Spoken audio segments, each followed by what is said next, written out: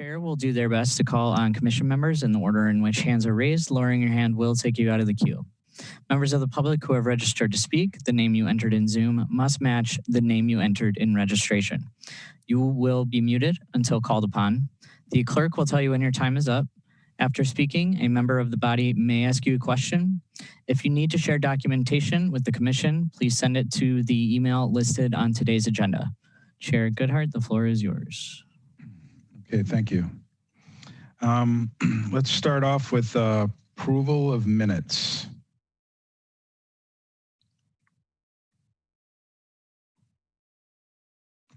Jessica, is that a motion for approval? Okay, second. Lois? Okay, and Tom, okay. Seeing no objection by unanimous consent, the minutes from October 7th is approved. General public comment, I saw no registrations for general public comment. Janine and Julie, if I'm wrong about that, please correct me. Okay. No public comment. Thank you. Any disclosures or recusals tonight? Shane.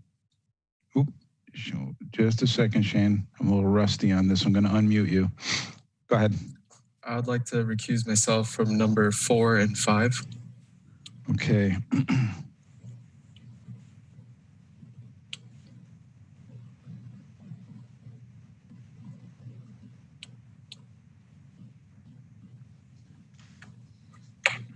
Okay, Janine, would you please give us the agenda overview? Good evening.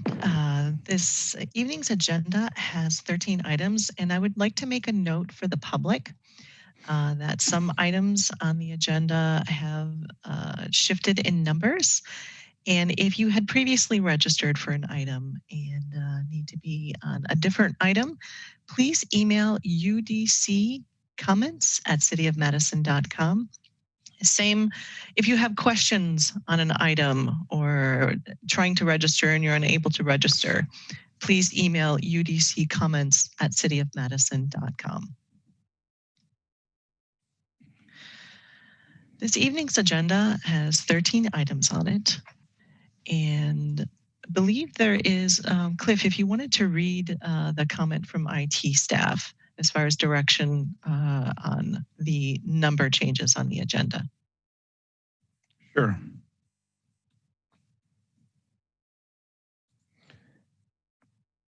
Okay, so the agenda for this meeting was amended after it was posted, and some agenda items were mistakenly renumbered. Due to this, some of the members of the public may be registered under an incorrect agenda item.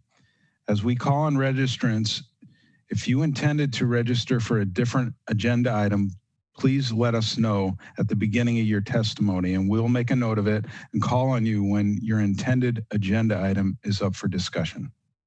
Thank you. Thank you, Chair.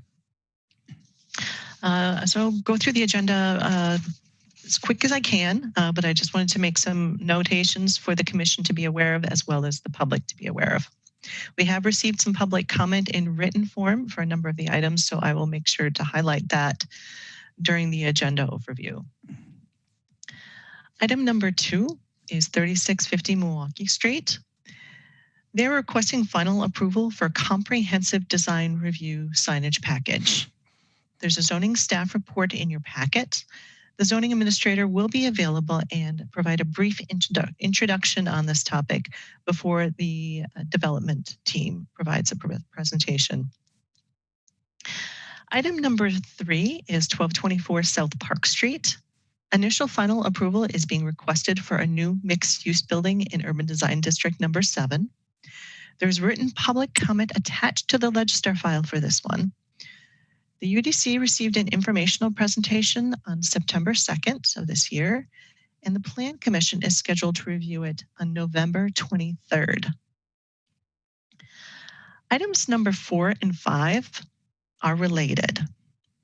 Commission wanted to note that due to the agenda renumbering, registrants who registered for item number 5 will also be heard under number 4, if indeed it is for this item. So as I mentioned, it's separated into two items. The first item, number 4, is for 1 through 19 North Pinckney, 120 East Washington, and 22 North Webster Streets. This is a rezoning at Plan Commission to change the zoning of properties from a downtown core district to plan development, general development plan, and SIP. The second half of the item, number 5, is for the same addresses, 1 through 19 North Pinckney, 120 East Washington Avenue, and 22 North Webster Street for a project in Urban Design District number 4. Now note, procedurally, there are 2 decisions that the Commission will be reviewing for this same site. Staff recommends the following. That due to a clarification on the postcard notice, staff recommends that the UDC refer its final decision related to Urban Design District number 4 until after the public hearing can be rescheduled, and that would be a referral to December 2nd. The staff asks that the Commission hold the referral until item 5 is up. The UDC can proceed with the advisory recommendation on the plan development, general development plan, and SIP. Madison General Ordinance does not require a public hearing prior to the UDC making an advisory recommendation on plan development. 4 and 5 on the agenda. Items 6 and 7 are also related. Item number 6 is the Plan Commission file for 402 through 414 East Washington, 8 through 12 North Franklin Street, and 9 North Hancock Street. The urban design will be advisory to the Plan Commission on this conditional use for the bonus stories. For item number 7, same address, 402 through 414 East Washington, 8 through 12 North Franklin, and 9 North Hancock Streets, requesting final approval for a 10-story mixed-use building in Urban Design District number 4. Now note that the UDC approved and Plan Commission placed on file an earlier different application that is separate. This is a new application. There's a staff report in your packet. There's also written public comment on Legistar. UDC is reviewing the current application and will be providing an advisory recommendation on the bonus stories and a potential final approval on the project in Urban Design District number 4. Continuing on to unfinished business on the agenda. Number 8 is 10009 Sweet Willow Pass. They're requesting final approval for a residential building complex. The Urban Design Commission granted initial approval on September 2nd, and the Plan Commission granted final approval for the conditional use on October 5th, with the condition that it return to UDC for final approval. There is a staff report in your packet. Item number 9 is 9703 Paragon Street. The development team is requesting initial final approval for a residential building complex. The UDC received an informational presentation on September 2nd. The Plan Commission is scheduled to review this on November 23rd, and there's a staff report in your packet. Item number 10, 7601 Mineral Point Road. UDC is to provide an advisory recommendation on a plan development. Plan Commission is scheduled to review this on November 23rd. Common Council is scheduled to review the rezoning on December 1st, and there's a staff report in your packet.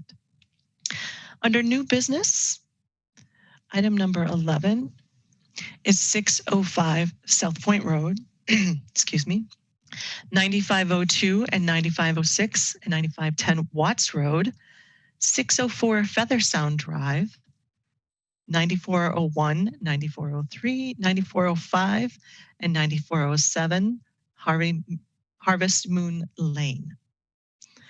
The applicant is requesting approval for an alteration to a previously approved residential building complex. This includes a total of 6 buildings on the site.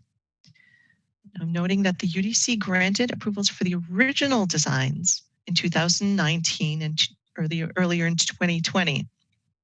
There's a staff report in the packet outlining the request. Item number 12 is 1313 Regent Street. This is a conditional use referral from Plan Commission. The Plan Commission saw this on October 5th, and they have very specific requests to the Urban Design Commission.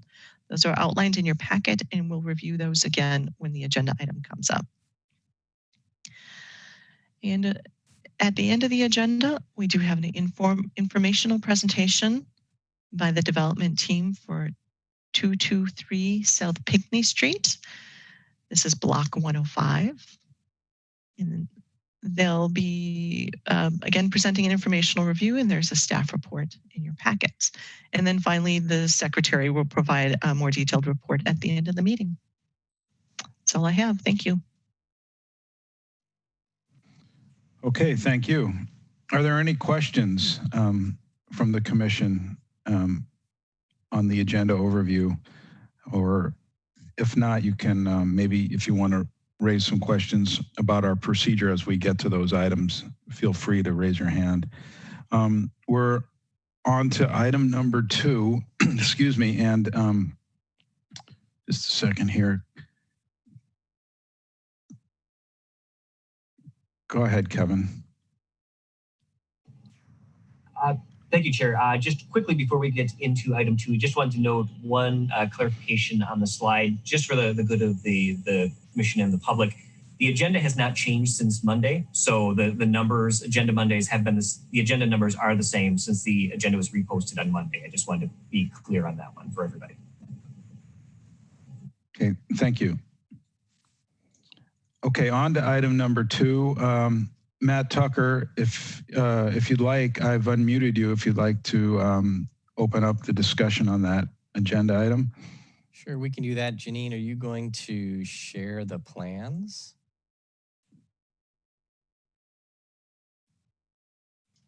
Are they visible? It's not the plan. What we're seeing is the elevation view of the ground sign. Is this what you want, Matt? Thank you. There you go. Okay, yep, got it now. Okay, so Urban Design Commission, this is a request for a comprehensive design review for the new, I think that might be you, Janine. Okay, for the new Amazon hub facility package delivery service on Milwaukee Street. This application comes forth to you in somewhat of a unique circumstance. Large sites like this qualify for an extra ground sign at their driveway entrances. But this property actually is L-shaped because it has the bus transfer point chiseled out in the south and east corner. So it doesn't have the frontage that would make it eligible for additional ground signs at driveway entrances. It's just kind of a unique circumstance that this property happens to fall into. And also the corporate drive frontage turns to the north and east. And even though the site is very deep, it doesn't have direct frontage on that, so they're not eligible along the east side. What the request here is, it's fairly routine. They're asking for multiple ground signs at each entrance because it's a pretty high traffic facility that has a lot of different people coming to it for a lot of different reasons. Janine, if you wanted to go to the design of the slides, of the signs. These are the proposed signs. They're matching in style and design with the existing ground sign that a permit was issued for and it was installed a month or so ago. Same base, same basic pattern of design. And also they have a similar match to the design of the existing 2 signs that are on the facade of the building facing Milwaukee Street. I believe they're also in the packet and you can advance through those. And so staff is recommending approval of this comprehensive design review request.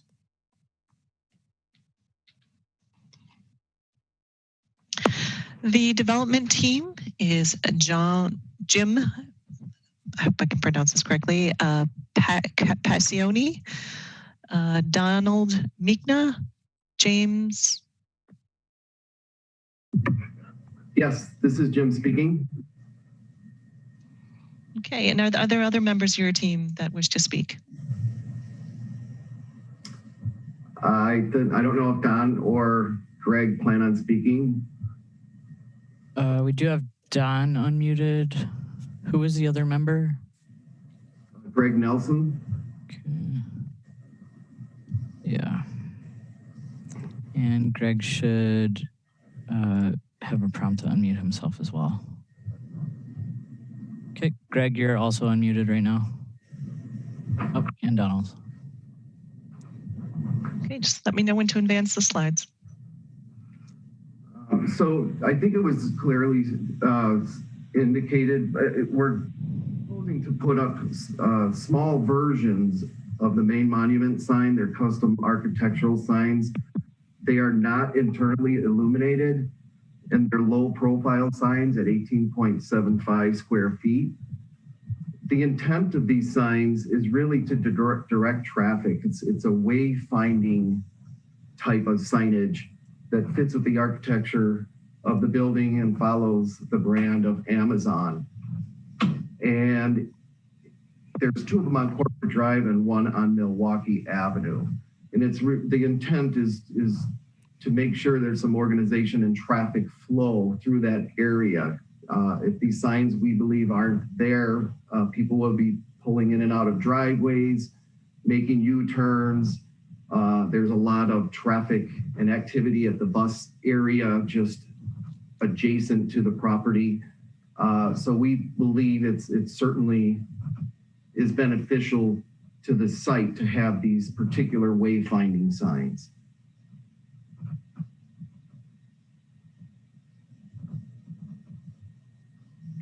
Okay, thank you very much. Who do we have next registered, Janine? We have Joseph Pajak registered in opposition. Okay, Mr. Pajak, you are up. And if you wouldn't mind keeping your comments to 3 minutes, please. We have a very full agenda. So we don't appear to have a Joseph Pajak on the meeting with us. There are a few phone numbers that we are not able to figure out who they are. So if Joe, that's you, if you could exit and re-enter using the name that you used for registration, that way we could call on you. Otherwise, we're gonna have to move on.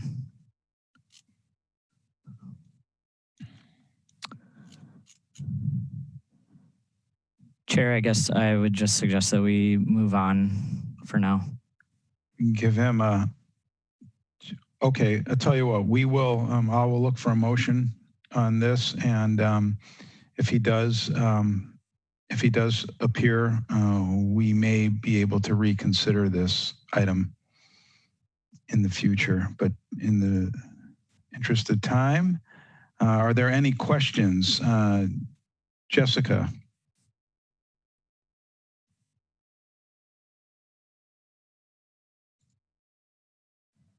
I didn't have a question. I just wanted to put in a motion for approval. Okay. Tom, is that a question or a second? I'm trying to unmute you.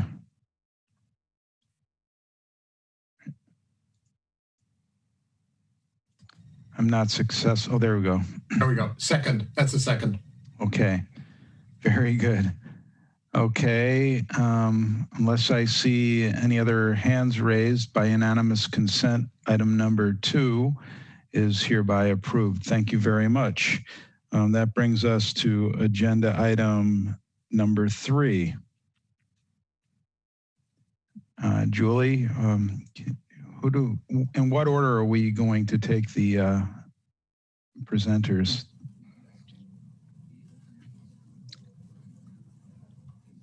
We have Kevin Burrow, who is available to speak, and then Joe Krupp, Tyler Krupp, available for questions. All right.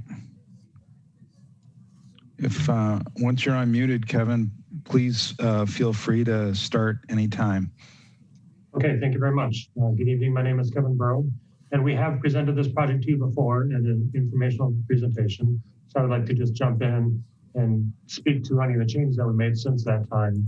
The site is shown in the center of the site here in yellow. It's an existing one-story commercial office building retail center. If we could go to the next slide, please. The overall site layout is unchanged from the previous presentation, where we have two vehicular access points. We have underground parking, which is accessed off of High Street at grade, because High Street is down one story. And we also have access off of South Park Street, which leads to a surface parking lot for visitors to be able to use for the commercial space. Then the building does step back at the 4th floor level, so we have a rooftop plaza area available for those residents on 4th floor. And we also have a center plaza area on the back side of the building at the 2nd floor level. Next slide, please.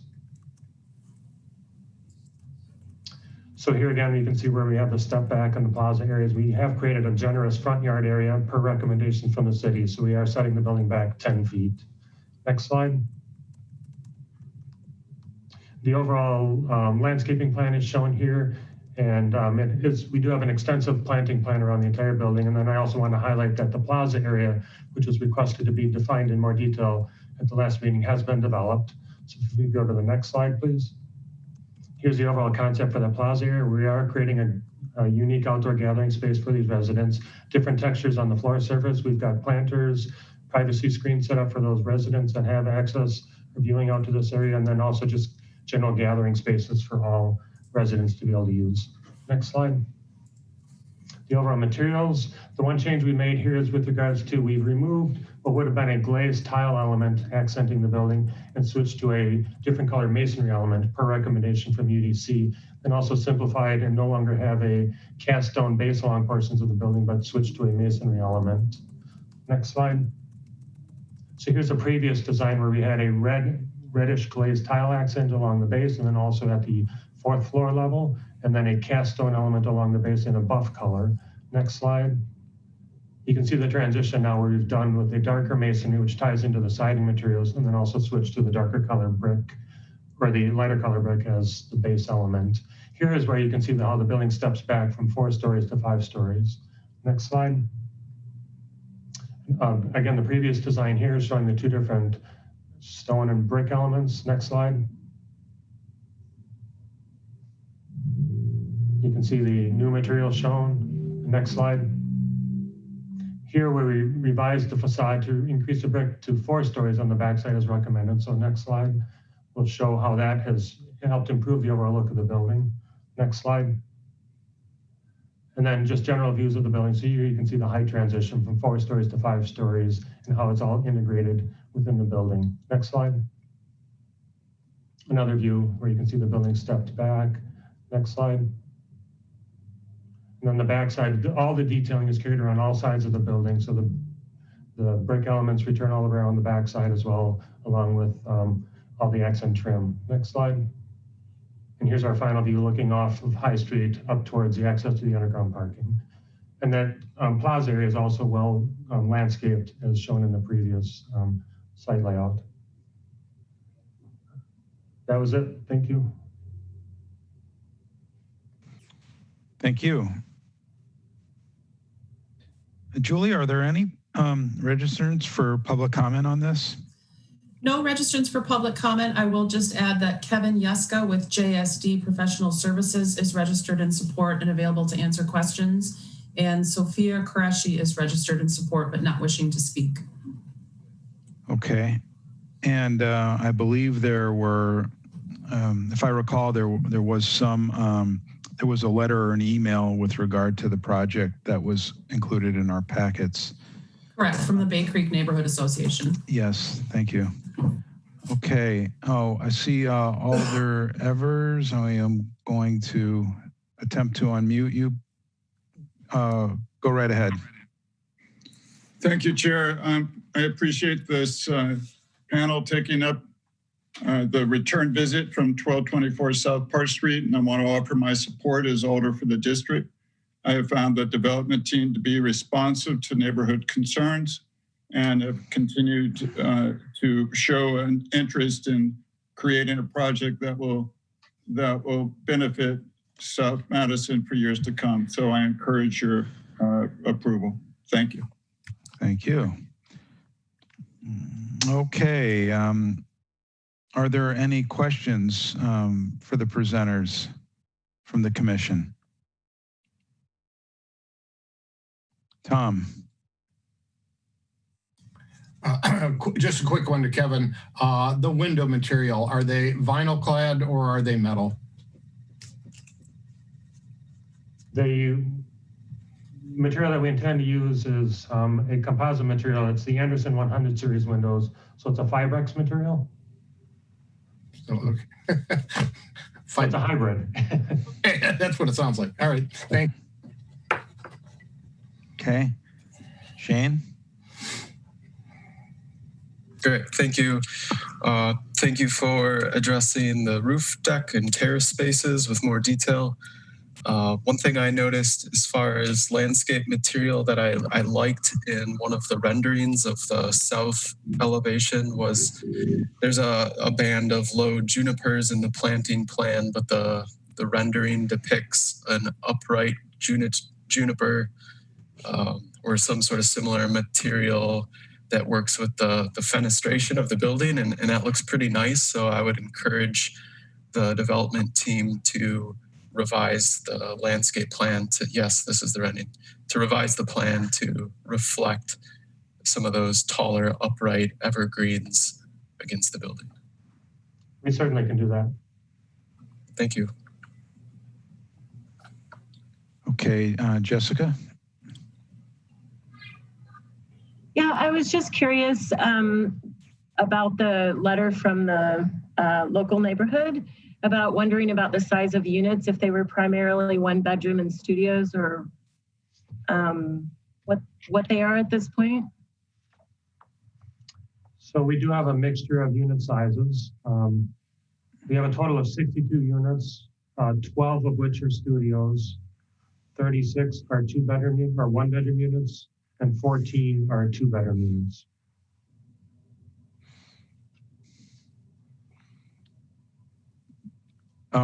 Sorry, you got muted again, Jessica. Was there a follow-up to that? No, thank you. Yep. All right, I'm going to turn it over now to Christian. I was wondering, the parking for the commercial space on the first floor, so are those allocated in that first area that you pull into off of Park Street? And how many spaces do you have set aside strictly for that aspect as opposed to the residents parking? There are 6 parking spaces that are immediately available as you pull in, as shown in this rendering here, and they are basically open air.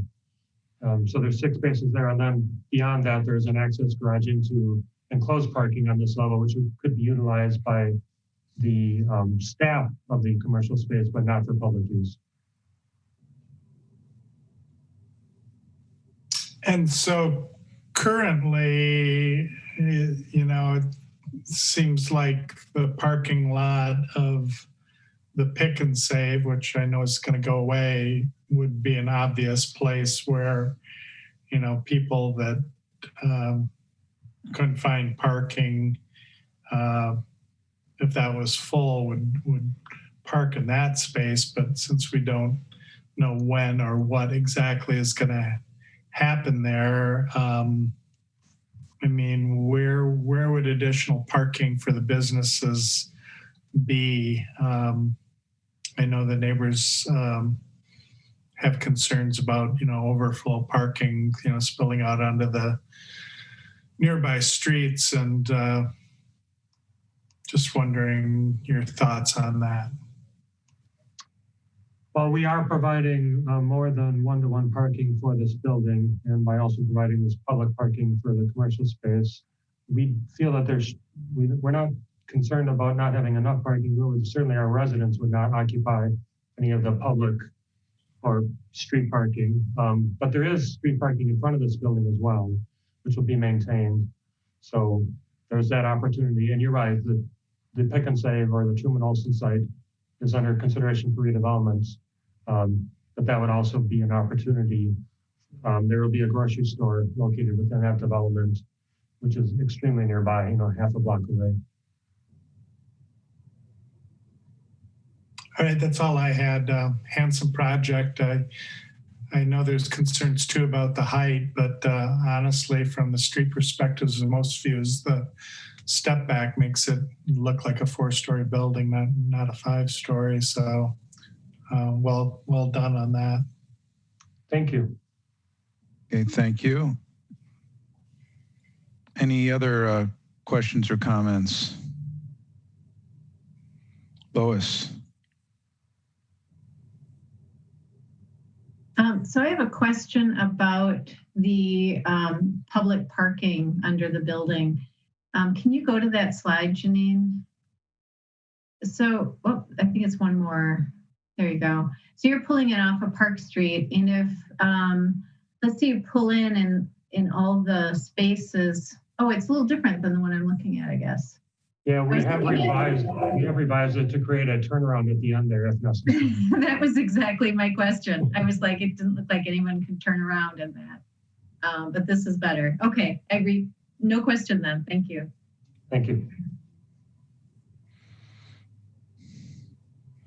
Okay. The request is for final approval.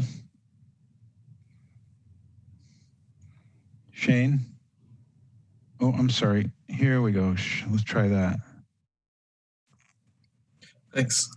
So I would make a motion for final approval with accommodation of the one landscape comment I made. Otherwise, I don't think I heard any other revisions from the rest of the commission. Okay. Tom, is that a second? Okay. The motion is for approval with some landscape conditions. Seeing no other hands raised, by unanimous consent, item number 3 is hereby approved final approval. Thank you very much. Okay, that brings us to item number 4. This is the one that Janine explained to us.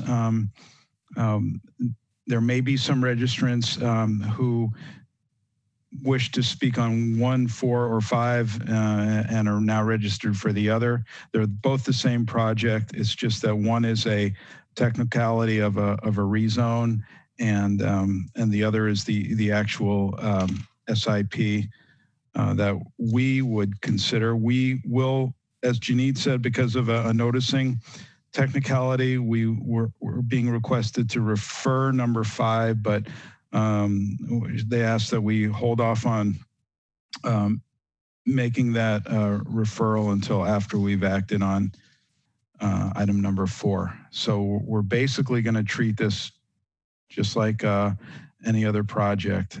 We're just not going to be able to, from the UDC advisory recommendation, we're not going to be able to make our approval tonight. So Kevin and Janine, if I've explained that correctly, we can move on to our presenters, and we do have a strict 3-minute limit, so make your best use of that time. Thank you.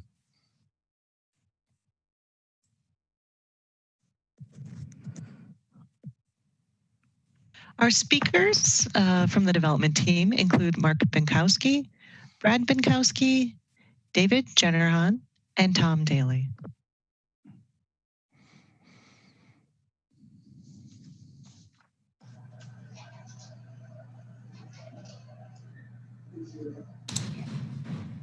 Mark, are you ready? Are you unmuted?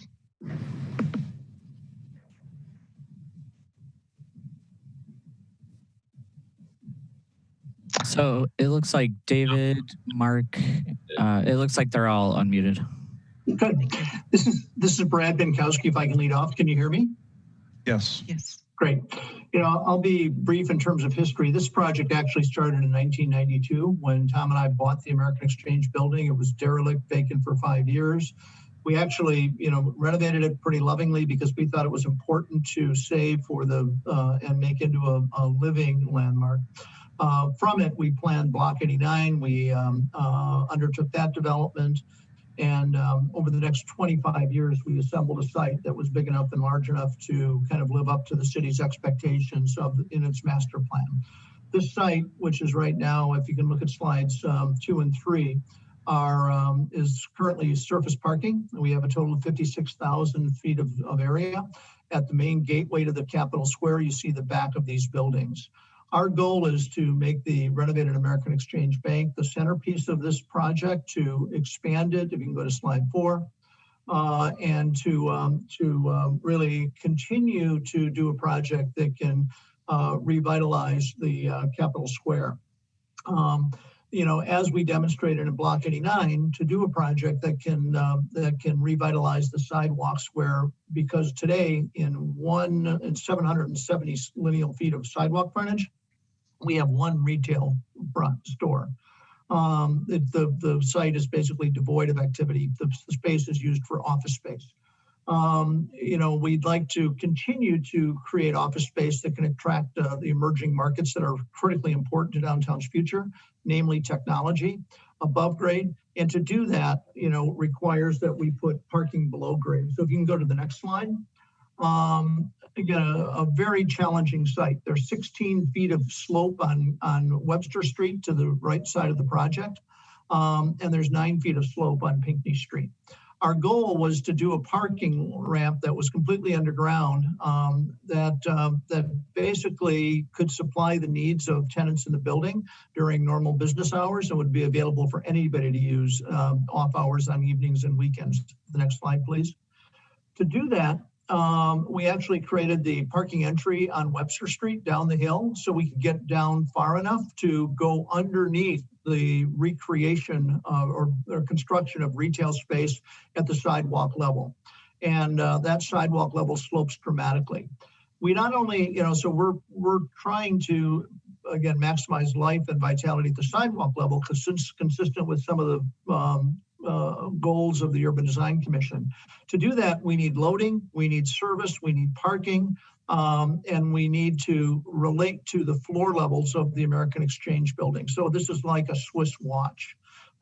We've worked on it for 2 years. We've spent over $1,100,000 advancing a project. You're going to see above the retail level, the loading level, the parking entry with a conference room and a 200-car bike storage facility. We have large floor plate office space on the second and third floor. You can go to the next 2 slides, please. That space doesn't exist downtown. It's what the technology market wants, and it isn't available. So if you can go to the next slide, please. Under the current zoning, which is earmarks this site for maximum density in the city's master plan, we could do a project that uses a bulk of the site area. Instead, what we're proposing is using only 52% of the allowable building area. And we think we've made significant progress in shaping the project and stepping it back and making it better. I'll turn it over to Mark to tell you more about how we're doing that. Thank you, Brad. So if you go to the next slide, Janine, and sorry for flipping quickly through. So as Brad mentioned, we're trying to create varied floor plates based on what the current demand is in the market from contemporary users. So larger floor plates on the lower floors. And then Janine, on the next slide, we step down to a more traditionally scaled floor plate on the upper floor. And at 26,000 square feet, this floor plate really doesn't exist yet in the downtown market. And so we believe that this is the right size floor plate.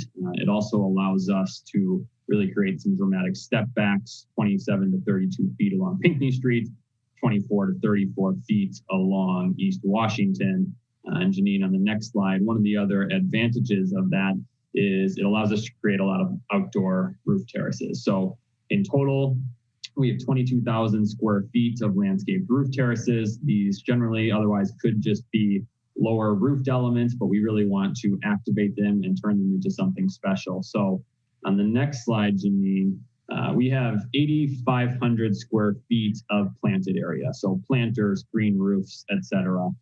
So it really is in keeping with the guidelines, trying to add that landscaping to create an urban landscape and to really soften the edges of this development. So Janine, if you want to toggle between the next two slides, this is what you looked at in May. This was what we had come to you with for informational. It was kind of more of a box element, whereas on the next slide, this is the current design. So we heard your comments about the architecture not necessarily being sophisticated enough and about the size of the tower overpowering the smaller scale historic spaces. So if you want to, Gene, can you go to the slide before this one more time and then back down? So you can see how when we redesign the tower, we really minimize the scale and the massing. And the next slide just shows the footprint comparison. So whereas originally we were 100 feet in width and closer to the property line at Pinckney Street, we've now reduced that to 87 feet and stepped it back even further. So really trying to make the historic properties, American Exchange Bank, the focal points. The next slide does the same before and after for the East Wash Webster. So again, same design with the kind of glass box on the upper stories. And now on the next one, you'll see how that curved facade comes through. And so that curve is intentional to lead you into the vistas of the Capitol. And what it also does is it changes the language of the building, whereas before the stacked boxes really had a vertical element. And now with that continuous curve running east-west, the building has a much more horizontal feel. And if you look at the next slide, just again, showing that footprint comparison, previously the upper floors at East Wash and Webster were only stepped back 2 feet. As part of the redesign, we've stepped them back almost 24 feet now. So we really opened up those views, opened up those vistas, and we think created a cleaner, more sophisticated design as a result, which our architecture team will now talk about. Okay, it's David Jennerjohn. Can you hear me? Yes. Okay. So I wanted to talk a little bit about the lower stories of the development and the design of the block as it responds to kind of the three distinct urban context conditions. On the west, you have Pinckney Street, and the context there is Capitol Square. On the south, you have the East Washington facade, or streetscape facade. And the context across that street is the US Bank building. And on the east, you have North Webster Street, where the context across the street is the AC Hotel, the Capitol's Edge apartments, and for a little further north is the low-rise residential neighborhood. Next slide, please. The Pinckney Street elevation, the design of that whole streetscape is a series of building facade identities that recall the historic plat dimensions, 22 foot wide, 33 foot wide, 44 feet wide, and building height and scale variation that housed retail businesses that were the identity of the square. The individual architectural expressions of these components give the street facade and reinforce an interesting, lively, and engaging pedestrian environment. In addition, there are 5 new ground floor retail entrances on this section of the street, and one of the office building lobbies opens to the square on this side of the street. Next slide, please. The East Washington elevation, this street facade is faced across by the 9-story kind of sheer all glass US Bank building. The feature of this streetscape is, of course, the restored historic American Exchange Bank building. This Madison sandstone building is paired on the east end with a new 6-story stone-clad office building.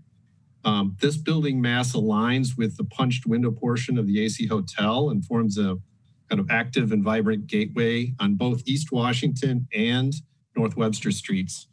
The corner of this new stone building element has a 2-story building lobby, again, forming an architectural relationship with the neighboring buildings. and has an embedded 2-story glass volume up at the corner to reinforce the language of the urban context. Next slide, please. The Webster Street elevation, it's important to the development's design that the mass of this new 6-story stone building turn the corner onto Webster Street, and to be in scale with, the US Bank Plaza building, the Jeff building, the AC Hotel. But more important is the need to gradually step down the mass as the development stretches to the north toward Mifflin Street and towards the Cap Hill apartments that exist on the corner of Webster and Mifflin. The height of that sort of mid-block, that 3-story portion, and the Cap Hill portion is lower than the Capitol's Edge apartments that are across the street. I have 2 more slides if I could finish. Okay, go ahead. Yeah, it's the same, just a couple of street level views showing how the upper story glass curved portion peels away, how the mass at the new mass of the stone building at the corner of Washington and Webster relates to the height of the more solid portions of the AC Hotel and the upper story setbacks. Next slide, please.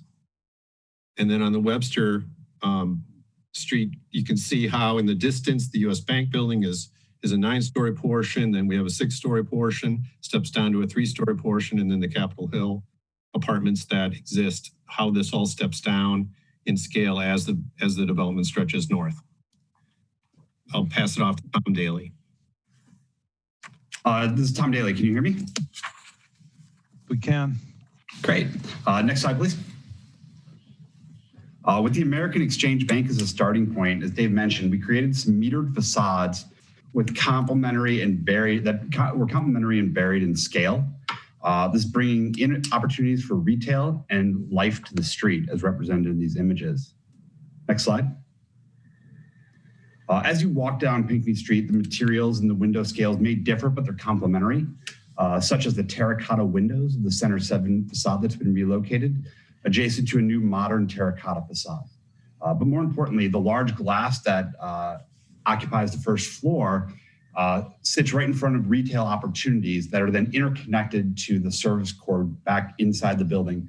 And that connects them to all the loading, trash, and other facilities that help those operations run efficiently. Next slide. The Webster Washington corner, as Dave mentioned, has a 2-story lobby entry. This relates to both US Bank and the AC Hotel, but at the same time, we created a series of pedestrian scale elements, be it planters, places you can sit, awnings, areas that can help bring life and vitality to this portion of the street that really doesn't have a whole lot going on at the moment. And all of this, all these pedestrian experiences are bettered by the development as it gets going forward. Next slide. Awnings, canopies, recesses, door hardware, even the highly articulated curtain wall that you see here. These are all parts of our toolkit that we're using to enhance the pedestrian experience and help to recall the traditional scale of the historic Capitol Square. Next slide. Along Webster Street, both the parking and the loading are minimized near the north end of the site. As Brad mentioned, some of the challenges we had getting the parking into the site. But also we have the bike entrance to that 200 bike storage facility that happens along that street, helping to bring some life and vitality to this portion of Webster Street, which once again has very little going on at the moment. Next slide. Most of our mechanical equipment exists on the 2nd and the 3rd floor inside the building. We do have a few limited pieces of equipment that help us meet our sustainability goals. We've located those in between our 2 elevator overruns. This allows us to really minimize the amount of elevator and rooftop screening that we would require and limiting the intrusion into any view. Next slide. And that elevator screening is clad in a perforated metal panel. It allows for enough air to flow through in and around the equipment for it to operate efficiently, but also provides a nice finished appearance. Next slide. And the last thing we wanted to touch on was the type of materials that we're using around the block. We have limestone panels, terracotta panels, high efficiency glazing, we have masonry, we have granite base. These are all very, very high quality materials that have rich texture. They're vibrant. They connect to both the existing historic buildings, but also complement each other.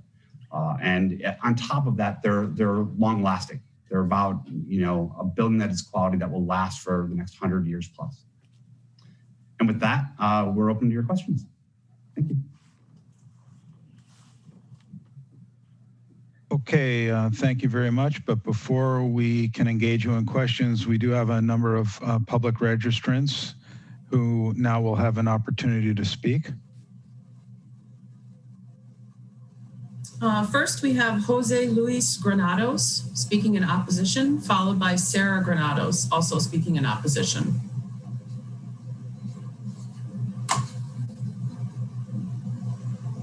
Jose, you should have a prompt to unmute yourself. There you go. Okay. Can you guys hear me fine? Yes, we can. Okay, thank you. First of all, I would like to thank all the members of the committee for, again, all that you do for keeping our city of Madison beautiful, and the volunteer work that everybody does. And I really appreciate all you guys' work.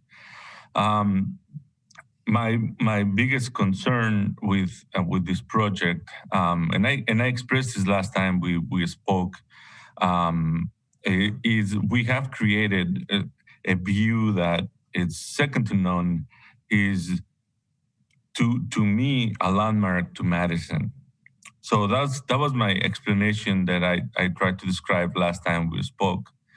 And then now we have a lot more things to talk about. Like I have about 130 employees that their jobs will be affected if this project goes as planned. It is not in these times of where servers are really fighting for their tips, and when we're really trying to help them out, like we really like give them cash when they don't make tips. We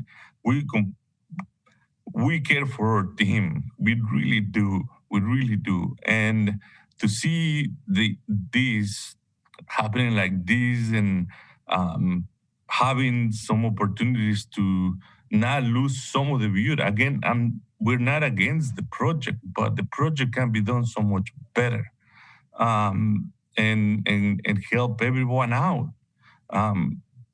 It's our living. It's how we eat. Is what we do.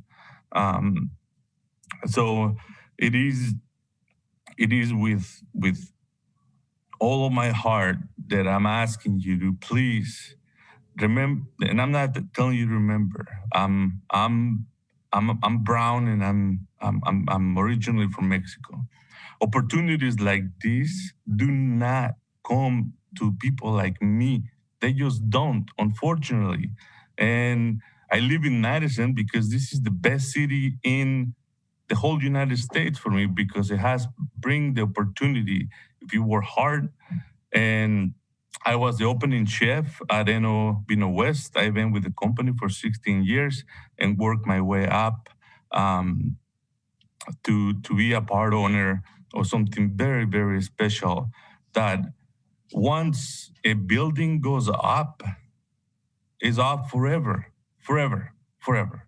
This view that you see all our employees and with our employees in the background, they'll be gone. And there is nothing you can change it. Now, you cannot get this view or from anywhere in the city, like anywhere. I'm begging you to please, I know that this is not part of what UDC does, but I'm begging you to please hear us out, and please look out for the 130 employees that work here, that their jobs will be affected if this goes as follows. Thank you. Thank you. Next is Sarah Granados. Hi, this is Sarah Granados. Can you hear me? Yes. All All right. As a part owner and operator of Enovino Downtown, I feel that it's important to speak to you all about how much access to the Wisconsin State Capitol building from the restaurant have meant to Madison residents and visitors to the Madison area. When the AC Hotel was approved to be built at their UDC meeting, the building was granted the bonus 9th and 10th floors based on excellence in design, and it was inherent within that approval that the top floors be public spaces. If this development is approved as it is currently designed, that would effectively negate the precedent that was set with that approval and get rid of the only publicly accessed deck to the Capitol building. We cannot allow the city of Madison to lose this community asset. We're proud to be the custodians of this asset and feel a responsibility to protect this amenity. In 2019 alone, over 170,000 people visited the restaurant spaces to view the Capitol building from this unique perspective. Can you please advance to the next slide? Actually, 2 ahead. There we go, thank you. We've been proud to donate our space for fundraisers and partner with many local organizations and charities over the years, including, as you can see, UW Medical Foundation, American Diabetes Association, Destination Madison, Guarding Against Cancer, Dane Arts Buy Local, UW Carbone Center, and Open Out Professional Engagement Network. Many of the fundraisers held in our spaces have been extraordinarily successful, in part because the Capitol provides a unique experience that cannot be replicated in any other existing venue in Madison. Can you please advance to the next slide? Thank you. The bird's eye view of the Capitol building has been utilized to highlight the city of Madison to visitors and has also drawn attention from local and national media outlets, including NBC News with Lester Holt, Meet the Press with Chuck Todd, Travel Wisconsin, Madison Magazine, and others. It has been a place for people to celebrate birthdays, anniversaries, proposals, weddings, and many other life events that are made even more special because of the bird's eye view of the Capitol building, both in person during their celebrations and in photos for years to come. Our restaurant spaces are the one place where the public can enjoy the Wisconsin State Capitol building, and we feel a strong need to preserve that for Madison. As commission members with jurisdiction on upholding the UDD4 standards and your advisory role to Plan Commission, we're asking that you hold this project to a higher community design standard that does not negatively impact the experience of hundreds of thousands of people that regularly use this space. Nothing is impossible, and I believe that time should be taken to consider all options for a building that will stand for at least 100 years. Commission members, I hope you've read our letter and reviewed our petition. And I just really want to thank you for your time and considering our concerns. We're certainly not trying to block the site from a project moving forward, but we believe that there are changes that need to be made. If needed, I'm very happy to answer any questions. Thank you for your time. Thank you. Next, we have Bridget Maniaci speaking in opposition, to be followed by Patrick Sweeney speaking in support. Good evening, everybody. And can you hear me okay? Just barely. Oh, okay. Hold on. Let us try it. How about that? Is that better? Yes, it is. All right. I'm just going to turn my volume up because now I can't hear you guys at all. So give me 2 seconds. There we go. Excellent. Okay. Can you hear me there? Mm-hmm. Sound good. All right. Perfect. Next slide, please. Thanks, everybody. So I am the principal of UX Community Consulting. I'm also the former District 2 alderperson here in Madison for 2 terms, 09 to 13. I was the lucky alder that had the Edgewater Hotel, and that was a $150 million project. The project we're talking about tonight is in the ballpark of $130 million. So as we discuss the projects, I think it's important to kind of think about the scale and scope of the project that's in front of you. All right, next slide. One thing we did was the Enovino folks put together a change.org petition trying to think about how to let people know about what was happening, especially in a COVID-safe environment, of trying to get feedback. So we've submitted that to you as of yesterday. When we submitted it, we had 1,250 signatures going on just this evening, I think, because of some of the press. There's over 1,300 signatures that have come in on it. And if you go to the next slide, you'll see this is kind of what it looked like. And at the time we pulled the data yesterday, we had over 400 people from the city of Madison sign our petition. And within that subset of Dane County. So there were about 200 plus from Dane County, and then additional Wisconsin residents and other states and countries even. So if you go to the next slide, you'll kind of see, I'm sure everybody is sick of staring at maps of Wisconsin today, but this kind of gives you a sense to give you how much this space means to a lot of people. So if you go to the next slide, you'll also see there's been a fair amount coming in from other places as well. Folks, family members, visitors, folks associated with the university. Okay, continue onward to the next slide. There we go. So it's a little bit odd this evening because I have a full slide deck to talk about UDD4 standards. So I guess I will see you guys next month at the December meeting. So want to just kind of talk about the PD standards here, because what's being asked of you is to set very specific zoning for that site. This is not coming before you from the downtown core. It's asking for rezoning. And so because of that, the PD standards really require to be held to a higher, better use of land and zoning. And it's incumbent on the committee members to really make sure that this project works in the best interest of the public. So that's what we're asking for this evening. In the memo, I won't go into too much detail as I see the clock ticking down here, but we've sent over some detailed memos with staff. If you go to the next slide, I'd also like to highlight with the conditional use standard last year in 2019, there was the new ordinance that came into effect regarding the conditional use around the Capitol view height, and that minimum necessary and does not significantly impact the long views of the state Capitol building. In the ordinances, there is no definition for long views. It is the long views. So relative to AC and the Eno Vino space, the long view of the state Capitol building is being affected, and this is being triggered by their mechanicals that they're asking for. So with that, I am very happy to answer any questions when we get to that portion of the evening. Great, thank you very much. Okay, Patrick Sweeney speaking in support, to be followed by Robert Lewin also speaking in support. It looks like Patrick is not with us, but Robert is. Is my microphone working? Yes. Thank you. Speaking on my own behalf, although I do think you should know that I have served on the neighborhood steering committee for this project. I'll quickly just say that I'm 100% in favor of downtown revitalization.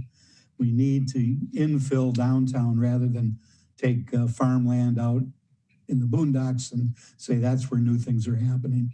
So bringing more into the downtown is a function of more jobs to be downtown, as this project addresses, and also more places to live downtown. And just to cut to the chase, I'm in complete support of this project. Just out of perspective, I also strongly supported the AC Hotel project when that was in the discussion phase. And I mean, if you look at that, what an improvement that has been to this neighborhood. And I think that the ULI project complements that. The difficult part is that the way this thing is shaping up, that the views from the restaurant and bar are going to be changed. They're not going to be obliterated, but they're going to be changed. What was a free view, straight to this Capitol Dome, now will be on one side unobstructed and the other side partially obstructed. And that, I feel for the people up on those floors.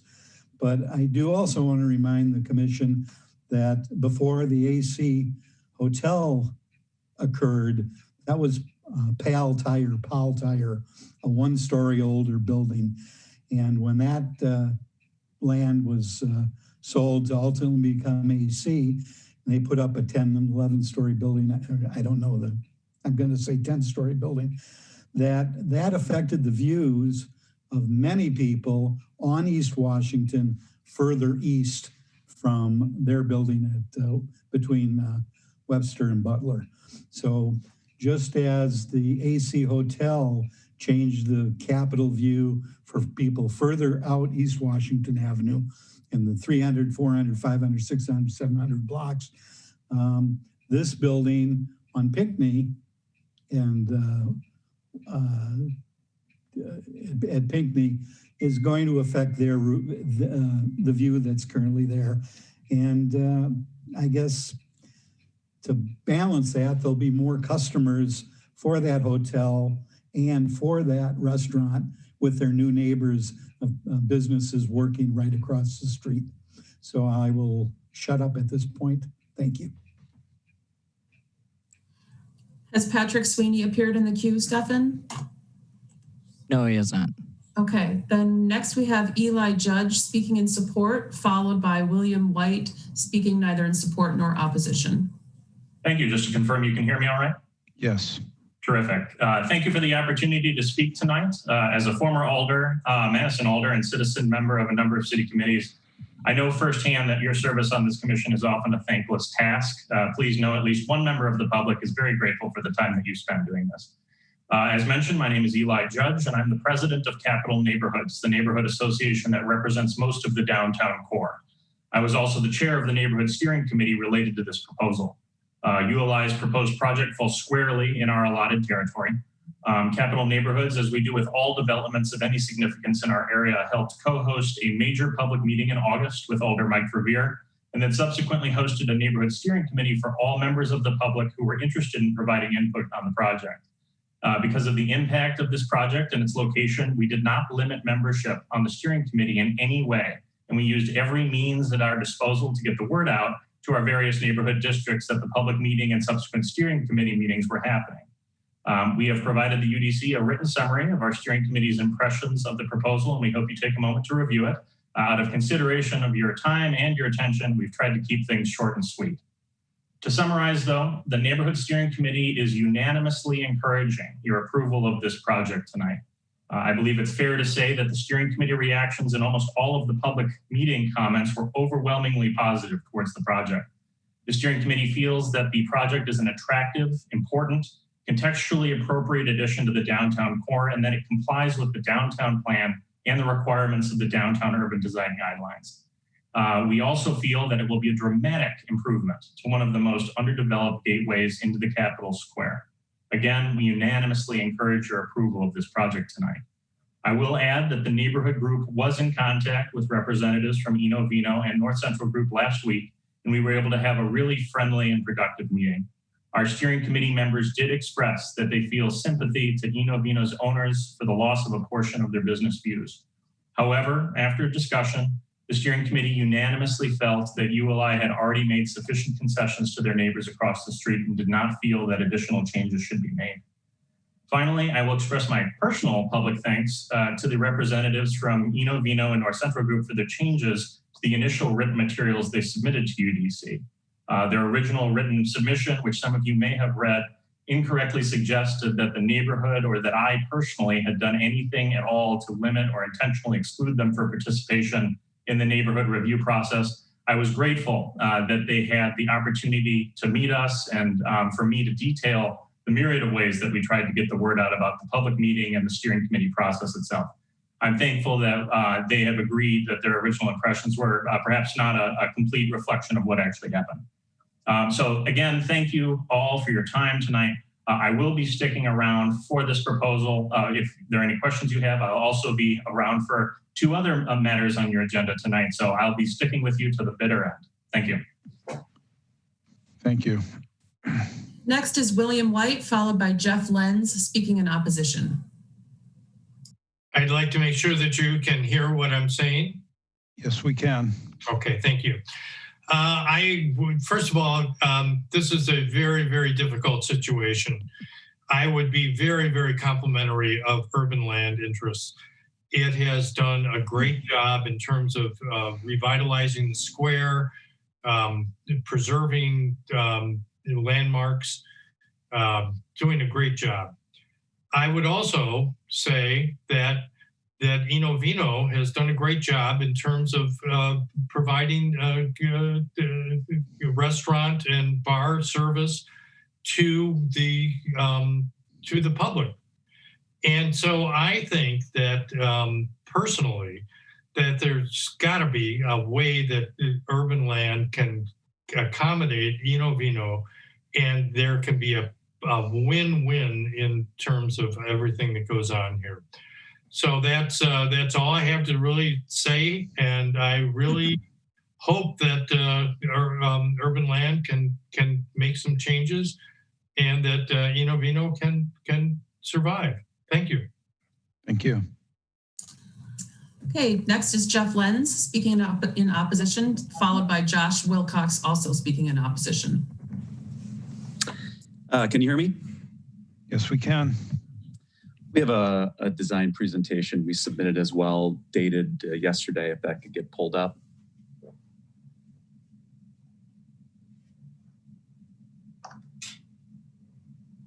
One moment, staff is working on it.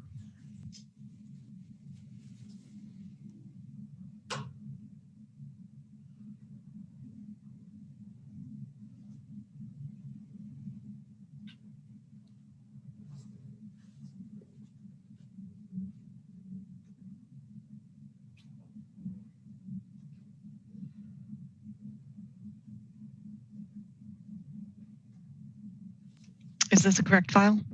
That is it. Thank you. Good evening. My name is Jeff Lenz, President, Chief Development Officer of the North Central Group. We are the developer, owner, and operator of the AC Hotel. Next slide.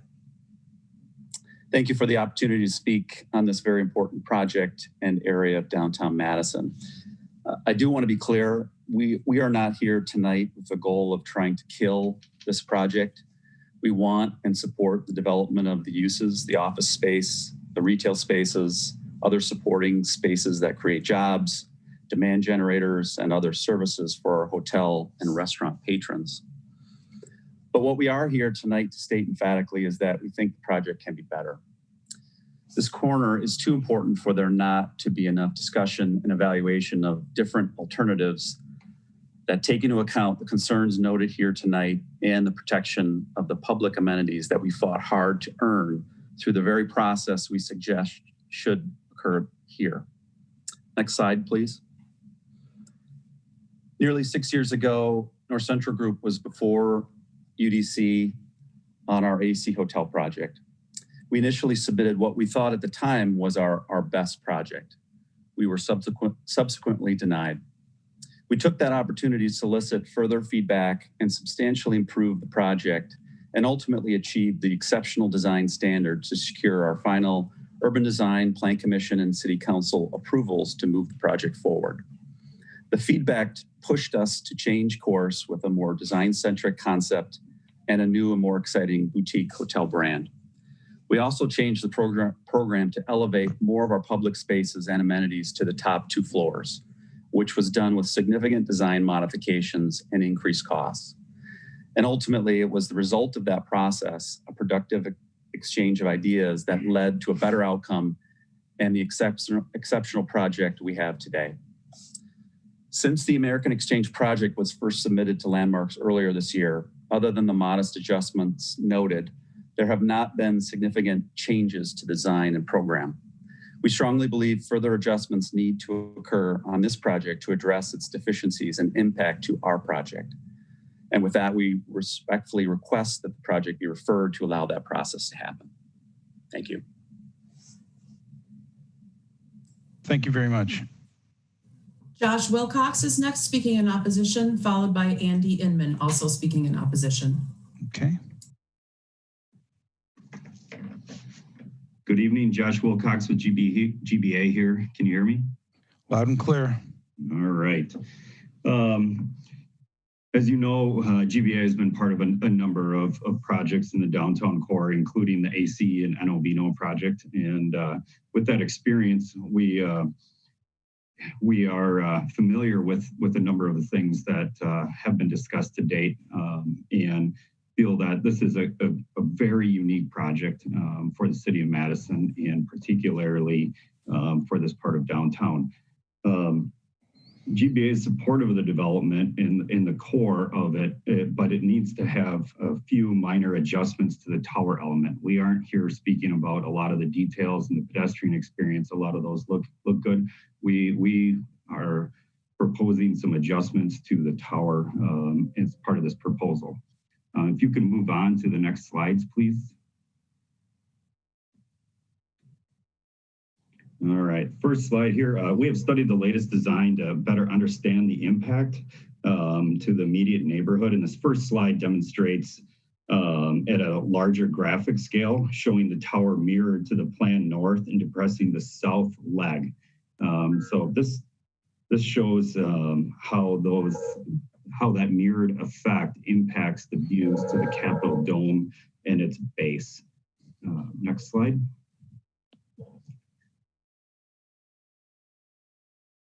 These series of design, these next slides demonstrate in more detail what that adjustment would be with the tower being mirrored to the north and then that leg coming off to the south. If we go to the next slide, it shows that south leg being depressed to allow for more view sheds to that of the immediate neighborhood.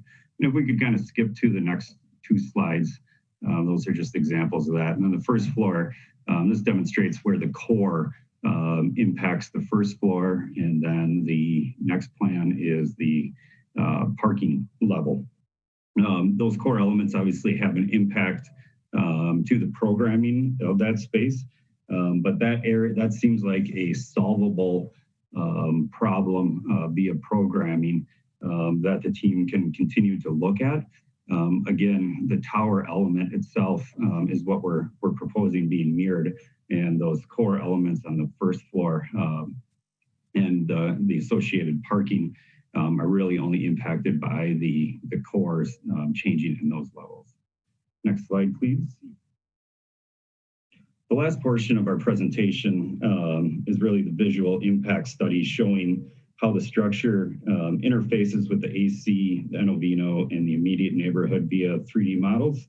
We selected 11 locations inside the building to demonstrate that.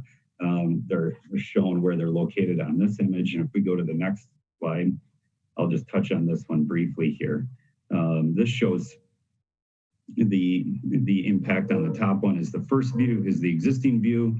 The bottom left is the ULI proposed view. And finally, the bottom right is the modified proposed. And so if we just kind of go through these next couple slides, shows how these different images are impacted on these view studies. So we developed a 3D model that obviously integrated the latest and greatest information we had from ULI, survey information that we had in that neighborhood to make these as accurate as possible. And we feel confident with how these are proposed. So Janine, if we could keep going through these. Mr. Wilcox, I limited ULI to 3 minutes, and I'm afraid I'm going to have to do the same to you. Thank you very much. Next is Andy Inman, to be followed by Victoria Ortiz, speaking in opposition.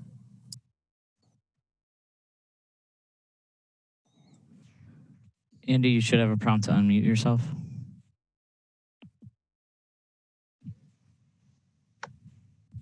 How's that?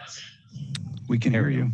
Okay, I'll hit these last couple slides that Josh had, and then wrap up with the last two slides. But as Mr. Wilcox had presented in the visual impact study, we acknowledge and we actually concede that the guest room views will be adversely impacted, and we're not objecting to that. It's really the public views that you've heard so much other testimony about tonight that we're really trying to preserve. This is an example of a guest room, and under either proposal, we understand there will be an adverse impact. If you could go to the next slide. In summary, what we've done is just shown in the red here. Those are views under the current ULI proposal to redevelop Block 101. Those are the views that will have a full impact. In other words, won't be able to see the Capitol from those areas. The yellow have a partial impact, and the tan will still be able to see all or portions, majority of the Capitol Dome from those areas. If you go to the next slide, the modified proposal that GBA came up with shows the significant impact on the public amenity that has been discussed earlier tonight that really preserves that public amenity that has become such an iconic view, if you will, for City of Madison residents, for visitors, and just such a great location for the many users of this space to enjoy that Capitol view. Next slide. So ultimately, there were two standards that were on the agenda for tonight.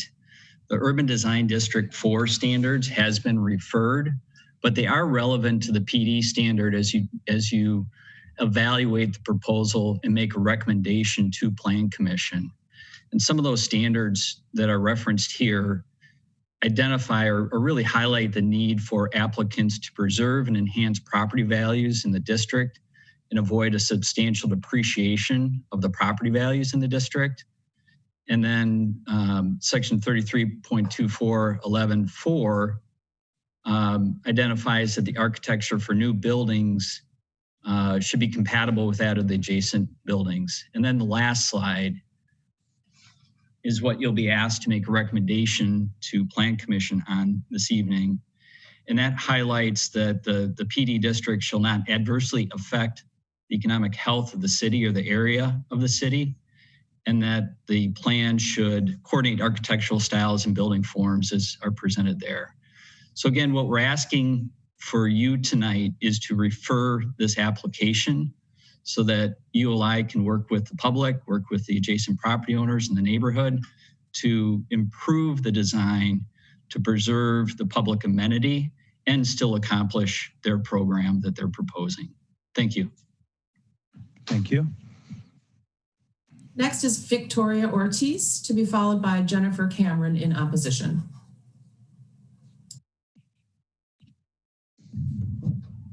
Good evening, everyone. My name is Victoria Ortiz. I've lived in Madison for about 14 years now. I have known the Enovino owners, Mr. Granado and his family, for about 5 years, so about half the time I've been in this country. I have seen firsthand how hard and how much they have worked to open and operate their business.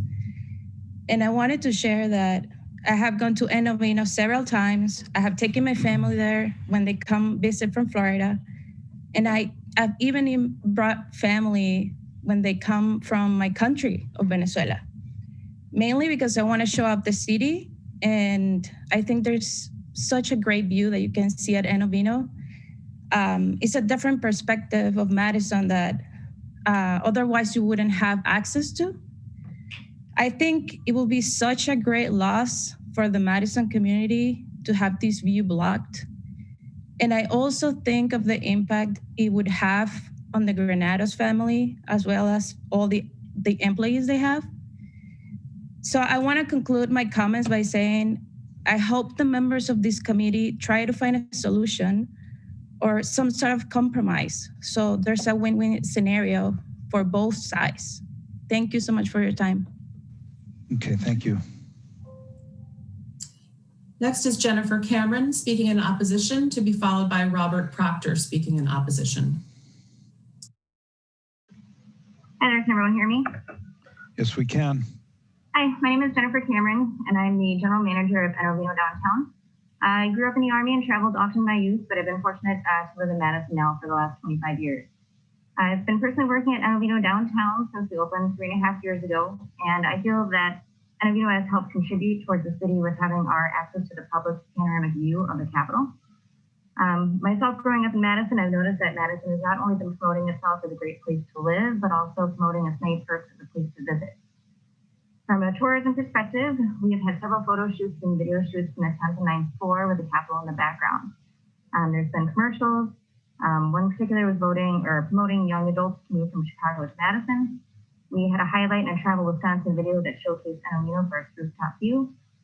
These are just a few that I've specifically remembered, and this doesn't account for what the AC has also done from its tourism perspective. We're also a destination for business dinners for Madison companies in hopes of recruiting professionals from around the world. Hospitals have had dinners here in an attempt to bring in specialty doctors. The university has held dinners in an attempt to bring in new professors. They bring them here to showcase Madison and its city feel, and it has best been done by having this public access view to the Capitol.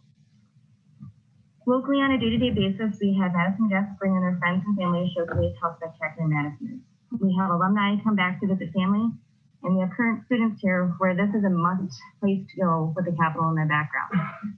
I remember that one of the first weeks that I worked here, I remember a woman specifically pulled me aside from Madison area to say how happy she was that we were here. She said that this is exactly what Madison has needed to showcase to the rest of the country how beautiful Madison is. That seeing this view, which highlights our Capitol and surrounding lakes, is something that people have always been aware of, but have never been able to really appreciate until they see it from the 10th floor.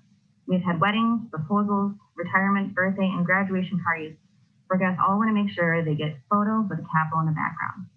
People are coming here to make memories, and the most memorable part that they get to experience is this view.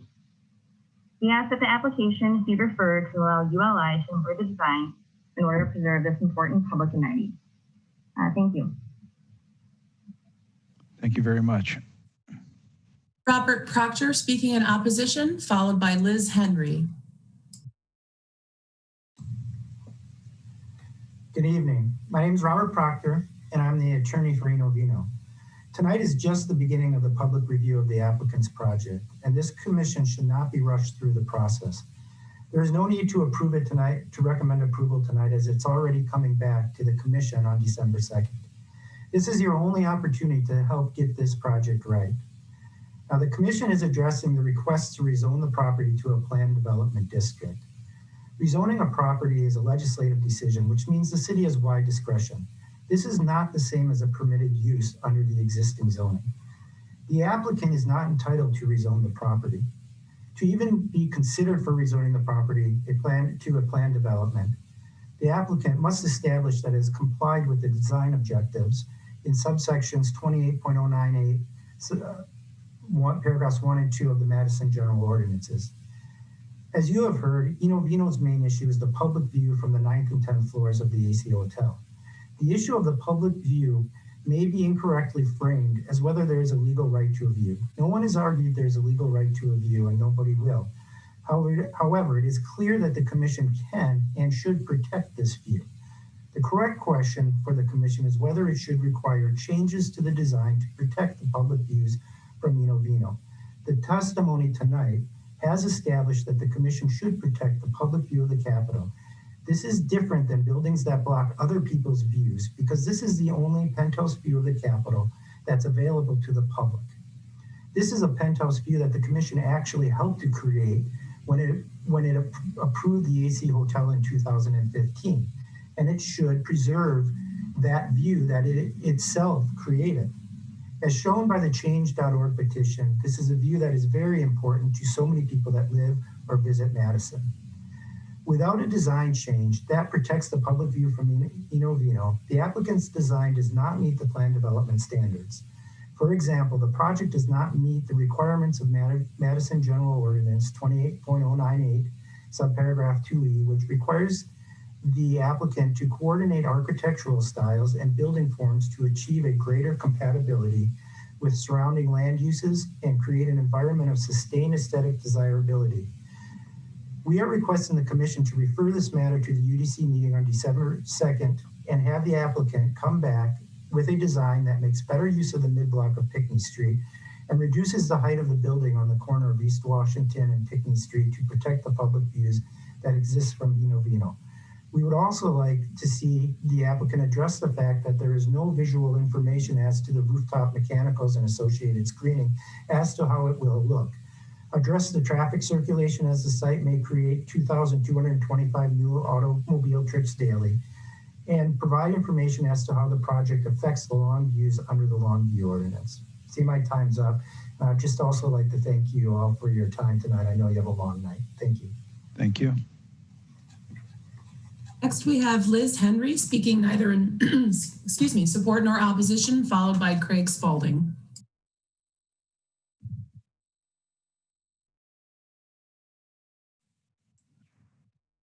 Liz, you should have a prompt to unmute yourself. Tried. Can you hear me now? There is an echo. All right. I'm going to turn my telephone off and stay with the computer. Is that okay? Yes. The echo is very noticeable. You can press. Thank you. Sorry. Okay. Thank you for your time and thank you for allowing me to join you this evening. I applaud ULI's efforts to continue revitalizing East Washington Avenue, as we all consider that one of the very important showcase entries to downtown Madison, a place that we all call home and love and want to protect and improve. Over the last several years, we have had the opportunity to work with We Make Bourbon, and we have had the opportunity to work with and partner with many downtown Madison businesses. We also work with Destination Madison in the explicit effort to promote all of our varied businesses and experiences collaboratively. We want the Madison visitor to come here and never forget what a great experience it was. And as you've heard earlier, many people are making the stop at the AC Hotel and the public access upstairs as one of the keystone parts of that experience. We have had many people come to our location and support our business primarily based on a stop at the AC Hotel. People new to Madison and long-term residents, as well as university students, alumni, and their parents come to the area and make sure that this is a stop. These experiences are having an impact globally, as we have seen with the CrossFit Games, major business conferences, and people from all over the world who visit Madison in better times, and we hope will continue to do so in the future. By making East Washington Avenue a flourishing and vibrant attraction, we feel that this project can be an enhancement and can be additive rather than diminutive or diminishing in the event that they do not impact negatively the 9th and 10th floor views. We hope that the committee will refer this application to the December 2nd meeting and will take into account how many ways we can make this a win-win for all of us. I would ask that if you are familiar with the campus developments, that you go stand on Bascom Hill and look at what happened when the law school was allowed to extend into the Bascom Hill view up State Street to the Capitol. It's not a 9th floor or a 10th floor or a blockage of people's view, but it still has minimized and diminished that. And that is not what we're going for. What we need is to take advantage of all the beautiful green space, the levels, and the setbacks to make this a additive and beneficial experience for all of the downtown area. Thank you. Thank you very much. The last registrant that I see wishing to speak in opposition is Craig Spalding. And I will just note that we have 127 people registered in support, 15 registered as opposed, and 3 registered neither support nor opposition.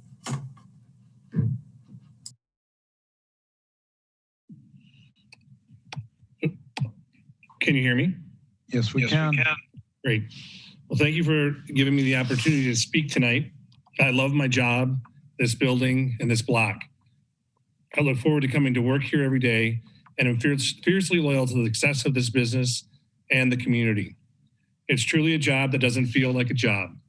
My name is Craig Spalding. I bartend for Enovino in the AC Lounge on the 1st floor of the AC Hotel. I have a bullseye view of the intersection of East Washington Avenue and North Webster Street and a gorgeous street level view of the Capitol. I have been involved in downtown Madison since the mid 80s. I worked at upstairs, downstairs deli in Stillwater's in the early to mid 80s, the Concourse Hotel. I owned and operated Cafe Montmartre from 1992 to 2009 on the block of this proposed project. I worked at the Avenue Bar, Pasquale's on East Washington Avenue, and for the last 3.5 years for Enovino in the AC Lounge. I raised 2 kids in the Tenney Park neighborhood. I witnessed and have been part of the revitalization of the Capitol Square and surrounding neighborhoods. It's amazing how it went from a shuttered, windblown eyesore of the 80s to the vibrant, vital, exuberant destination of people from literally all over the world. Now more than ever, we need businesses that are thriving and bringing people to our beloved Capitol Square. Progress is important. Smart progress is even more important. I'm opposed to ULI's proposed development on North Pinckney Street.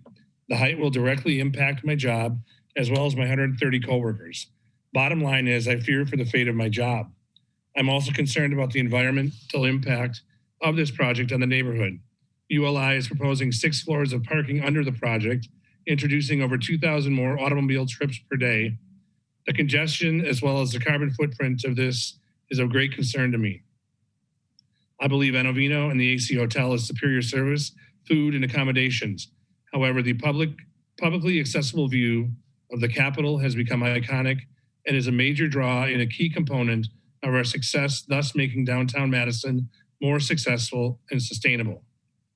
I am respectfully asking for referral of the agenda item number 4 to allow ULI to improve the design in order to preserve this important public amenity. Thank you for your time. Thank you. All right. That is all the public comment and presentation on this item. Kevin or Janine, is there anything you'd like to add before we open it up to the commission for questions and comments? I don't have anything, but I'll give Kevin a chance to chime in if he raises his hand. Nope, I don't see his hand raised. Okay. I guess I would ask the commission, if they haven't already, to glance at the staff report. It's well done.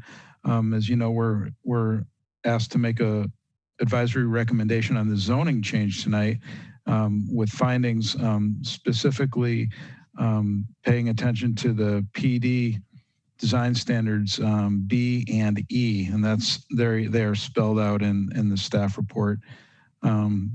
But also keeping in mind the UDD design requirements, because ultimately that's the standard that we'll be judging this project on when it comes back to us. Kevin, I thought I saw your hand raised there briefly. Thanks, Chair. No, I think you covered any introductory remarks about process, but if there's any process questions or anything that I can answer as your discussion goes on, please don't hesitate to ask. Great. Thank you. So who wants to jump in?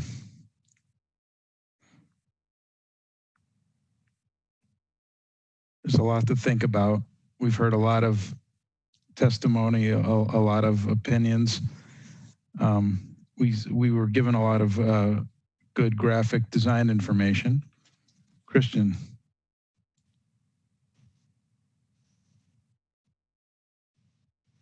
Yeah, I tried to pay very close attention to the testimony of everybody there, particularly when the lawyers got involved. But I came into this having read over all of the staff reports, and I guess basically what I'm saying is I'm still confused about the 2 different aspects of this.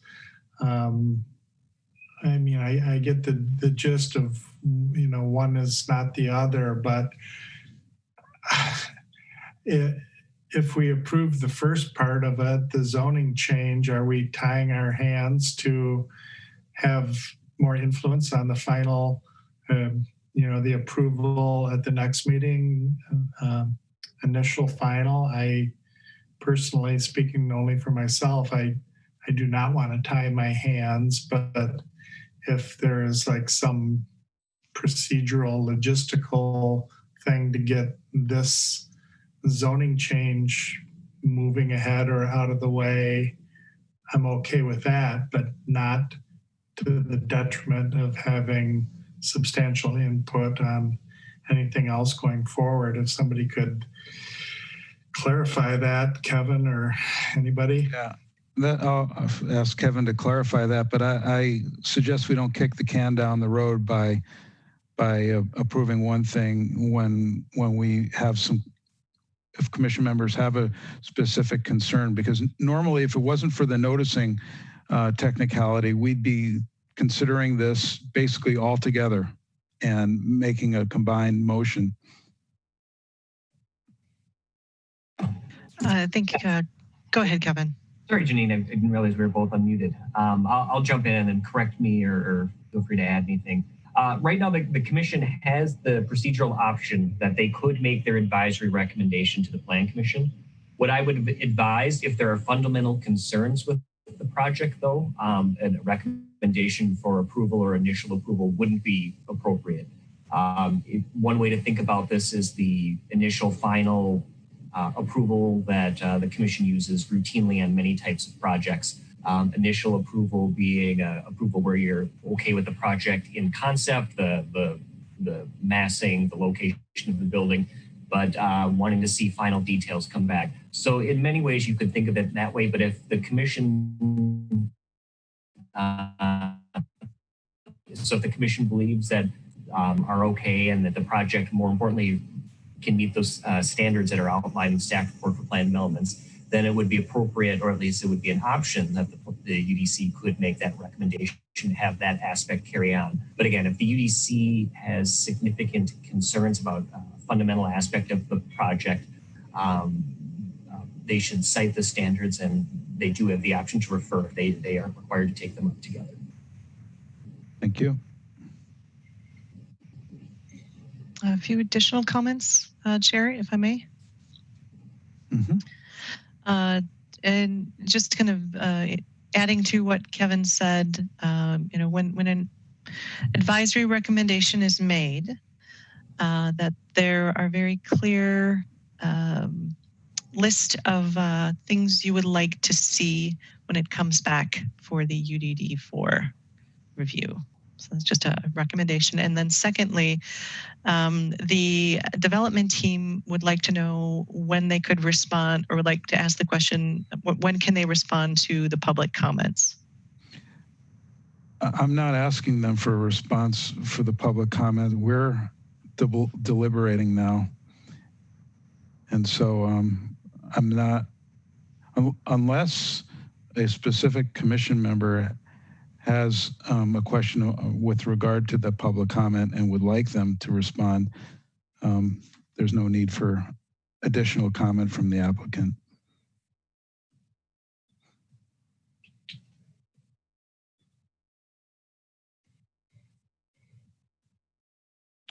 Okay. Alder Abbas. Thank you very much. I have a question for Mark from development side. Mark, you saw the presentation from Mr. Let me see, scroll down the name. Wilcox. You saw his presentation with the design. I'm sure they might share that design with you. I want to hear your feedback on that. What do you think about it? And also let us know what conversations so far you had with AC Hotel and how it went, what type of accommodation you provide them, or is there any way to work with them? I believe you are unmuted, yes. Mark. Thank you, Alder Abbas, and we might have our architecture team or Brad weigh in as well. I'll answer the second part of your question first. As our design before and after showed during the presentation, originally, our plans called for the East Wash Webster facade to be built out to the property line, effectively to the property line, 2 feet setback on the upper floors. As part of those conversations with Enovino and North Central Group, that is kind of what facilitated part of the redesign of stepping that back 24 feet. A 24 feet step back on the upper floors. And I'm not sure if you're able to pull up our presentation at all. There's a couple of slides that might be helpful. But it really does, Janine, if you go to slide 35 and 36, call it, just right at the end, that 24-foot step back really does significantly open up the views from the bar, terrace, lounge area of the hotel. So that was really done in direct response. There you go. That's perfect. Thanks, Janine. So this was the original proposal, as you had, shown before and after, only 2-foot step back on the upper floors. And if you go to the next slide, this is what the view from their terrace is based on what we're presenting. So we've looked at the line drawings that Josh Wilcox has done. There are a number of fundamental issues with their proposal. Because of the grades on this site, we really do have significant challenges of interconnecting the 2 office lobbies. The reason there's 2 is because of the downtown design plans to revitalize the outer loop. And then all of the service aspects for the loading dock, trash room, and the retail spaces, where they have shown the new elevator core is 5 to 6 feet below where the grade level comes in from East Washington. So it really becomes very challenging to make those internal connections work. Structurally, right now, their proposal doesn't integrate the elevator core structurally with the parking garage. And also, we have concerns about the ability to have their design approvable by the Landmarks Commission. You'll recall that north of our site, the old-fashioned Harvest restaurants, as well as the small apartment building between Capitol Hill Apartments and the Bartell Theater, are all historic landmarks. And so those are all smaller scale, 3-4-story buildings. And so as part of this approval process, we had already been to the Landmarks Commission, who made an adjacency ruling. And so shifting the mass to the north side would really overpower those landmark buildings in a way that we don't think the Landmarks Commission would react positively to. And then the last thing I'd say before I'll turn it over to Brad or our architecture team, if they want to chime in, is the redesign only improves the views if we were to remove a considerable chunk of the floor plate on the office floors. And as I mentioned in the presentation, we've designed that floor plate very intentionally to meet the needs of the market. And so, reducing that floor plate and giving up large chunks of space really impact the leasability of that floor plate, but also have a major negative impact on the financial feasibility of the project. So Brad or Tom or Dave, I don't know if you want to chime in at all to that. Chair, you're muted. I will ask them, thank you. I will ask them to chime in, but first I'd like to find out whether Alder Abbas's question was answered. Yes, it is answered. Okay. Okay. Thank you. Can you hear me? Our question was answered. Thank you very much.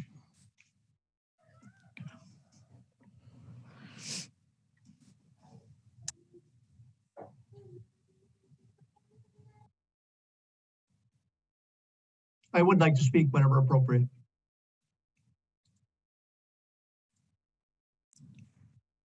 Okay, we'll go back to Alder Abbas and then Russell. Thank you, Chair. Chair, can we please give Brad an opportunity to hear from him? Yeah, what would the question for him be that you would like him to answer? It's the same question. I believe he would like to answer some information on that. So if council doesn't mind, I would like to hear from Brad as well. Okay, I will unmute you. Thank you. There you go. Mm-hmm. You know, this is a project that really builds on everything we've learned by doing Block 89, by doing, you know, the renovation of the anchor properties. You know, the changes that, you know, have suggested are possible simply aren't. You know, the moving an elevator lobby, so it's 150 feet from almost, you know, half a block from an entry doesn't work. The grades don't work. The service doesn't work. We've given, you know, our best judgment about how we can, you know, do a project that will achieve the city's goals. Particularly important today. When we started developing in downtown Madison, there weren't restaurants. There wouldn't have been an Eno Vino. We helped build the market that made, you know, uses like that feasible.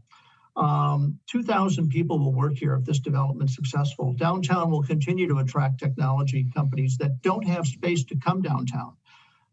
Ultimately, if we can't, and again, we've done our best to create a project that can work and that can achieve the Urban Design Commission's goals for the district and for this project, but we can't, you know, simply pretend that we can move a tower dramatically to the north and have a feasible solution to the site.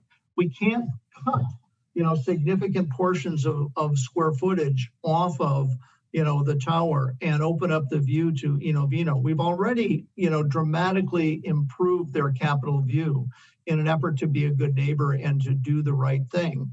But ultimately, their project proposals or feasibility study, which is a one-line drawing, doesn't work. And if it doesn't work, and we can document how and why our project does work on this very challenging site. You know, and how zoning anticipates us using the density the city wants to see here.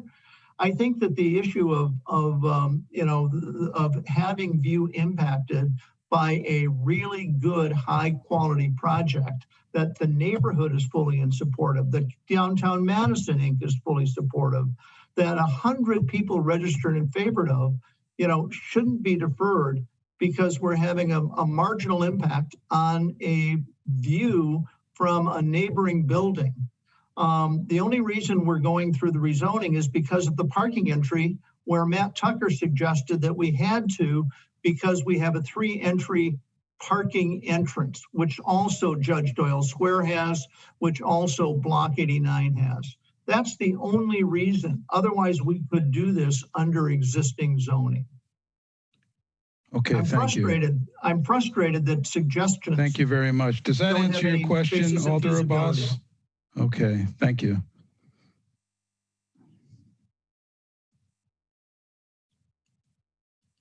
Questions or comments from the commission? We particularly want to pay attention to the PD design standards B and E. Russell, oh yeah, that's right. You were queued up. I forgot. Thank you.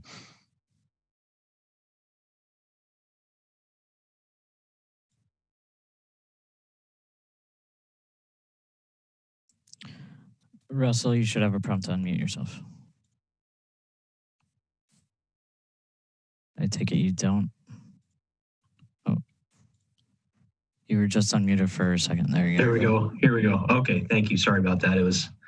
I had to type my notes out here, given the importance and gravity, and I really appreciate all the discussion, both the design team, the development team, as well as the folks that are giving us a great background about the context and the use around the building. I'm compelled to try to offer some solutions here, and maybe speak to some potential problems to the design team for your consideration. I really like the project. I'm looking at the majority of the green roof is kind of what you might call the back of the building. the accessible green roof areas appear to be kind of the back of the building, slightly north or maybe northwest of the building. And I wonder if that's really the appropriate spot if you're really trying to create a nice outdoor experience from a solar perspective and from a lighting perspective, natural lighting perspective for those green roof areas. So that's one potential that's one potential issue that I see, and that's obviously tied to where that tower is located. There was another comment that I don't by the development team that I don't understand. I think what you've done is an amazing job to integrate these kind of historic signature facades at the lower levels and this modern tower. And I think it works great. I don't understand the comment that a north tower somehow offends the northern landmarks, just slightly to the north there, because I think the tower works with those landmarks in the same way it does with your signature kind of landmark facades here. So I'm not seeing that as a real driver for you to as far as where that tower is located. There was a comment about the impact to program inside the elevator locations. We don't have a lot of info. I mean, we do have the floor plans. Perhaps if on a future discussion together, helping us understand the challenges there with the bubble diagramming or occupant flow diagramming perspective, that might help us understand and offer some solutions. So I'll just keep my comments for now. Thank you. Just for the benefit of the rest of the commission and the applicant, with regard to your comments, is it your opinion that the tower is not located appropriately due to the views or the green roof orientation, or I'm just trying to understand where you're coming from and what your suggestions are on that. My suggestion is that a northern tower, understanding there's some significant challenges to make that happen, a northern shift, replacing and putting the green roofs on the other side creates a better solar and natural light experience for the people that are on those roof terraces. Mm-hmm. Okay, so is it also an accommodation of the testimony, or is it primarily the green roof orientation? It is also the testimony, the testimonies in opposition influenced my desire to see that, but I think it would be true irregardless of the AC hotel and the blocking of the view there. Okay, thank you. We've got some discussion going here. Any other discussion from the commissioners? Chair, may staff add a comment? Yes. I wanted to bring it to the attention of the public, just for fairness. When I initially showed this slide, I had listed misspelled the email address, so my sincere apologies to everyone.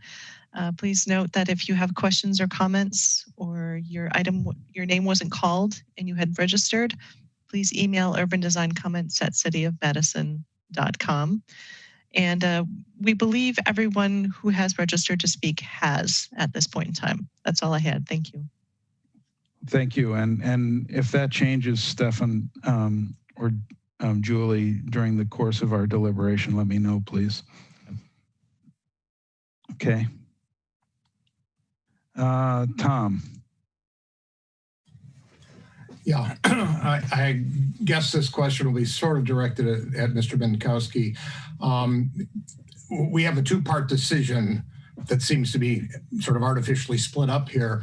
But if we're, the question is are what we've seen tonight, design-wise, sort of essentially ULI's best and final offer?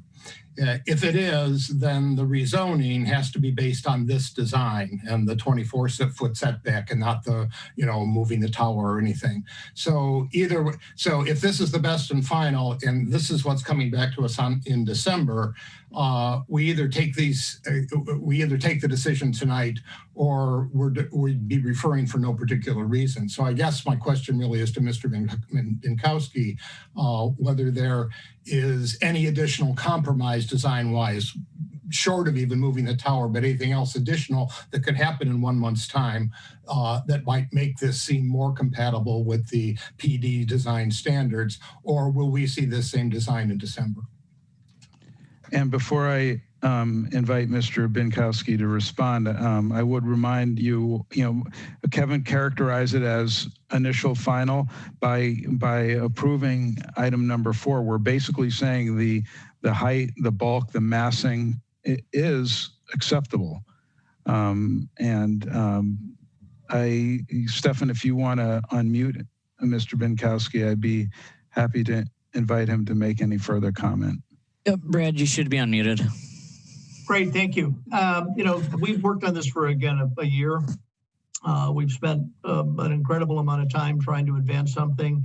We don't think that it's possible to move the tower significantly and meet the rest of the, requirements of either the city or of us.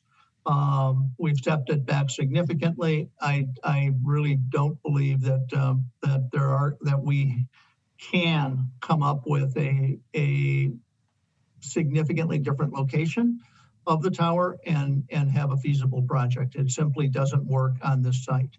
So while I'd love to, be more accommodating of the concerns of Vino, I don't believe that it's going to be possible to move the tower. There are parapet height elevations that affect the positioning of the roof terraces behind the parapet of the bank. I would be more of the American Exchange Bank. I'd be more than happy to walk the commission through the intricacies of the interior layouts. We're doing a separate loading dock to meet the needs of the Bartell Theater, who've written a letter, and I think in support of the project, and also of the Old Fashioned Restaurant. We've worked with our neighbors, with them for the better part of a year. I really believe that we've put our best foot forward, and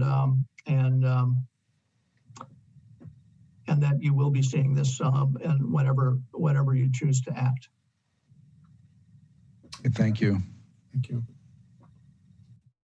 I hope the rest of the commission had a chance to look at the full application, because in addition to these clever renderings that make the glass tower look like it's not there, they did include some that were kind of photo montages of existing photographs with the tower in it that I think gave it a much more realistic view, to their credit.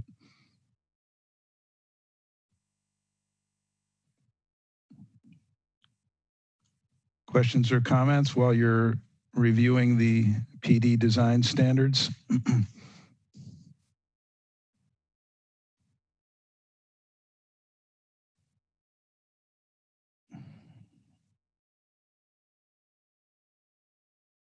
We have a lot more on our plate tonight. We can't get to them until we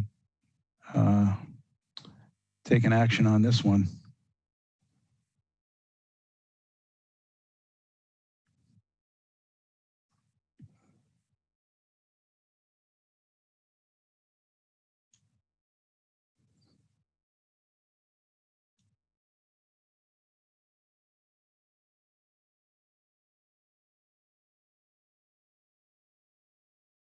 Jessica. Yeah, I'm struggling with looking at it and discussing it if we can't address both issues tonight. And I'm just wondering about the wisdom of referring it so we can do both questions at once, as Tom was pointing out.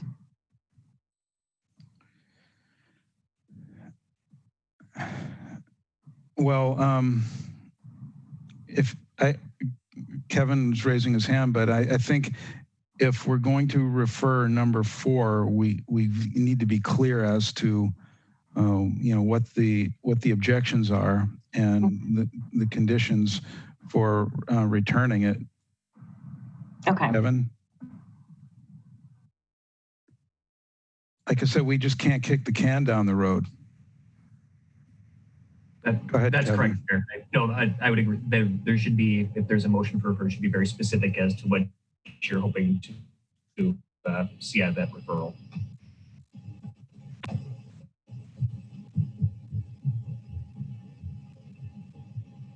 Lois. Well, I do sympathize with the hotel predicament. And I think it's complicated by the fact that I wasn't on the UDC then, but that there was a request to have a public space on, those upper floors with a view. But that said, though, it seems like it's unrealistic to expect that there wouldn't be any development in this block. It was ripe for development. And so, sometimes, you take a risk by, kind of counting on something that may not be there in the future. And I do think that the massing of the Pinckney Washington Avenue site has been vastly improved with the step back and the curved element. So, I with sympathy to the AC Hotel and their predicament, I guess I would move to approve the rezoning, because I think it was requested by the city that they rezone just because of the access to the parking, if I'm understanding that correctly. Is that true? Yep. That it was requested by the city for them to request this rezoning? Yep. Okay, so, I kind of feel like we're asking them to do something, or the city is asking them to do something, and then, for a specific reason. And what's their alternative is to not get access that they need to the underground parking. So I guess I'll make a motion for approval of the rezoning for this site. Okay. Alder Abbas, you had your hand raised. Is that a second? Second. Okay. Kevin, you put your hand down then? You had it up?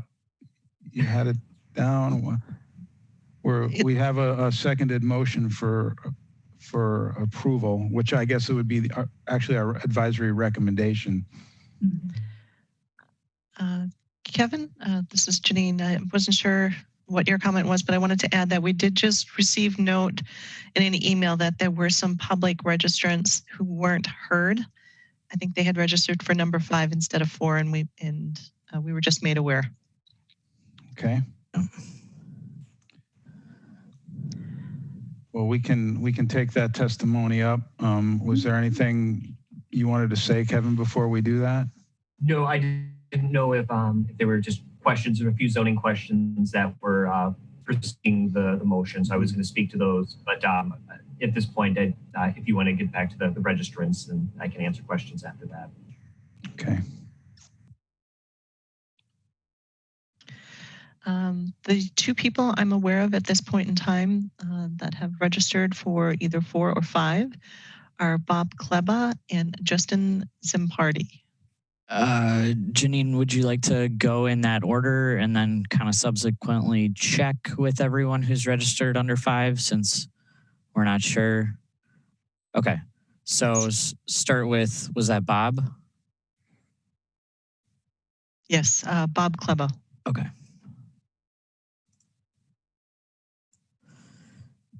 Okay, Bob, you should have a prompt. There you go. Can you hear me? Okay, good. Let me get back to here. Okay, I just had a quick comment, and that is that several years ago, Historic Preservations in Madison united to work to define a plan to preserve the only extant urban house designed by Frank Lloyd Wright, which is on the block behind the AC Hotel.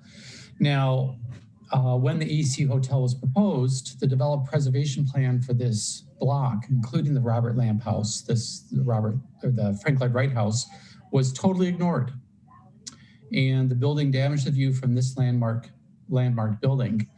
So I just wanted to put that into perspective, given the situation we're dealing with the hotel that is concerned about the views that yet another development is being imposed on them. Thank you.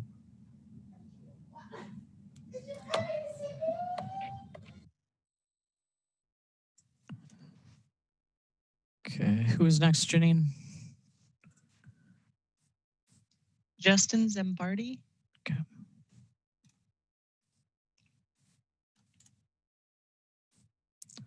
Justin, you should have a prompt. There you go. Yep, thanks. I was just registered in support and available for questions. Just didn't hear that mentioned earlier. Okay, thank you. Okay, would you like to start with the first person registered for item number 5 then? Yes, if there are others registered to speak under number 5. Thank you. So we have Kirk Stantis registered in support, wishing to speak. Kirk, you should have a prompt to unmute yourself. I am unmuted. I would like to retract my request to speak at this time. Okay. Thank you. Next we have Victoria Ortiz, registered opposed, wishing to speak. Victoria, you should have a prompt to unmute yourself. I've already spoken, so I can give up my time. Okay, thank you. Thank you. Okay. And the rest are available to answer questions. That's Andrew Townsend, registered in support, and Justin Zambardi. That's it. Thank you. Okay, so discussion on the motion to recommend approval for the PD design standards. And the PD design standard B, the district plan shall facilitate the development or redevelopment goals of the comprehensive plan, adopted neighborhood, corridor, or special area plans.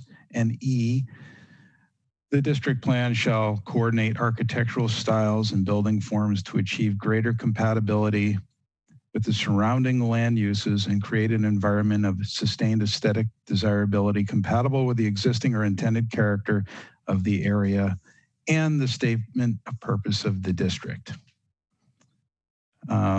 So that we will be saying the application is consistent with those design standards when it reaches the Plan Commission. Any further discussion on the motion? Okay, we have a seconded motion. I see no other hands raised. Chair, I see one hand raised. Oh, where? Christian. Oh, I'm sorry. Go ahead, Christian. All right, I just, from a discussion standpoint, I still feel like by approving this, we're basically rubber stamping the next step. But, I just think, this project is going to go forward in one way or another. I'm sympathetic to Enovino's concerns. I think they're legitimate. I feel badly that the design commission and the city was, part of the process that, resulted in that restaurant being there, and given bonus stories for a public amenity that is now going to be compromised, I think they're not going to go out of business. I think it's still going to be a place that people go to, but I think a serious case could be made that there's going to be a financial hit taken. I'm glad that this current iteration moves back. I'm a little skeptical of the motivation for that. I don't know if the developers were doing it to throw a bone to Enovino, or if it just made for a better design, which it certainly did. The previous one that was just straight blocks that came right out to the street edge was a non-starter as far as I'm concerned. So Enovino gets something in this version of it. Their view isn't completely being obliterated, but I'm also struck by the fact that the developers made a big point early on in their presentation that they're only using 52% or 54% of the space that was available up above that block. And that would suggest to me that there's room to move. So those are just my comments. I think that probably more compromise could happen here. I think stubbornness is setting in. All right, thank you. Lois?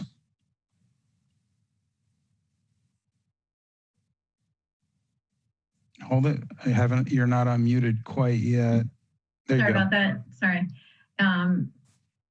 There was a delay when that popped up. But comment from Christian was that we're rubber stamping the design. I don't think we are. I mean, I think that still has to come back on December 2nd. So we are going to address the design at that point. And I just want to, that's correct, isn't it not? Or it is correct, and if there are any specific concerns about the design, other than the basic height and massing of it, I think it's our obligation to share those with the applicant so that they don't have to come back 2 or 3 more times. Right. If we're thinking that it's fundamentally sound, but it needs some tweaks, let us know what that is. Okay, so we're saying that the massing, similar to an initial approval, we're approving the massing at this point. We're okay. Right. We're making an advisory recommendation to the Plan Commission for the zoning change based on the 2 PD standards. Thank you. Russell? Because the PD standard references style, I figure it's best to give some comments now rather than next time. But I'd like to hear from the development team. We see these. We lost the frit on the building. It's mostly a glass facade. I'd like to understand the intent of what's the consideration for ceilings and window shades inside the building. What are the thoughts on whether those will be controlled, or how those elements might be more realistically expressed when they're there versus the renderings? Would that be Brad? Mark was leading, but if I don't know, there's a number of way in Russell in response. It really, the ceiling conditions will be a function of the individual tenant build outs. I would point to our recently completed 25 West Main development, which is a glass facade. In that building, we specified a standard fabric roller shade, Meco Shade being the name brand, to be used in all of the tenant build out so that you didn't have a mismatched shading condition. They're both efficient from a energy capacity, but also with the glass facades, you want that consistency from the exterior. So we will do the same thing where we will mandate a consistent fabric roller shade to be used throughout. The other thing I would just mention in response to the ceilings is we're heating and cooling this building through a chilled beam system. So it moves energy through pipes and water as opposed to through big ductwork. The benefit of that is it allows us to get considerably higher ceiling heights.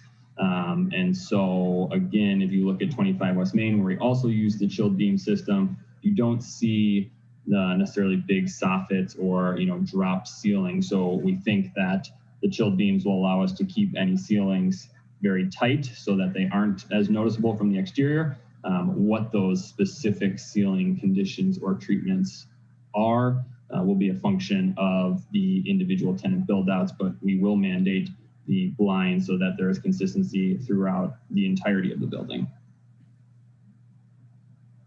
I don't know if that fully answers your question, but if you have follow-up, I'm happy to respond. No, thank you. That answered my question. Thank you. Okay. So looking at the entire proposal as a whole, are there any other conditions that we should put on the motion for an advisory recommendation for the benefit of the applicant when they come back on the 2nd of December with regard to specifics on the design?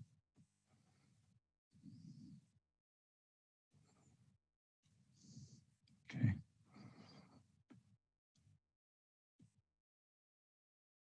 So the motion is to recommend approval of the rezone.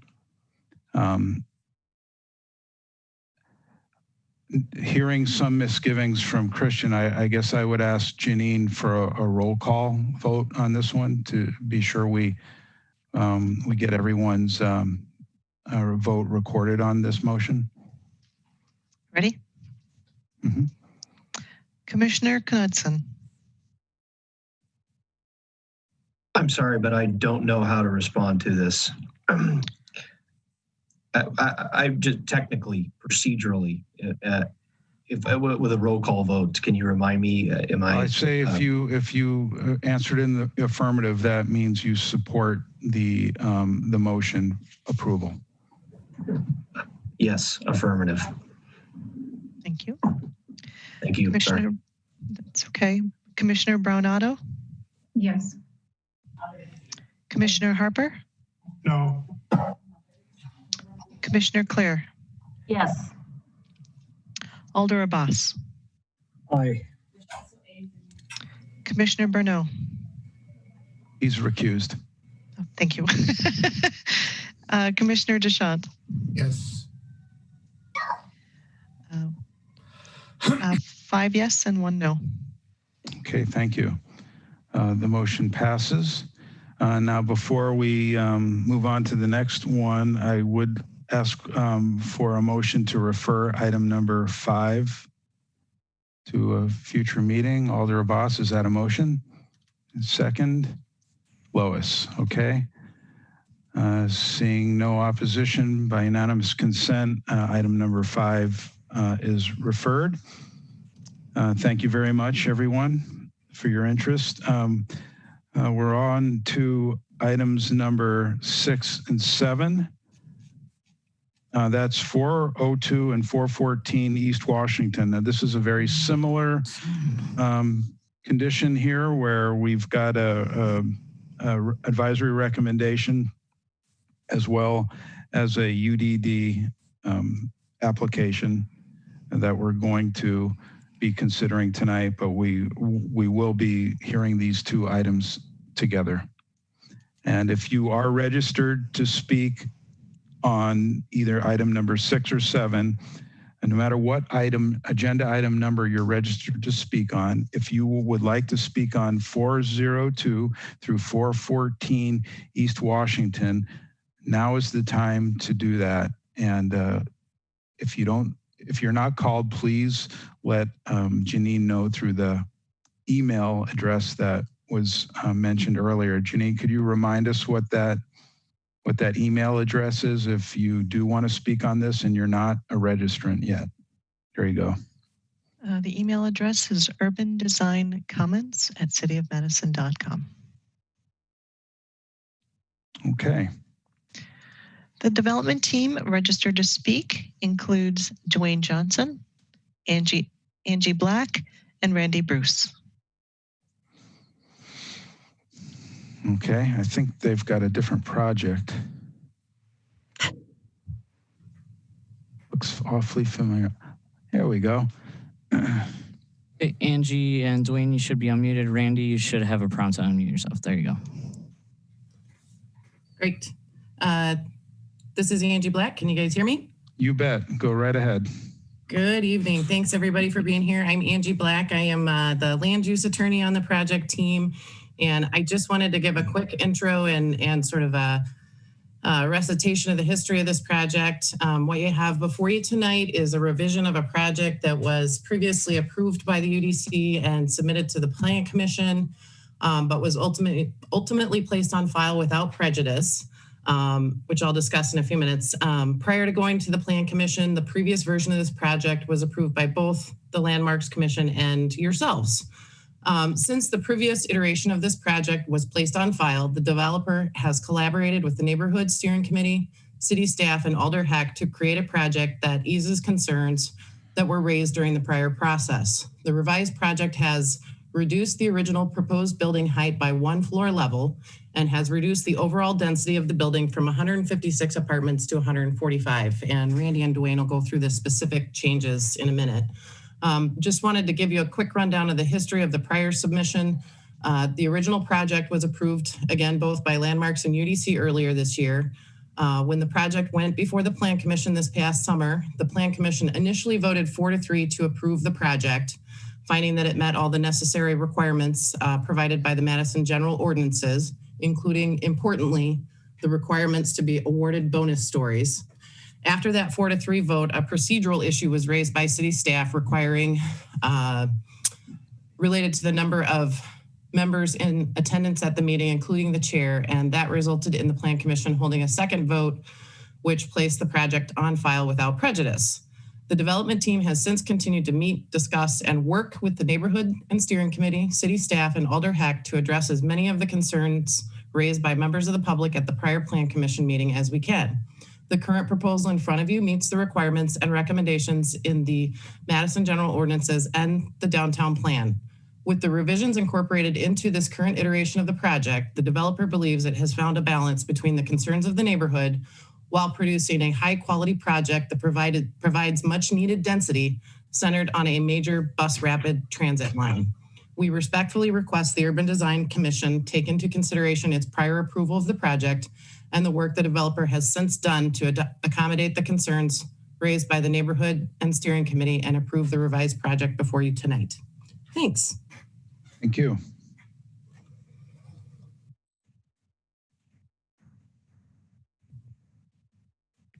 Before we get into the plans, I would like to note that we have tailored most of our presentation to outline the changes between this revised proposal and the previous one that Angie had mentioned that came before you guys on July 1st. If there are any questions related to the current proposal, we would be happy to answer those at the appropriate time. First, we felt it was important to start by giving some basic information on the site. The site is located at the 400 block of East Washington Avenue. All of the 6 existing lots are currently zoned UMX, and we plan to maintain this zoning. The site is also on the proposed BRT line and just south of the Mifflin Street Bike Boulevard. Next slide, please.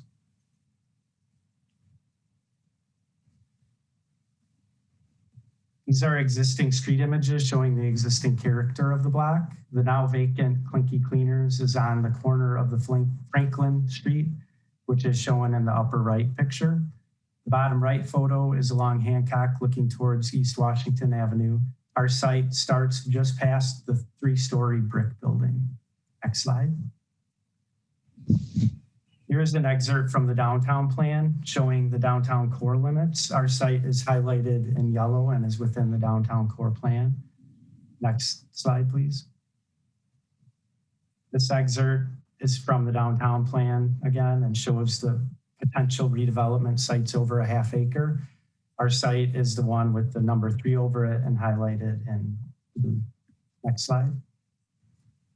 The last excerpt shows the recommended building heights. Ours is in area H, which is 8 stories plus 2 potential bonus stories. And then the area directly behind us is 6 stories as you move towards Mifflin Street, and across Mifflin Street is 4 stories recommended. Next slide. Our site footprint is very similar to the previous designs. We have maintained the same setbacks, which are larger than required and offer areas for dense landscaping around the perimeter. We have 1 commercial space remaining on the corner of Franklin. The other commercial space located on the corner of Hancock has been eliminated, and the associated plaza has been replaced by landscaping. We now have 148 apartment units compared to the previous 156. Our vehicular traffic is still a one-way flow in on one-way Franklin and out onto one-way Hancock. This will keep virtually all the traffic out of the James Madison neighborhood. The slide in front of you here is actually our previous design, viewed along Franklin, which was 11 stories on that side, stepping down to 7 stories. If we could go to the next slide.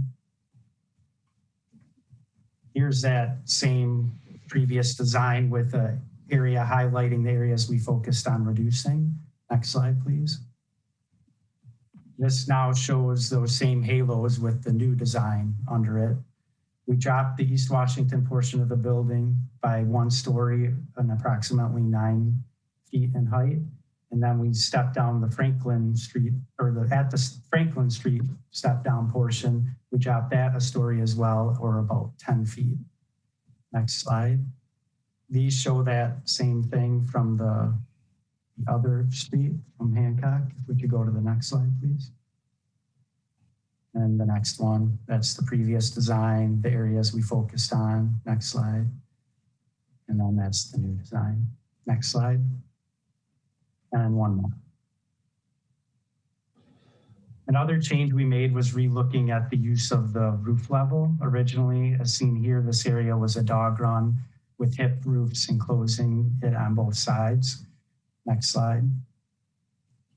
This has now become the main community space with the main mass of the building and hip roofs moved back and used as plaza space. Because of this more intense use, this level is now being considered a story. The previous design's uppermost level did not count as a story. So we have dropped a story off of the building height, but by zoning code, we are still 10 stories and are still asking for the 2 bonus stories. Next slide, and then Randy is taking it. Thank you. So this image shows the view of the building from the corner of Hancock and East Washington. That's our prior design. You can see we've got an entry canopy around the corner that was to a commercial space. Next slide, please. Now that space has been replaced with a residential use, and that corner canopy has been removed, and now that corner becomes a bay window for a living room at that level. Next slide, please. This is our original proposal, 10 stories, 125 feet in height. Next slide, please.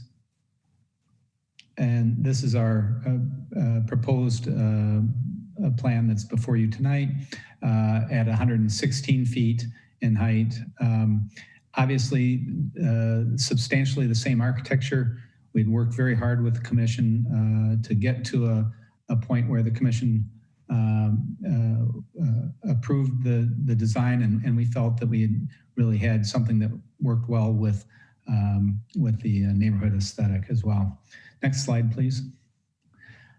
This is an overlay where we've taken our proposed design now and have overlaid over that a box of an 8-story building. Now this box is what the zoning code would allow in terms of footprint and height. You can see that we're actually not asking for any height increase at all in terms of bonus. The building code allows us 116 feet in height plus the mechanical space. We're 116 feet, including our mechanical space. So we're within the height limits. We do have the 10 stories. It's true in terms of the story count. We do need that bonus, but in terms of height, we're not. This image also shows how much of the buildable area that we are not using in our proposal. We worked hard in the first time to move most of the massing away from the neighborhood and towards East Washington where it was more appropriate. With this new iteration, we've reduced the heights even more.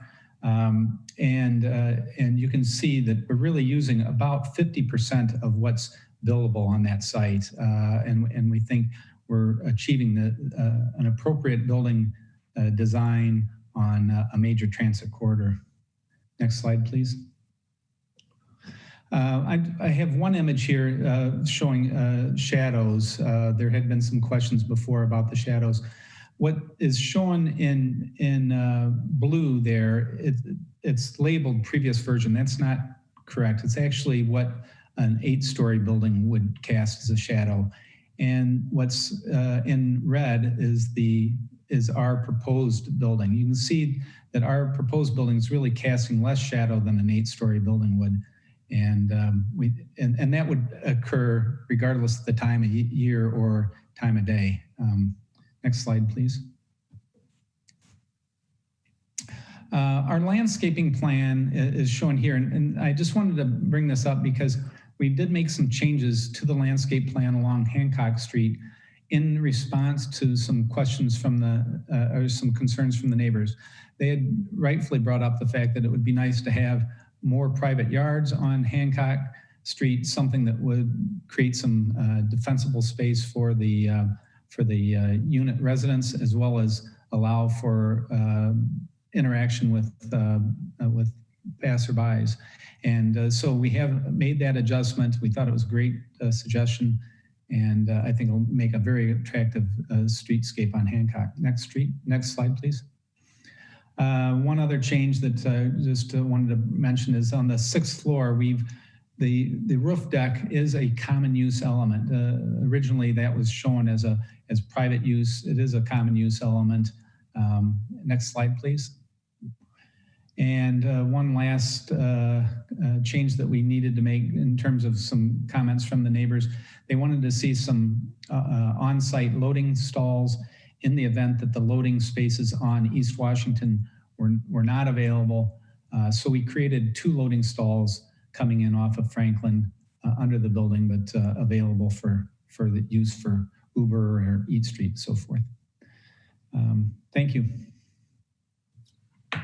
Thank you.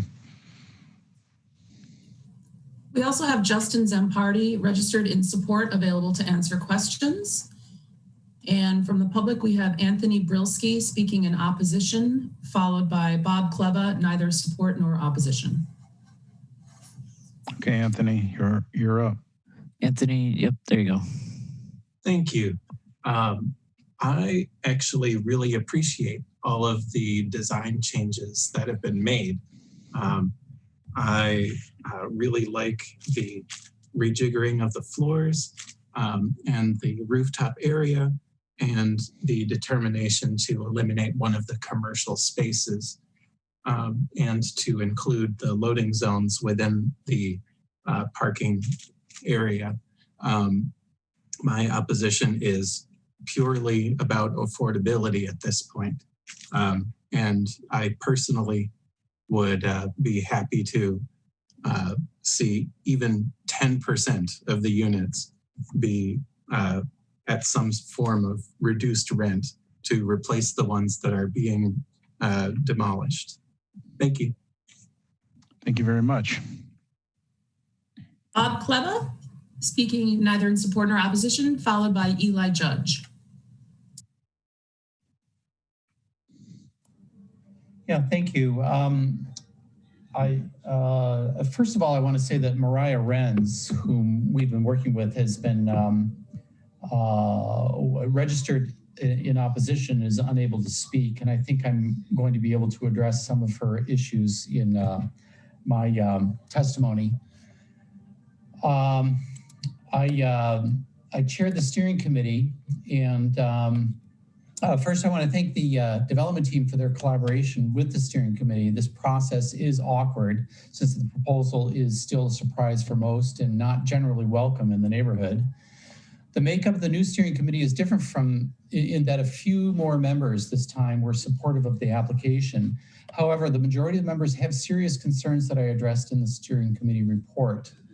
We had two problems with encouraging discourse on this second round. First of all, those most affected in the 26 units of affordable housing that are going to be demolished have had to move elsewhere and are no longer part of this conversation. Second, there is significant burnout with this proposed developments dragging on for many months. Many people who were initially interested have dropped away. I would like you to remember the lively testimony for the first application, especially since the two applications are so similar. The steering committee were encouraged by the street level activation in the building and landscaping design. The developers were responsive to many of the issues we brought up, which are documented in the materials that they have submitted. However, most pertinent to UDC are the issues related to excess height and design that integrates with the neighborhood. The height generates unacceptable shading for a good portion of the James Madison Park neighborhood. Winter will be unlivably dark for those within 50 meters of the proposal. Furthermore, against the recommendations of the downtown plan, the massing of the building does not match the rhythm and flow of the 2 to 3 story residential structures in the neighborhood. Lastly, I'd like to talk a little bit about the history of the zoning in the James Madison Park neighborhood. This vibrant and small downtown neighborhood is the size of 6 blocks and is dominated by residents who live there for 2 to 3 years maximum. As a result, the planning division was not able to engage meaningfully with residents when the neighborhood was rezoned. UDD4 and UMX zoning for this parcel, along with encouraged development heights throughout the small neighborhood, were imposed without much discussion with residents. The UMX zoning does not require integration with neighboring buildings. NMX zoning, for example, would limit the back of the proposed building to 4 stories with a 45-degree graduation farther up. Because of this loophole, the proposed development hasn't this limitation. Your commission tonight are asked to consider the excess height, which is inappropriate for the 2 to 3 story residential neighbors on this block. The majority of the steering committee requests that you deny this excess height. Thank you. Thank you. Next, we have Eli Judge, speaking neither in support nor opposition, and I do not see any further public registrants. So it looks like Eli is registered, available to answer questions. And we do have Mariah Renz, who is registered opposed for item 7. I don't know if you want to take that along with these. Yeah, 6 and 7 we would like to hear together. They're the same project. Okay, so correct me if I'm wrong, but Mariah Renz would be next. Okay. Mariah, you should have a prompt. There you go. Hi there. I apologize. I was hoping to be done with work before this meeting was up on the agenda, so I'm actually currently at work. But I want to say that I agree with what Bob has mentioned as the steering committee comments. And I really wish I had a little bit more time to talk. But at this point, I really appreciate the way the developer has communicated with the neighborhood, but I still strongly believe that this building is too tall and too large to integrate appropriately with the rest of the neighborhood. Thank you. Thank you. I apologize. It looks like we do have another registered speaker as under number 7, Michael Metzger, speaking in support. Okay. So it looks like Michael is not present with us. That's the last one I'm showing. All right. Yep, same.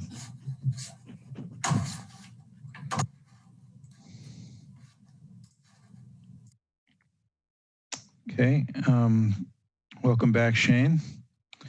This one should be pretty straightforward, gang. We deliberated and talked about this one in great detail before. It's substantially the same, a little bit lower. Are there any questions or comments from the commission with regard to the revised design and the new application?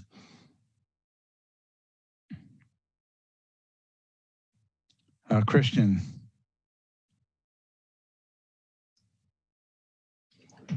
Yeah, I would just echo what you said about we kind of discussed this to death in the earlier iterations. I guess I would remind the commissioners, some of whom probably weren't there, that our final vote for this, I went back and checked, was 5-2 for final approval.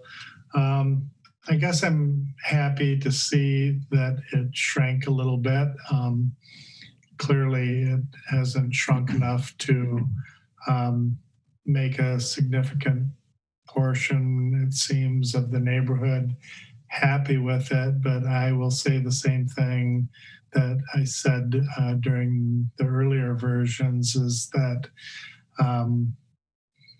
you know, East Washington is being developed this way, and it seems to be the way the city has pointed the development through their various plans and allowances. And, you know, the Galaxy, the Constellation, the Lyric, all down East Washington, those buildings were also immediately adjacent to blocks with 2- and 3-story buildings too, and they've found a way to coexist.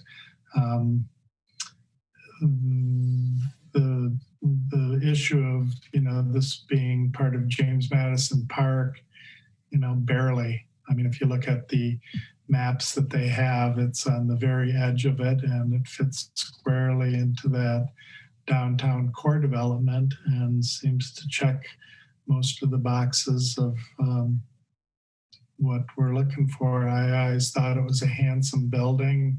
Personally, I thought it was nice to see something that wasn't quite as modern as the Galaxy and the Constellation. And, you know, I agree with the neighbors. I think it would be nice if this was, you know, 6 and 4, but I think it is fulfilling the requirements that we asked for, to be taller and to get the bonus stories. And I like the changes down on the ground level, the landscaping tweaks and stuff. And I think it's all in all an admirable project. Okay, thank you. I've got 4 hands raised. Tom, then Jessica.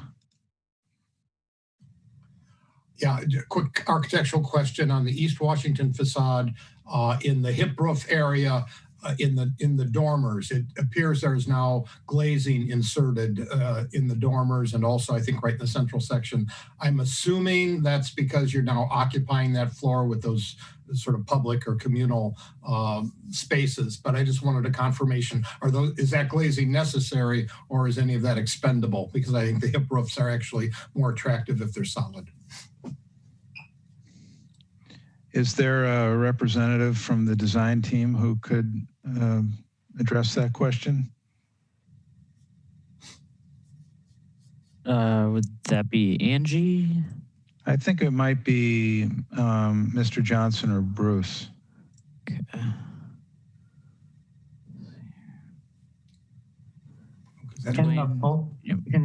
In the full packet, there is a penthouse plan, and that area was a small balcony that people could go out from the community room and enjoy the view up East Washington of the Capitol area. So one of these projections at the top is actually a balcony? Yes. Let's go to the next That's slide. the old design. This is the old design. Oh, okay. Well then. So, but you're right, Tom. There is kind of a dormer-esque feature. I don't know, Janine, if you're able to get to the proposed. Go back a couple of slides, Janine. To the renderings there. That's the back. Yeah, we need to actually move forward down to maybe slide 12, I'd say, if I were to make a guess. Further yet. Let's try 18. Even one of those elevations. Yeah, the moves elevations. Pick it up. There we go. There we go. There you are. It's that piece in the center that I was questioning. Right. Yes. So that is an area people can go out onto from the community area. Okay, so it does relate to the new community use of that floor. Right. It's just it's not as elegant as the rest of the hip roof, but I just wanted to know that it did indeed have a function and wasn't just some sort of add-on. So, all right. Okay. And I don't know if there's a perspective view of that down East Washington, because we virtually wouldn't see it straight on in elevation like this. It wouldn't. Right.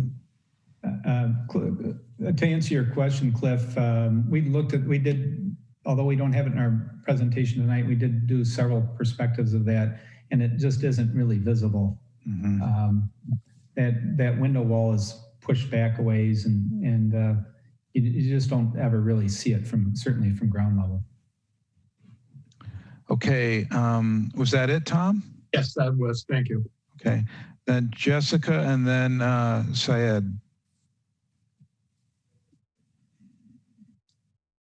Yeah, I'm curious about the swimming pool up on the top floor. And did I hear it right that last time it was going to be a dog park, but now it's a pool? Did I get that right? We have relocated the pool. Was on the lower roof that you see there on this. Okay. And that was pulled up to the upper roof level as part of this design. When we moved the community space up to the penthouse level, the pool came with it. And can you just clarify again what community space means? Is that community meaning the community that lives in this building? Correct, it is. It's a community room, exercise room, so forth. Okay, all right, thank you. That was it. Thank you. Alder Boss, and then Shane. Thank you very much. One quick comment and then one question. We saw this last time project, and I like the project because it provides the density on the East Wash, especially on BRT, and also from sustainability point of view. That project it fits pretty well. I'm also glad to hear that they worked with the resident and decreased the floor, and hopefully some of the shading by reducing one might help, if not all. Also, it's good to see the swimming pool is also moved into the upper floor a little bit away from create that gap between houses. So I like the project as it is. I have one quick question for Randy. I know we are here looking at the design, but I'm just curious. One of the comment was about 26 affordable housing units will be demolished. Did you, I'm sure you talk about that with neighbors. Did you work with the neighbors and thought about adding some affordability into the building, or might be going for VIDA 4% tax credit and make a little more affordable? You know, we worked with the neighborhood quite a bit on trying to address the affordability issues, and it had quite a bit of discussion, as you can imagine. The reality of the situation is that we just don't have the financing tools available to us to provide affordable, quote unquote, affordable apartments at this spot. We have looked at at rent levels that are projected for this building and have compared those to rent levels that WIDA currently has in their schedule, and there would be many apartments that would be listed as affordable in that regards. But we're not doing an affordable project. It is a market rate. It is a market rate project. We think that the best way for this project to help with affordability is really to provide more apartments at a location in the center city to help relieve some of the pressure, supply, limited supply pressure, and reduce rents, really everywhere.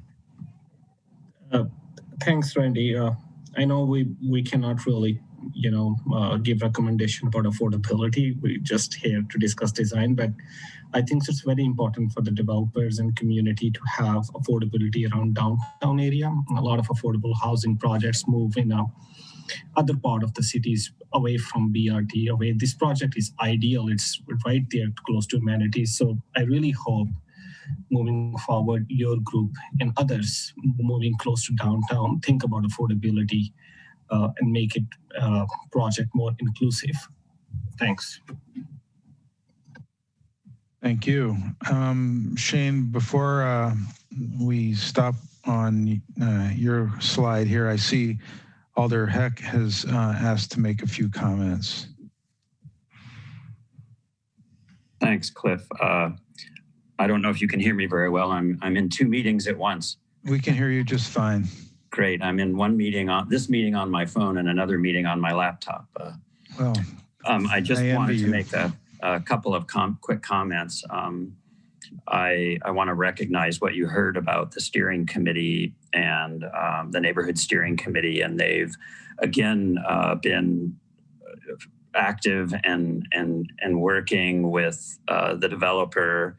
And honestly, it is true that it's a shame that a lot of the people that were involved in the steering committee have moved on because of the threat of their apartments being demolished, and all of those people are not participating in the process, and that is a shame. And I really see the situation to be very similar to what you considered the first time and you approved. And although I do give the developers credit for reducing some of the impacts, the negative impacts on the neighborhood, although frankly those impacts do remain, but they have been mitigated to a certain extent. And it was mentioned that activating the street along Hancock was also a positive feature, and I agree. Losing the story in the back along Franklin, to me, is almost more important than losing 9 feet in height with their redesign. But I do want to give them credit for that too. So really, the situation is quite similar to before. I think there are concerns about the impact on the neighborhood, but they've been lessened. That's really all my input. Thanks. Thank you. Shane, you're up. Thanks for your patience. Yeah, no problem. Thank you. I continue to think the project is attractive and appropriately scaled given its context and location. I do have just a couple of site and landscape comments, but I just wanted to reiterate that I think 3 or 4 blocks off of the Capitol Square, this kind of height and density is absolutely appropriate, especially on the East Washington corridor. So my comments in regards to landscape were just that, and I can't recall if this was previously like this, but I think there's a lot of turf grass lawn for this kind of urban context. I see turf grass lawn in the foreground along East Washington, and although it's small and narrow, I don't think that's appropriate. I think filling that space with a robust planting contributes much more to that pedestrian experience.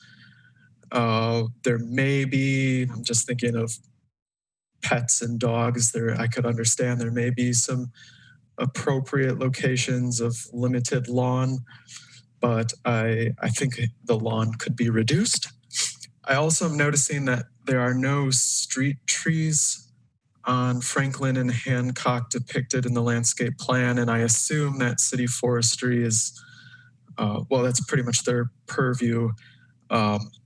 Regardless, though, I think there's enough space on Hancock that you should consider 1 or 2 ornamental trees within the space between the building and the sidewalk, kind of like how you have on Franklin. And that's so if those street trees begin spindly and small in life, or if they can't happen because of light poles and offsets from intersections, you get some sort of pedestrian scale buffer between the mass and height of the building above the sidewalk. So that would be a couple of my landscape recommendations. And I think, oh, one last thing. I noticed our favorite Stella d'Oro daylily is in the planting plan. Oh. Yeah. Yes, please don't cheapen the landscape design with that plant and replace it with a substitute perennial. Thank you. Thank you.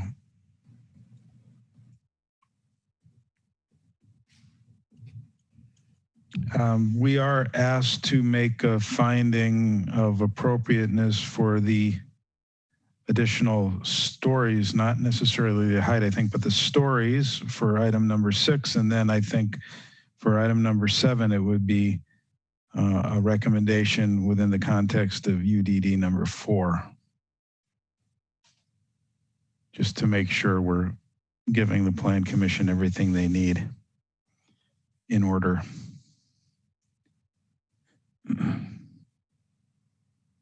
Tom. So I'd move on the first, an approval of the additional height based on the fact that, in fact, it's, even though it's 10 stories, those additional 2 stories are substantially below the maximum allowable height, even for a larger floor-to-floor height 8-story building, and that it's actually, and I also think it does genuinely lead to a better proportion in the building. I think part of the height, extra height requirement is that it creates a better design, and I think in this case it does. So that would be my recommendation. That's what I'd move. Okay, and we can take 6 and 7 together, so we can combine. If you wanted to continue your motion with a finding of meeting the criteria of UDD number 4. Oh, I'll do so, yes. Okay, thank you. Russell? I was going to second, but can we add Shane's comments related to item number 7? I think those were. Yep, you bet. Okay. But otherwise I'd second Tom's motion. Okay. So that motion is amended and seconded. All right, so any further discussion on the amended motion? Okay, going twice, seeing none. Items number 6 and 7 are approved as noted. Thank you very much. And I believe that can move us into the unfinished business section of tonight's show. Item number 8, 10,009 Sweet Willow Pass.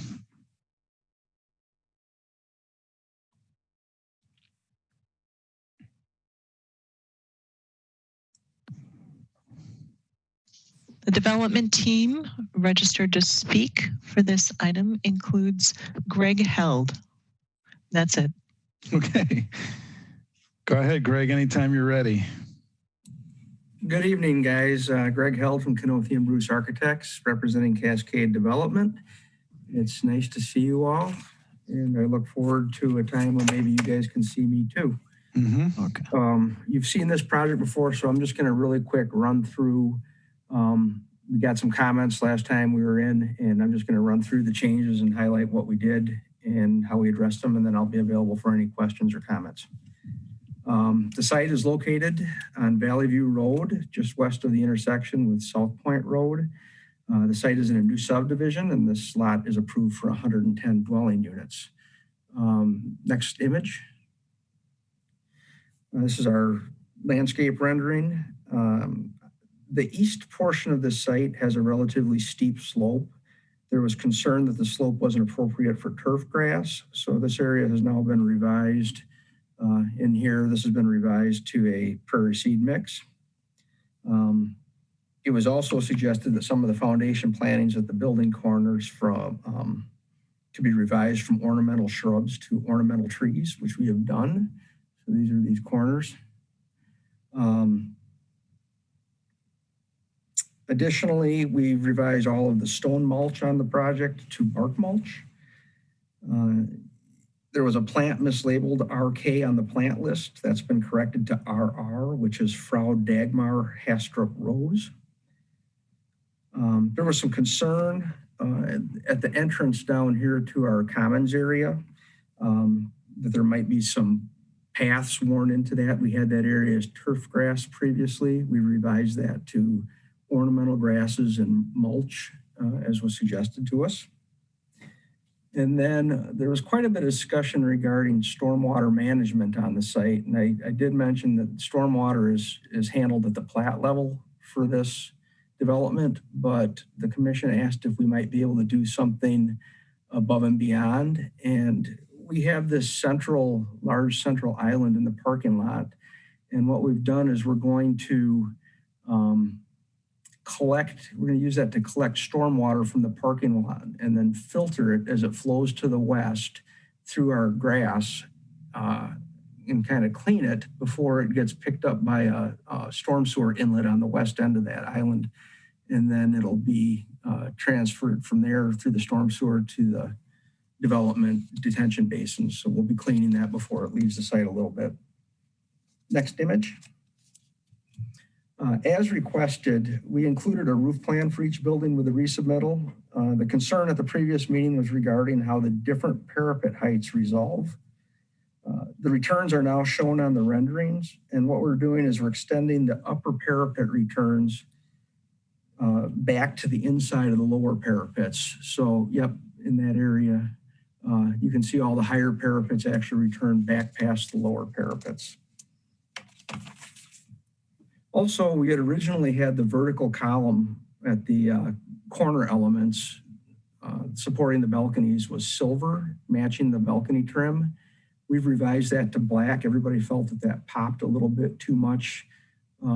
So we've made those black to match the siding and kind of reduce the contrast on that. Next image, please. The pool fence wasn't shown on the original renderings, and we've added it now. I think I caused a little confusion at the last meeting when I mentioned it would be a picket fence. I should have said it would be a fabricated aluminum fence. This is a black square tube aluminum fence with vertical elements 5 feet high. It's the same product we're using for the balcony railings and will match their design. We did add a partial height masonry wall at the corner of the pool deck near Valley View Road, as there was some discussion about privacy. We don't feel it's necessary to completely screen the pool, but we thought it might be nice to give a little cover if somebody wanted it. Next image. Finally, there was some discussion regarding the undersides of the balconies and how they were finished.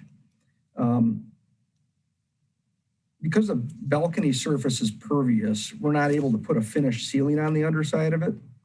This is an image of an existing project with a similar condition. The trim on the face of the balcony is 12 inches deep, and the joists are 8 inches deep.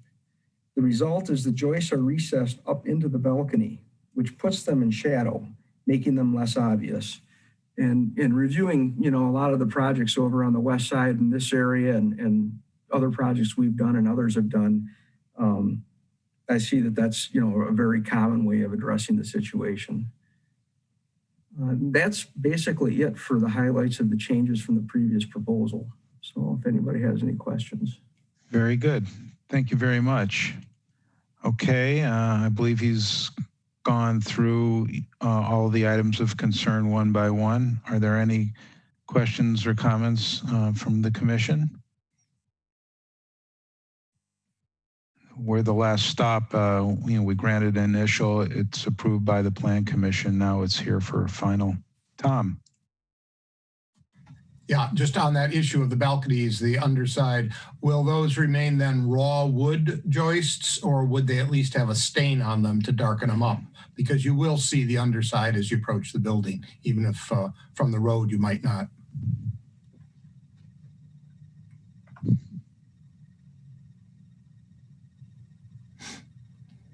Greg, you should have a prompt on mute. Okay, now I got it. It's true when you're close to the building looking up at it, you would see the underside of the joist, although I prefer to think that they fade into the background.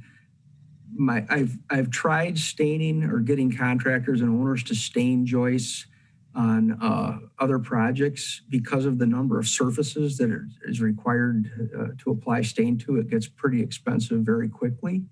I did offer the suggestion that maybe we could go with a brown treated instead of a green treated wood, if that would be acceptable.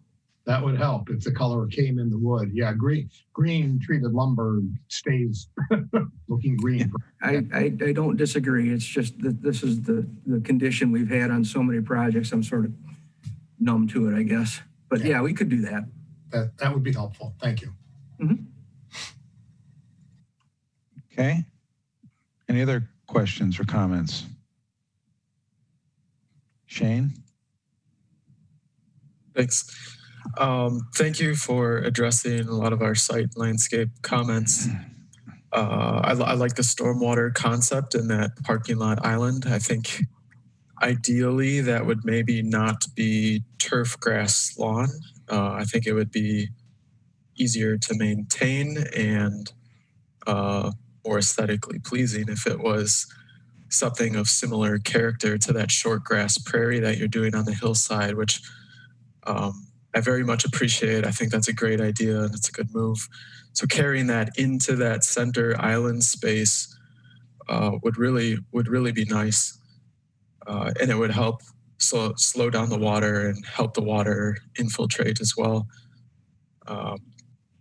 So that would be one recommendation. Another plant comment I noticed is a Euonymus fortunei ground cover, which that parent species can be invasive or borderline invasive. So I would ask that species be replaced. And then furthermore, just a recommendation, because I didn't see the actual species composition for that short grass prairie on the hillside. Something I noticed recently at kind of nearby Pope Farm was a short grass prairie with side oats grama, prairie dropseed, and little blue stem. So a very simple, economical composition that was just beautiful. So that would be one suggestion for maybe what that short grass prairie is. Shane, can you hear me still? Yes. Could you run through those species again for the short grass prairie? Yeah, it's just a simple mix of 3 grasses, side oats grama, prairie dropseed, and little blue stem. Okay. I noticed that they just had inexpensive prairie grass mix in the plant schedule, so I don't know what that means. So yeah, I appreciated inexpensive being in the title. I thought we could maybe hide that fact, but I guess not. Yeah. So that's all. Thank you. Thank you. Shane, just for my sake to clarify on the reduction of turf grass, were you saying just the island in the middle of the parking lot there? Yes. Okay, thank you. All right, any other questions or comments? Christian? Yeah, just a quick follow-up on Shane's comment about that center island, and I like that you're using that for drainage of the parking lot, given the size of that versus the size of the asphalt. I would share Shane's concerns that in a particularly extended wet period that conventional sod or grass in there would be just overwhelmed with, the standing water. I tried to find on the plans, and not having the technical background of some of the architects or landscape architects, it was a little hazy about what the drainage system was underneath there. But if you are going to use that island, and I commend you for that, I would make sure that that's engineered properly, and that, sod might not be the best choice in there. There's, sedges that are grass-like that grow in wet areas that would probably be happier in that. And, it would also be a concern because of the ornamental trees that you have in that bed are crab apples, which are not going to want to be sitting in constantly wet soil. So having it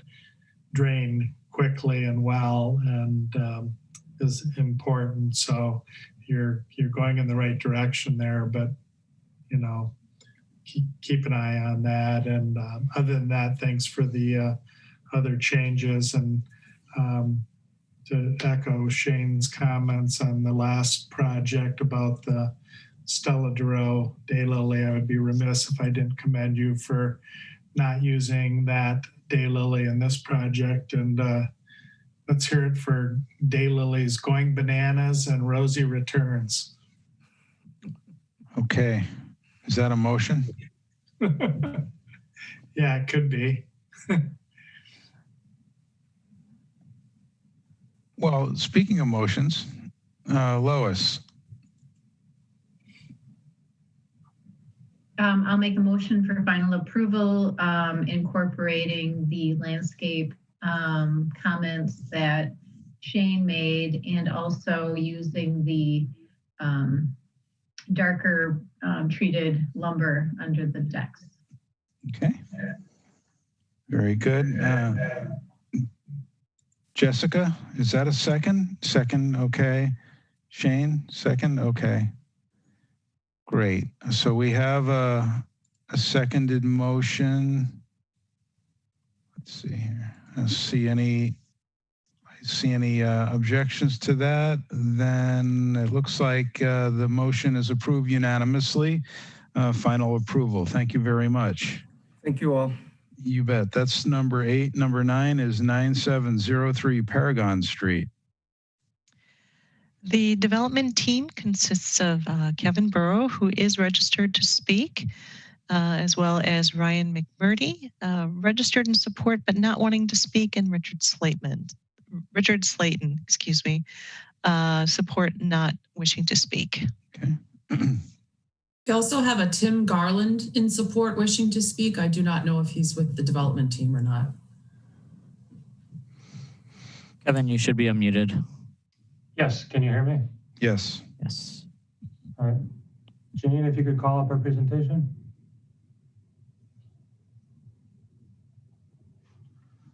All right, thank you very much. We were before you for an informational a little over a month ago with regards to this project. Just to give you a quick background, this is a further evolution of design for the Paragon Place development on the far west side of Madison, directly behind Blackhawk Church. There are currently 3 buildings that have been completed in construction, and the 4th building is currently under construction. Next slide, please. This shows the context of the 3 buildings that have been completed in construction, so you can get a sense of the scale of the projects and the quality level of the materials, where they're predominantly masonry on all 4 sides of the buildings and have a very residential character and feel to them. Next slide, please. So our proposed design is basically a transition in density and massing. We're going from the 3-story buildings on the right-hand side of the screen, transitioning to 2-story plus loft buildings in the center lot, which would be lot 7, and then down to 2-story townhomes on lot 8 for those 3 4-unit buildings. So the comments that we received last time were taken into consideration with regards to how the site is laid out and how we're utilizing some of the green space. Similar to the last presentation, The center island of the main large parking lot area is now part of the stormwater management area and has become a bioswale, which then receives some of the water within that main parking lot before transitioning it into the infiltration pond.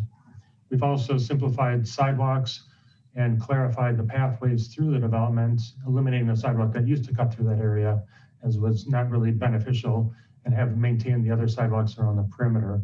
And we've added a lot of enhanced detail to the common area amenity spaces. Next slide.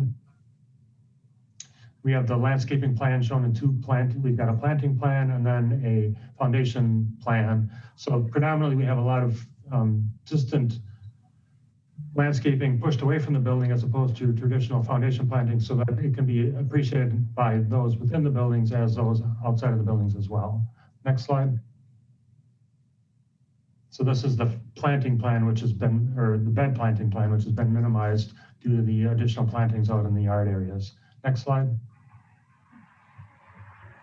So these are the materials that we're proposing for the building. It's a combination of masonry in 2 different tones, and then various composite siding elements with stone detailing, and then also some portions of shingled roof and standing seam metal. Next slide. So we've got numerous renderings to present the overall character. So again, this is the transition of those 3-story buildings down into the 2-story plus loft elements, where we've got a high level of detail in regards to brick throughout the perimeters of the building, and then the various couple colors of siding. Next slide. Another view looking down at building 5. Next slide. Additional views here. We can go to the next slide. Now you're getting a sense between buildings 5 and 6, and you can see the pool area in the middle. Next slide. Here's a corner view of building 6. Next slide. The outdoor amenity space has been fully developed, where we've got landscaping, screening, and also some shade trees here. Next slide. The outdoor gathering space attached to building number 5 with an outdoor fireplace. Next slide. The main feature I wanted to cover here is with regards to the fencing around the pool. That was a question raised that we would not be doing a chain link fence, but we'd be doing a decorative aluminum fence with masonry piers as shown here, and that'll be the character around the entire pool area. Next slide. Another view. Now these are actually of the townhome buildings, so you can see the sense of the detailing which has been maintained across. So this is buildings 7 and 8 here. Next slide. And we also have another view of 7 and 8. And next slide. And a view of the corner then looking back at all 3 townhomes in context. At this point, I can open up any questions you may have.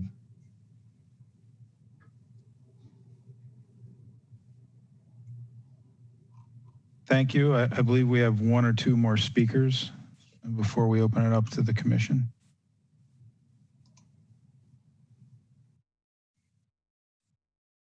Stefan, do you see Tim Garland in the queue? Yes.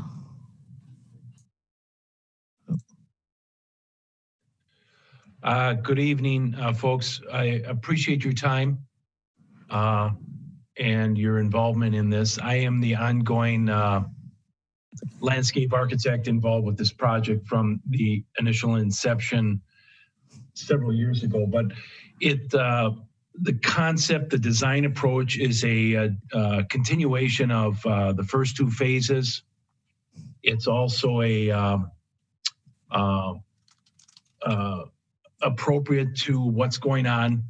However, we've incorporated some ecological design issues. Like Kevin did mention, the main parking lot island is a big bio-infiltration center.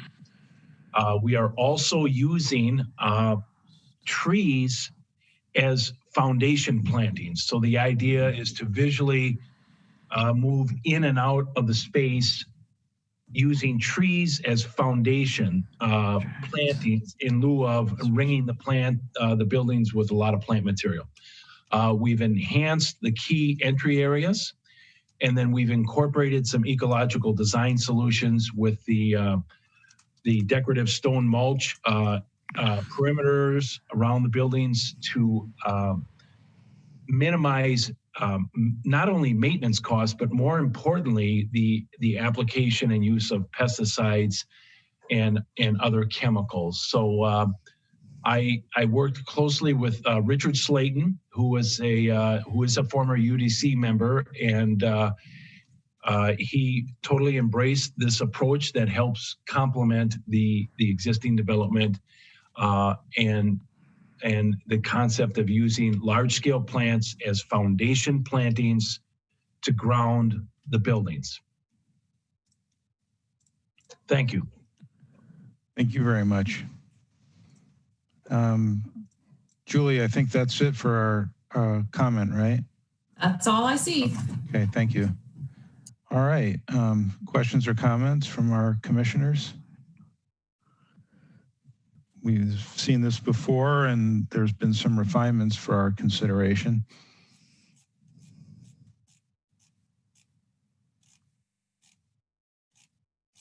Jessica? I'm trying to reconcile the renderings that have such big tall staircases in the front of the townhouses on building 7 and 8, I think it is, versus what I'm seeing in sections. Can you just explain that one, why the first floor needs to be that high on building 7 and 8? Yes, it's actually buildings 8 and 9 where we have the garages located on the back side of the building. So the main entry is off of the sidewalk, and the garage is what we would call a tuck under garage, such that it's under part of the living space. So that does elevate the first floor because of the garage being on the back side of the building. Okay, thank you. All right. Christian?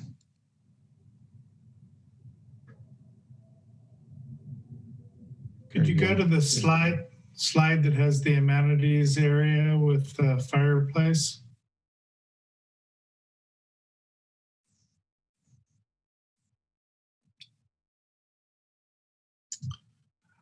So I see that leads up into what appears to be a flat roof. I was wondering, is this an actual wood burning fireplace or is it gas, and where does it vent to?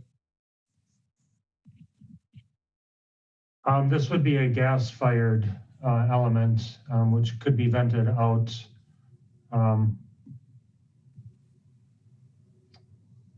The side. Yeah, out the side. Thank you. You're welcome. All right, that was all. Tom. Yes, no comment. Just wanted to say good evening to Richard. We miss him. Oh, he's not raising his hand. He's waving his hand. Yeah. Okay. Thank you.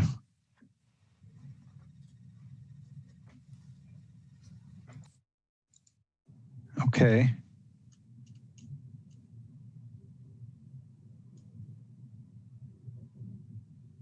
Lois? I'll make a motion for final approval. All right. Jessica, is that a second? I can't unmute you for whatever reason. Let me see. Nod your head or shake it. Okay, thank you. All right. Okay, so the motion is seconded. Any further discussion? Seeing no hands raised, unanimous approval. Final approval is granted for item number 9, bringing us to item 10, which is 7601 Mineral Point Road. It looks like Kevin's going to be on a roll here. Correct. The development team registered to speak is Kevin Burrow for this item. Okay. All right, thank you very much for your time, especially on these extended meetings. So what we have before you, we also presented an informational a little over a month ago. This is the proposed redevelopment of the Pizzeria Uno site. Janine, could you call up our presentation? We're trying, can Kevin Furco share slides? Stefan, does he have the ability? If he does not, I can share.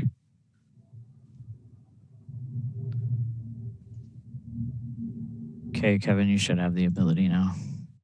There you go.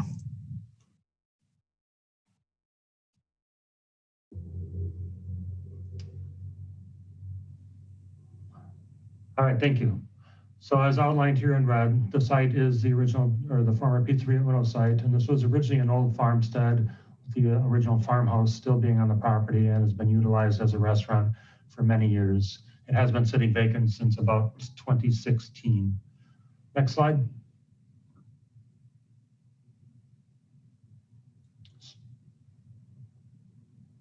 So our proposed development is intending to utilize that existing farmhouse, relocate it slightly on the property by pushing it forward and being able to then incorporate 61 units of housing behind it in a connected fashion, located at the top of the hill. And some of the comments we received last time was with regards to the better integration between the original farmhouse structure and the proposed building, and also a better placement and integration of the outdoor play space that we've created, which is shown along Mineral Point Road. It is in the upper right-hand corner. What we've done is created an outdoor gathering space and revised the grading plan and landscaping plans accordingly in order to create this plateau space, which is fully integrated in front of the apartment building and well connected to that common area amenity, which is the old farmhouse.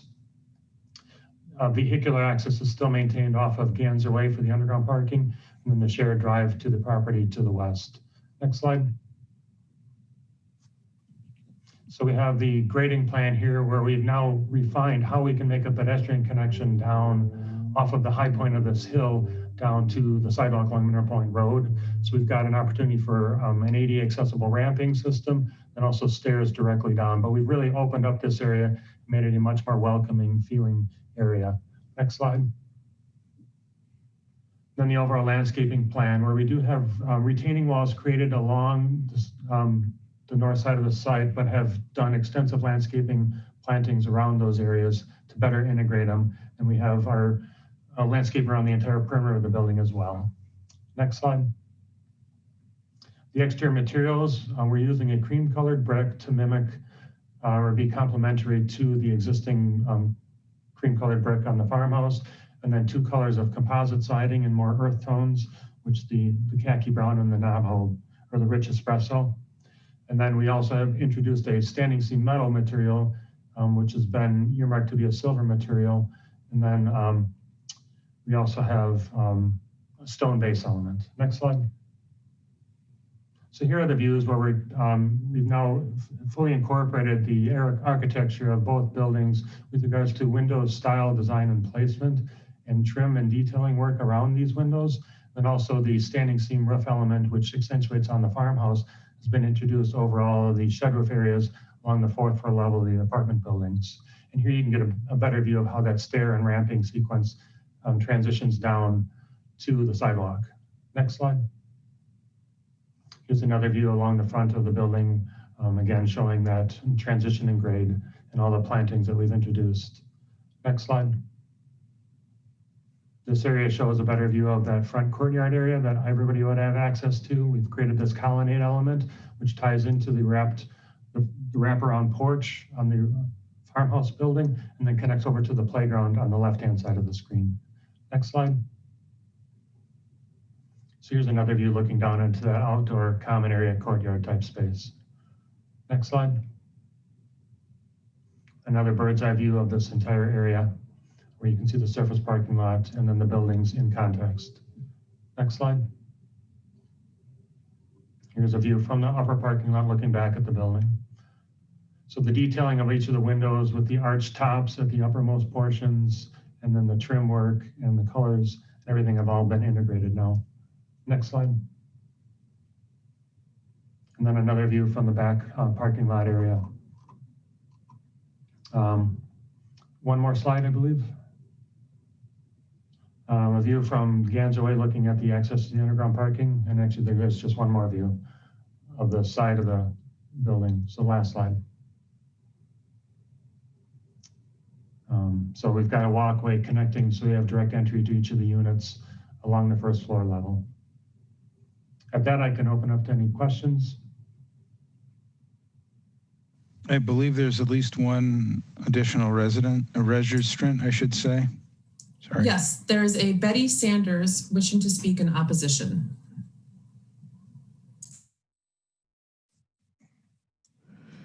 Okay, Betty, you should have a prompt to unmute yourself. Now, are you able to hear me? Yes, we are. Okay, well, I'm Betty Sanders, and I am a person who tried to get the old farmhouse where Uno's was landmarked in 2018.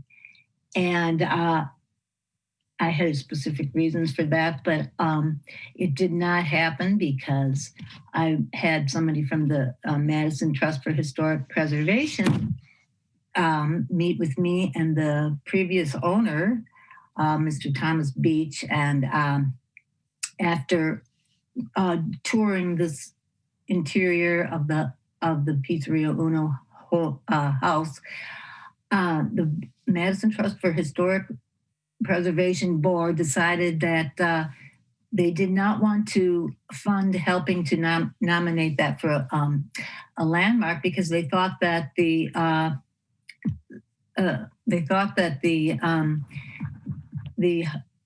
building didn't look enough like the original farmhouse, and there were some additions. And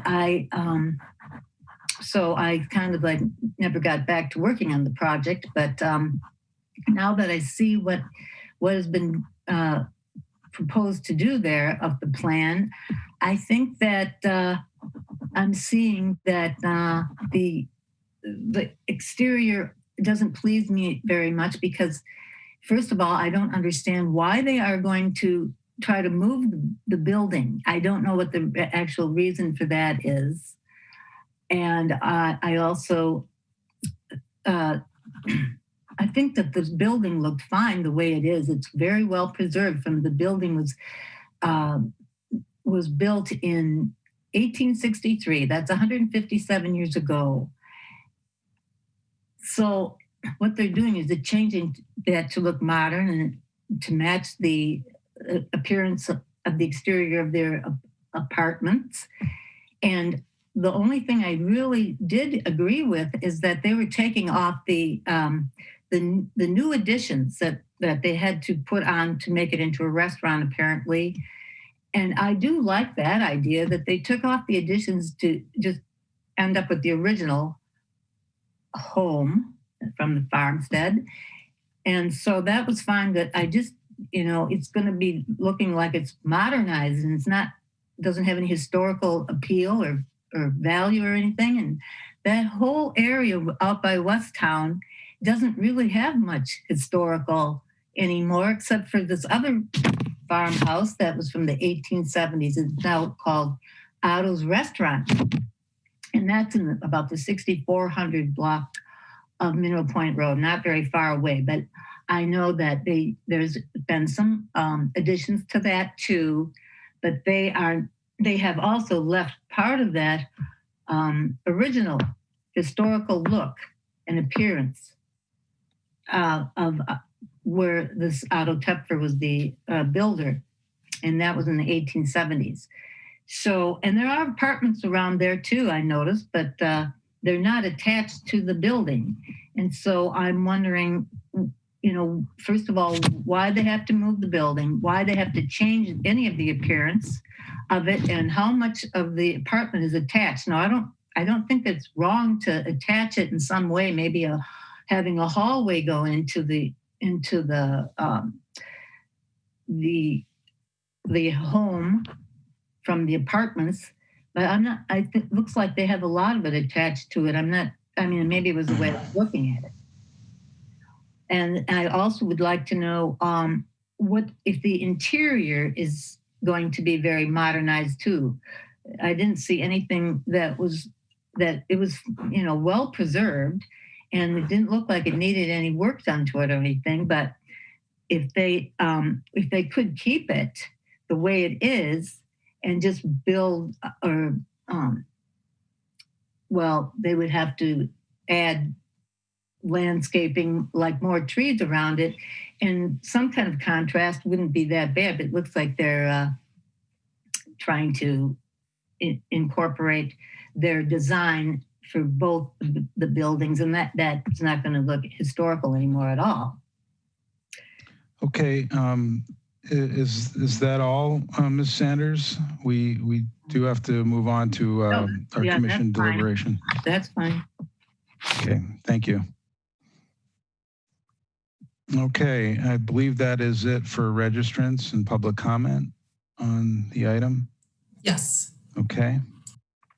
Any questions or comments or reactions from the commission?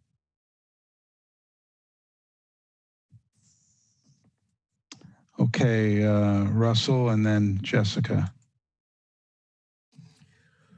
Thank you, Chair.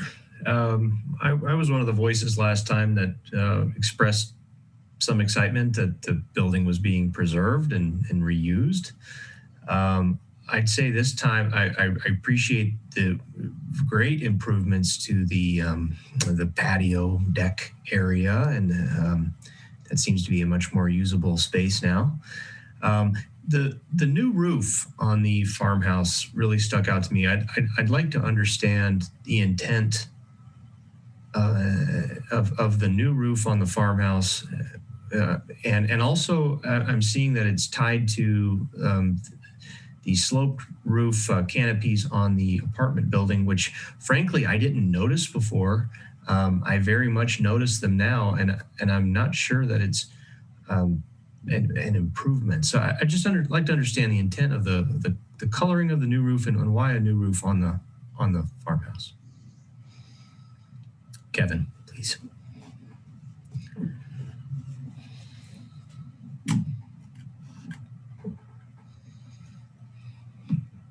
All right, can you hear me now? Yes, thank you. Okay, I can hear thank you.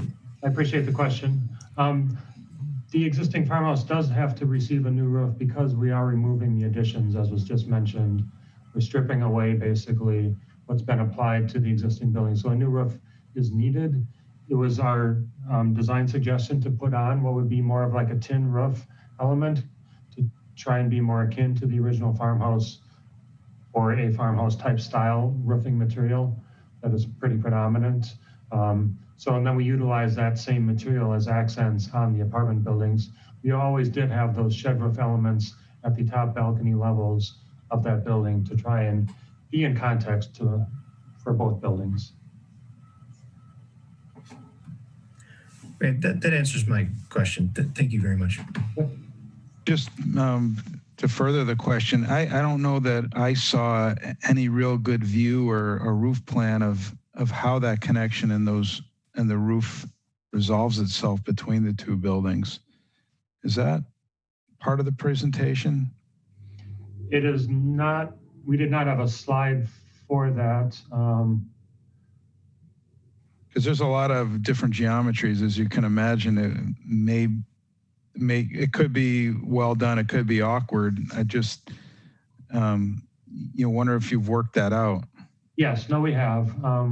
There will be a roof connection. Basically, we're tying into the back side of the gable, which is running off to the left-hand side of the screen. So we can do a gable connection or a flat roof connection between. The main connection is occurring at first floor level, not at the upper roof level. Okay. Let's see, Jessica and then Lois. Yeah, hi. I feel like with the elevations you've got that I wish there was a little more coherence, that you either decide to go farmhouse or you decide to go modern. So the curve over the windows on part of the apartments, but then not on the upper part, or in particular, I'm looking at the perspective that shows the patio. Looking at the patio from, I think, the east side. Just the windows along that corner block look so modern compared to just the move of a small arch over the window? And then also the brackets you've got coming out for the shed roof, again, next to that big opening of window. It just looks inconsistent, and that it's struggling to decide whether it wants to be farmhouse style or if it wants to be modern. Okay. Lois? Yeah, I agree. I was looking at those brackets and I thought, well, it could just be a kind of a whimsical thing, but they're almost too literal in their representation with the modern building. My questions are kind of about the comment from, I think her name was Betty, about the house looking modern is how much of a restoration are you doing? Is this going to be kind of rebuilt and without regard to the windows, the materiality of the window, and are they truly double hung? How are you going to do the masonry? And now it's on a precast base, which looks I think very odd. So Kevin, what attempts are you going to make to actually really restore the house, or is it going to be kind of a reiteration of the historic house?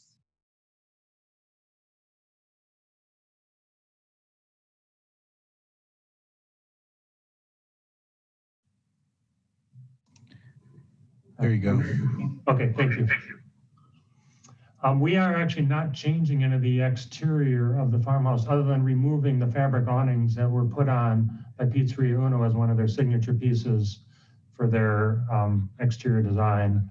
All the window fenestration, the shape of the windows and the sizing are all the current existing size, I should say. I don't know what the original size was. We don't have access to that. So really all we're doing is stripping it back to its original shape and character. Now we intend to pick it up and move it intact, not dismantle it and not rebuild it. So they're existing windows? Yes. And then what about the base? It is sitting on a new precast base because there's parking underneath it. And we were just doing a cast stone facing of that exposed portion of what would be the basement level. Mm-hmm. And what is the function inside of the building? It's a two-story. You're continuing to make it a two-story? Yeah, it's an existing two-story element, and we're using that as our community room and common area space. We haven't determined what functions occur where within the building, but it'll be accessed by all residents for the common area amenities. Okay. And then my final question is, I think I commented last time about the location of the playground. Without the context of the rest of the developments around this area, this is a really great looking, oasis, but I think there's, a commercial and parking on either side of this building. And where the playground is now, it seems really quite exposed and kind of, it doesn't feel like a very friendly place for children to be playing with the high-speed traffic going by and then a large parking lot there to the east of it. Do you have any contextual elevations showing more than just the site? No, we don't have more images than what we presented tonight. That area is at the top of the graded area. So yeah, maybe the colored site plan on the next slide would be appropriate. Where because of the retaining walls that are being introduced, we do have to put basically guardrails along the top of it or fencing so we can contain that area. And it is, in essence, a full story above any of the adjacent parking areas. We really wanted to create that as sort of a safe zone on the high side, totally connected to the end of the building, but also far enough away so that the residents at the first floor on that corner unit don't have kids screaming directly outside of their window per se. Mm-hmm.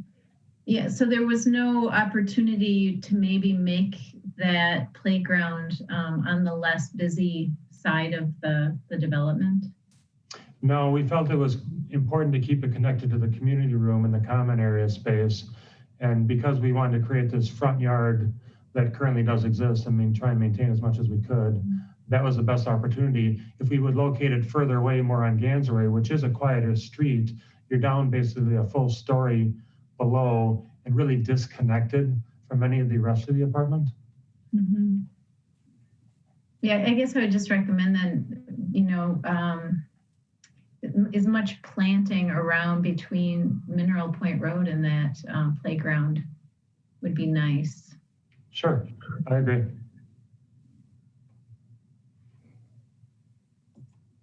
Thank you. Shane? Thanks.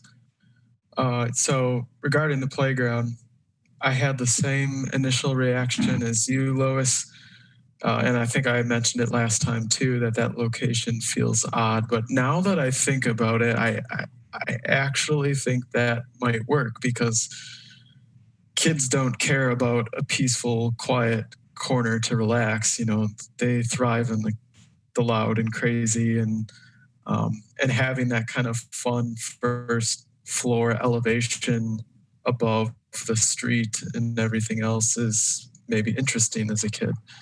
So I think I'm sold now on that space and the way it's been connected to the farmhouse and that kind of linear canopy and overhang.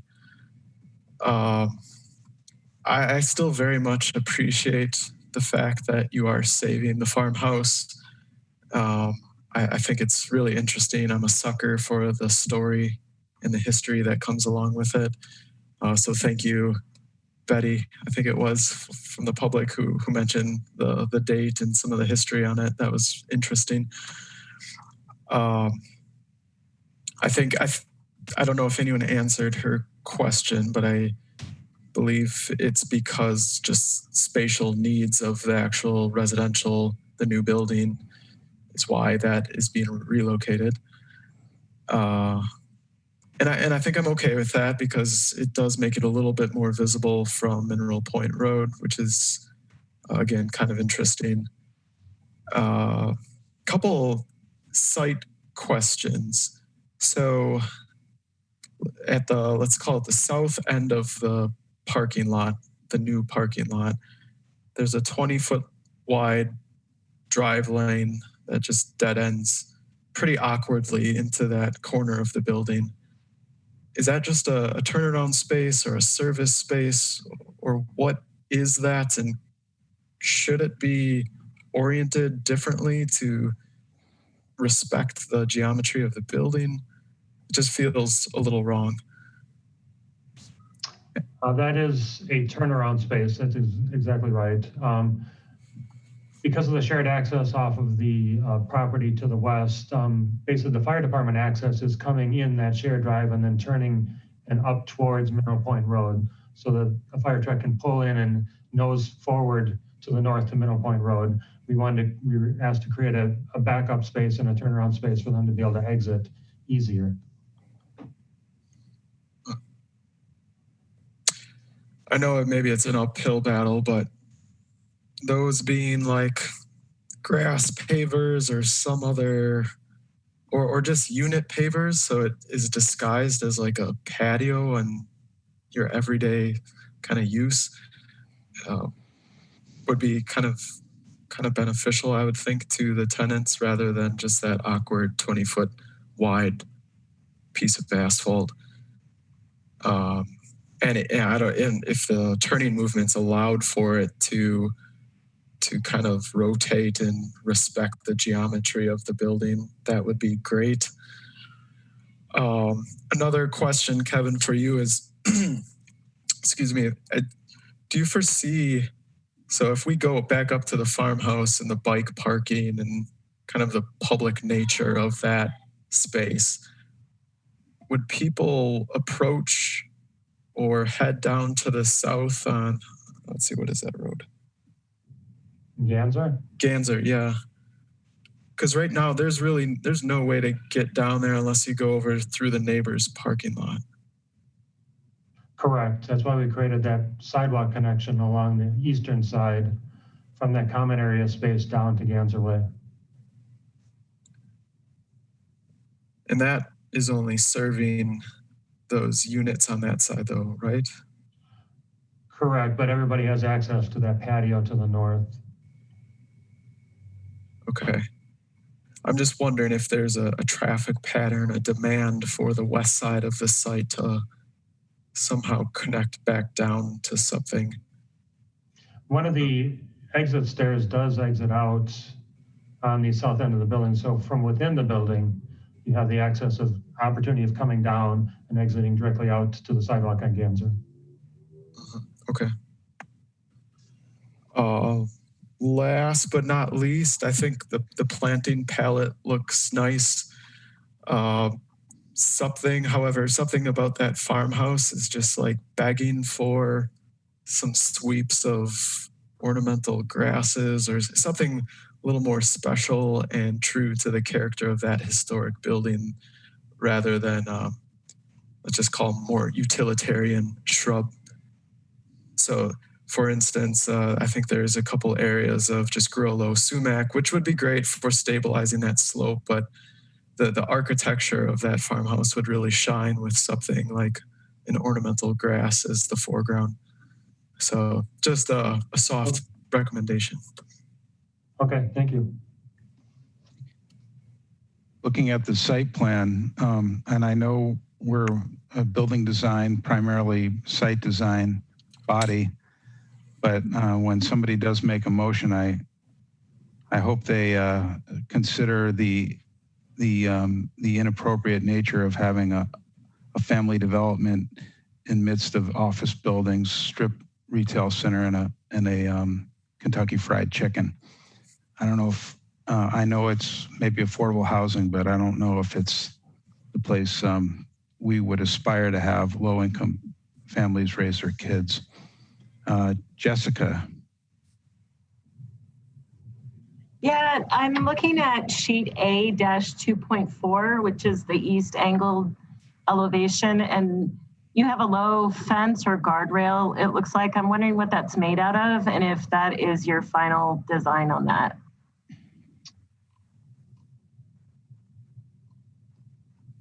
No, that was a placeholder. You're right, it looks more like a split rail fence. Is that the view you're referencing? Yeah, it looks inconsistent with all your other railings and it's really long. So I was just curious if that's what you were intending and maybe that's worth a rethink. Yeah, no, we would do a railing element similar to all the rest of the railings. It could be an aluminum railing element through that area. Okay. Yeah, okay, good. Thanks. Sure. Mm-hmm. Lois.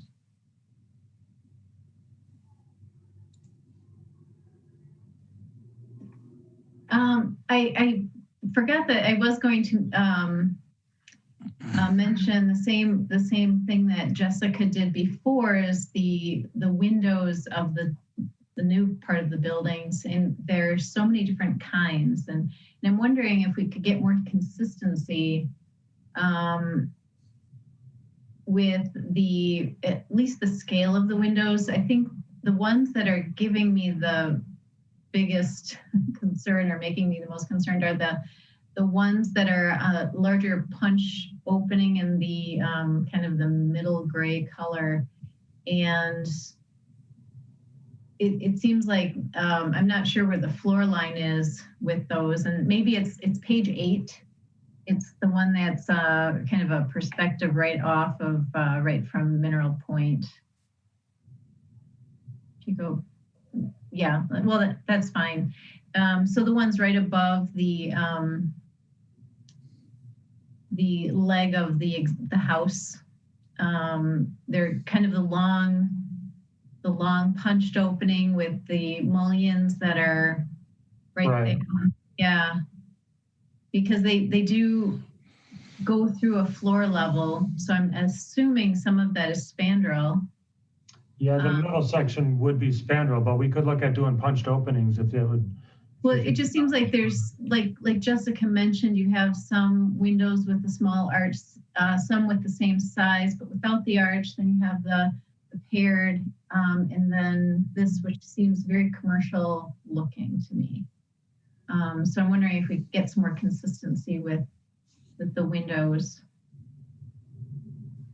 Yes, we certainly can take a look at that. And I agree with your comment. The windows in the farmhouse will be replaced. Is that right? Assuming they need to be replaced, yes, but they would be replaced size for size. Okay. So, as we heard before, the Madison Trust declined to make this a landmark. It has little of its original integrity. Probably never had a metal roof. Certainly didn't have these 1/1 type windows in it. And then I'm thinking of this well-crafted rendering that makes the segmental retaining wall, the farmhouse brick and the new brick all look very compatible and very uniform, when I know that they're going to be three very different looking materials and colors. So I guess I would maybe encourage you to go to the adaptive use route instead of the preservation route, where the farmhouse is a modern interpretation of a clubhouse or a community room, because there's not a whole lot there. If you're trying to bring it back and restore it, it's going to be a very expensive proposition. You may want to consider a brick that's a little bit, while compatible, and a little bit more contrast, because you're never going to really match that cream city texture and that age that's there over the years. Or you stain the old farmhouse brick and you make everything uniform. But think about either you have a really nice contrast, or if you want to make it look like the rendering is shown here, then you go ahead and stain that brick so it's all very uniform. Christian. Yeah, I just had a small comment. Some of the same concerns that Shane had, in particular, that area at the far right in this particular elevation. That's I don't know how you would describe that shape that's bounded by the accessibility ramp that goes around it. It's a trapezoid or a rhomboid shape and stuff. And I don't have easy access to the plant design here in front of me, but I believe that was possibly one of the areas where you had Grollo sumac and just that in and of itself in that area. And because that's angled there, it really shows up from Mineral Point, and that's just such a pedestrian plant to have in a place like that. I would think that would be a place to have something a lot more showy and multi-season interest. Planting an earlier and a later blooming panicle hydrangea like, quickfire and then little lime or something like that would give you flowers in that area for a good chunk of the summer, and then fall and winter interest, or, a golden chamaecyparis with winter interest, or, something, a mixed evergreens in there, or something incorporating, some of the showier ornamental grasses. I could go on and on. There's a million options, but having one big giant triangular bed of Grollo sumac there is really a waste of that space there. So I would have your landscape architect investigate some other options for that area. Yeah, we certainly can do that.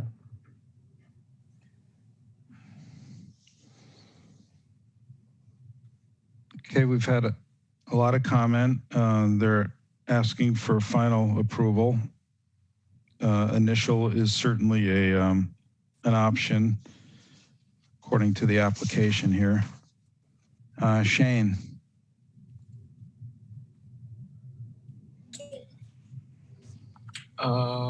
Sorry, a little distraction here.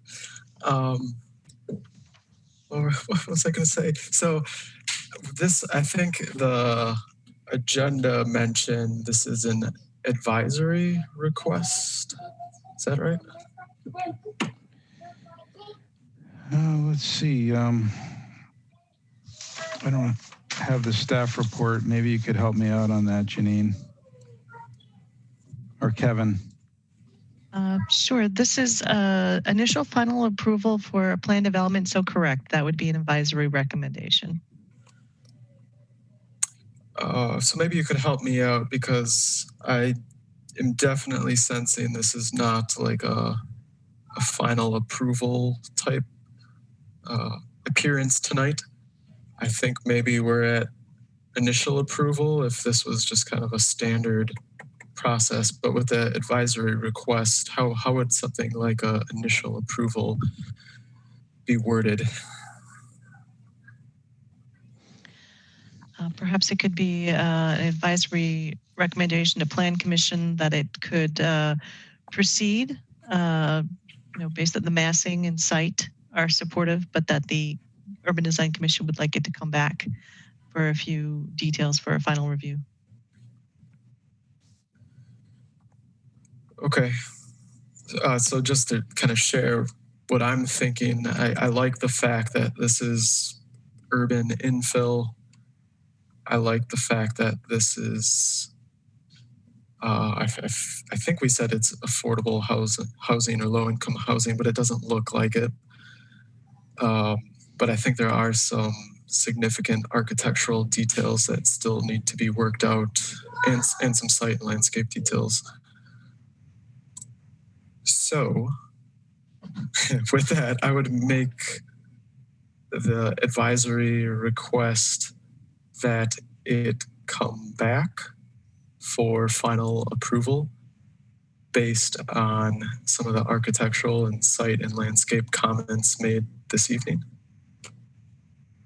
Does that make sense? There's a motion, but Kevin raised his hand, and I'll just see if he wants to make a clarification. Yes, just one quick thing, just for the good of everybody at the meeting.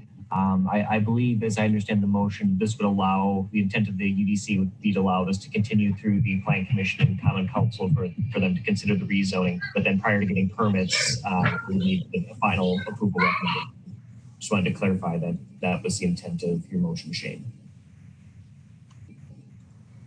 Yes, and I would like to hear from Lois or others in the group.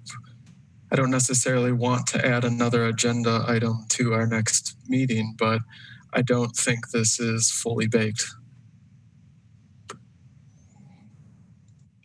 Lois?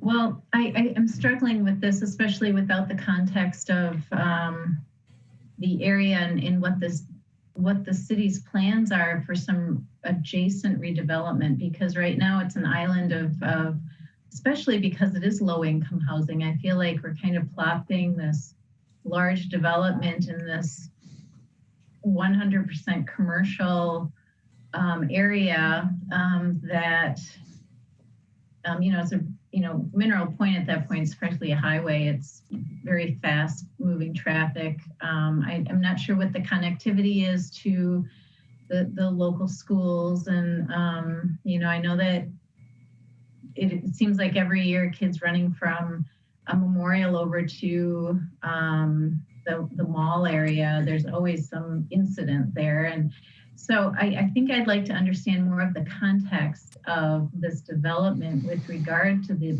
plan for this whole area, because I feel like we're putting people that are normally at risk some way in an area that they could potentially be at more risk. Well, I think that gets exactly to the PD question. This is not zone residential. Without the PD, it wouldn't pass muster for any underlying plan or adopted plan. Kevin, you were going to mention something? I was just going to, as I understood Lois's question, just about the overall planning recommendations. There's actually two efforts that I'd want to cite. The first is the broad comprehensive plan that does talk about this area generally transitioning from a commercial area to a mixed use development area. So that introducing residential development, mixed use development would be consistent with the long-term plan of the area. More specifically, this area is under study. It's for the area of basically between Westtown Mall and Whitney Way. It's the Odana area special, or the Odana Road special area plan. It's an effort that likely, at least I believe, will probably be adopted at some point spring, summer next year. And that's going to have more specific recommendations about future connectivity and street connections and other ways to help thoughtfully bring mixed-use development into these largely commercial areas. Boy, that seems like a stretch to me. Okay.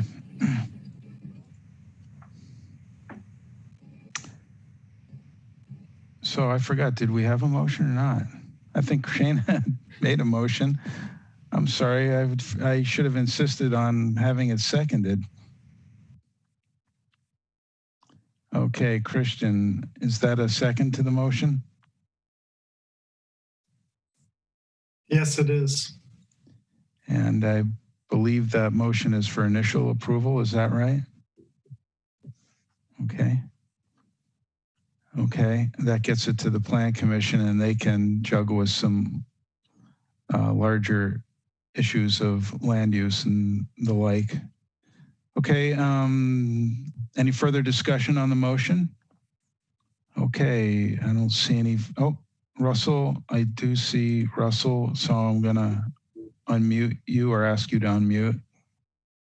Yeah, for the sake of the applicants, I'm not clear on exactly what we would like to see when they come back. I think we've heard a lot of suggestions and ideas, but I would appreciate if the motion or whatever however we're leaving this thing is a little bit clear when we do see them again. Well, I certainly heard comment regarding more refinement and continuity of the design between the old building and the new design. And I think there was a number of suggestions made on how to do that, but take one direction or the other. There certainly was, I think, pretty clear discussion on the landscape design and some additional information, I think, required with regard to, the building connections and maybe some site details. Is there anything else that anybody can think of that might be helpful? Christian,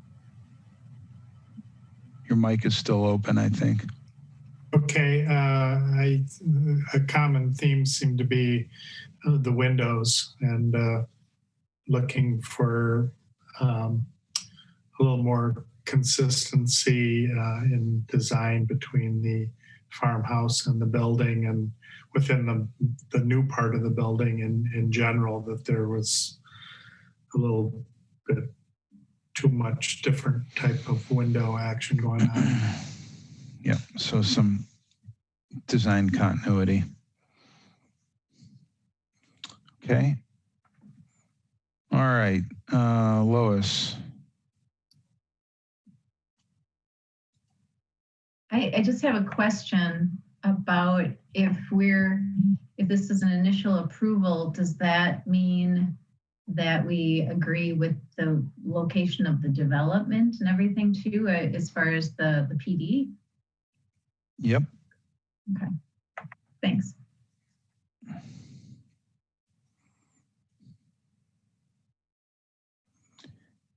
mean, as you recall, there was another application down Mineral Point Road where we didn't, and we did not grant it final approval because there was some fundamental questions that we had and objections. So initial approval will signal that it's a, in general, it's fundamentally sound development.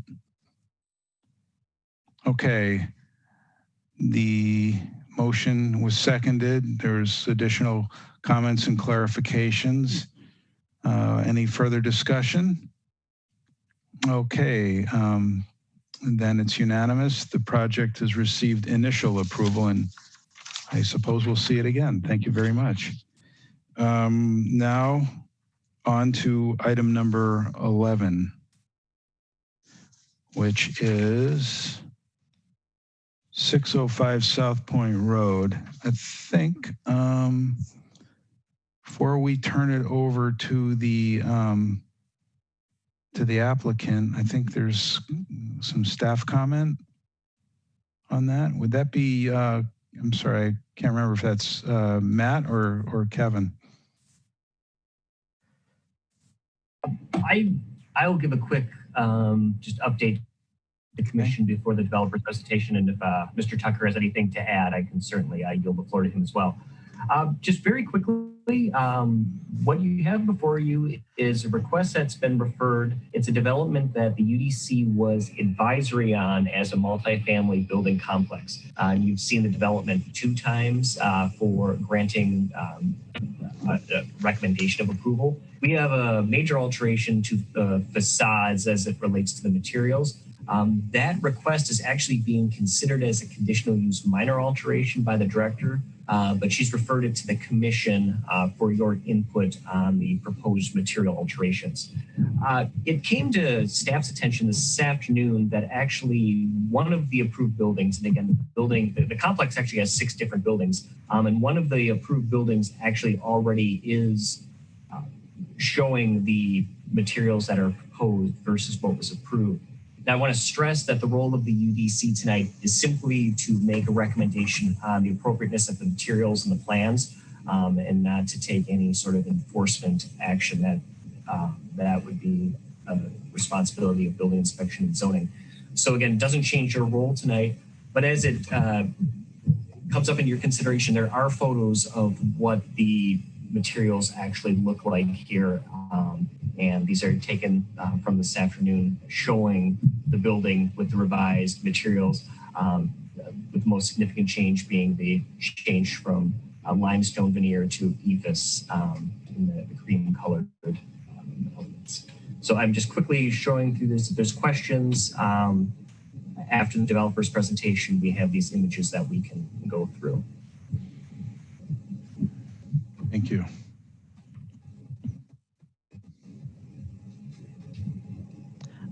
William Kizov is registered as the development presenter.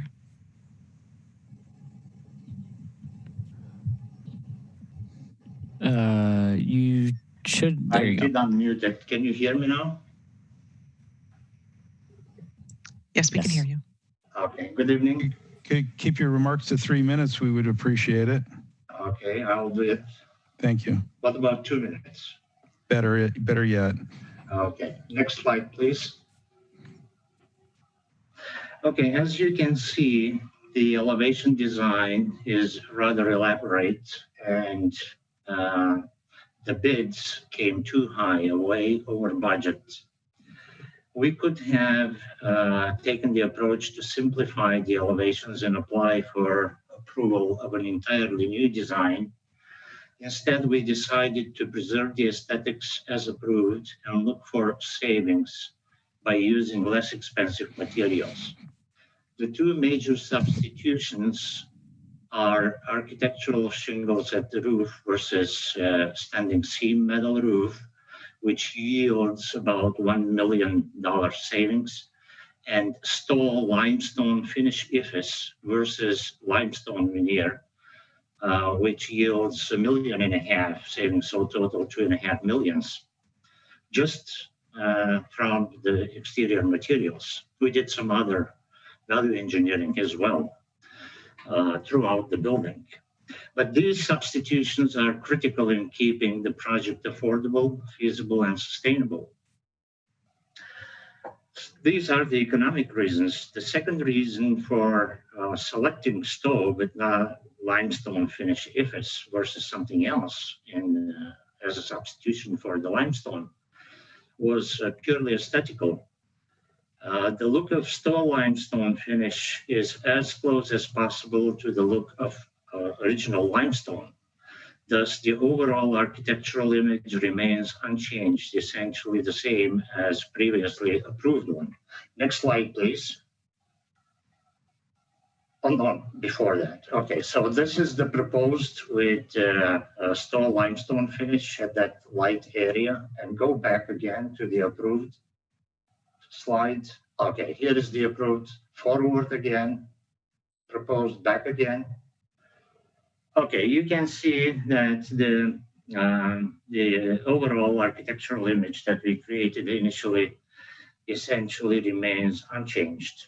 The third reason for these changes was the energy efficiency that comes with the IFES material, which has an 1.5 inch thickness, equals to 7.5 R value, and it's applied to the 30% of the exterior wall area, contributes a lot toward the energy performance of the entire building and make the envelope calcs work without having to downsize the large windows that are predominant in the design. So these are the main reasons we did the substitutions. As to the fact that we proceeded with the new materials on the first building, actually we applied for that minor alteration a month ago. And after it was approved by the holder and the director of the planning as a minor alterations, the IFES was installed for the past month, actually. So we had to go ahead with a minor alteration, but the staff still decided to bring it to the Urban Design Commission. I believe that we didn't change the design and the impression of the building at all by that substitution. The materials are perfectly compatible with everything else, including the codes. The codes don't apply any restrictions for using IFES in this particular location for this particular type of buildings, which is purely residential at TRP and CCT zoning districts. Next slide, please. Yeah, these are the samples taken from real samples of the material, picture taken from the real samples of the materials with the size about 5 by 3 feet, that picture. So you see the metal panels, they remain unchanged. The cedar renditions metal siding, which is maintenance free, beautiful with wood grain aluminum material, comes from Royal Building Materials in Canada. And the stove finish, IFES finish, which is specifically with texture and color mimicking the limestone. Next slide, please. Yeah, and here is a look of the duplexes, a couple twins on the north side of the development. Just to show you how we contribute with, I believe, much better quality architecture to the neighborhood. And you'll see a couple slides from the neighborhood. Next, please. Yeah, here is what we have right now here. Next. Okay, next. Yep. I think I'm done with my initial presentation. Any questions? We'll turn it over to the commission for questions, but I see Matt Tucker is asking to make a few comments to the commission first. Go ahead, Matt. Yeah, and maybe Kevin can help here, but I just want to clarify that there was no alteration approved for the proceeding with Building C. That is a misrepresentation of the facts here. Kevin, if you can clarify that.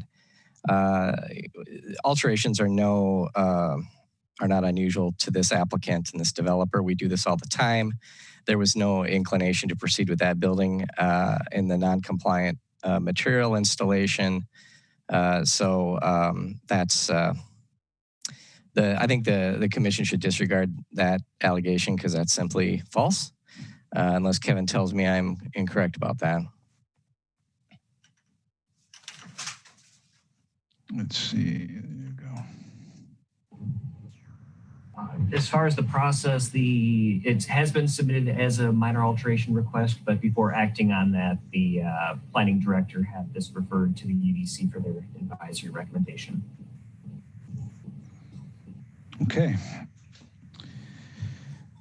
And then I believe there's a technicality of the use of EFS in this particular instance where we limit it to accents and other areas in some zoning districts and not others. And if I'm not mistaken, this is not one of those that's strictly limited.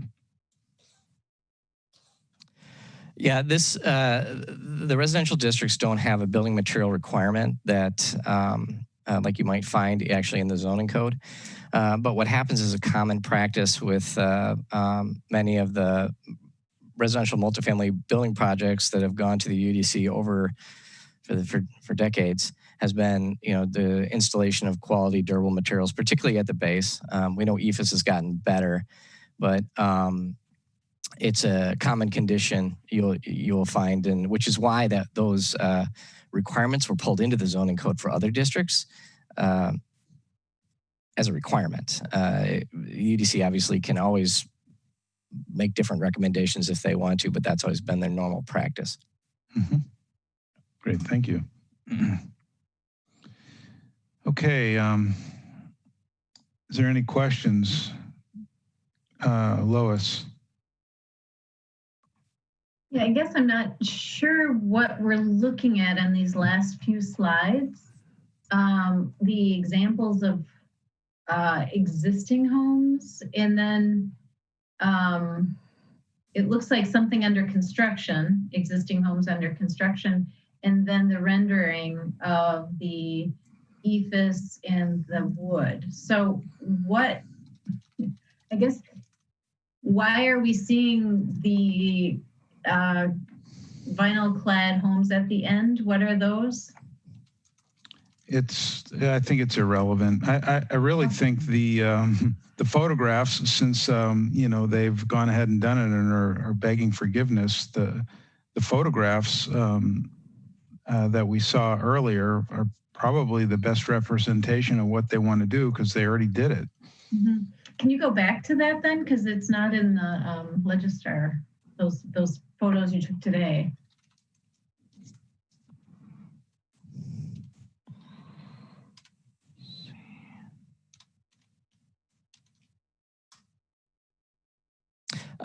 Cliff, could I jump in here quick? Absolutely. While you're looking at these, so these are pictures that I took today. It's pretty rare for the city to be providing materials for you to consider like this. It's really on the applicant to submit these. And part of the frustration here is the application is in and this work is done. I mean, these are photos that I took. They're not photos that they took.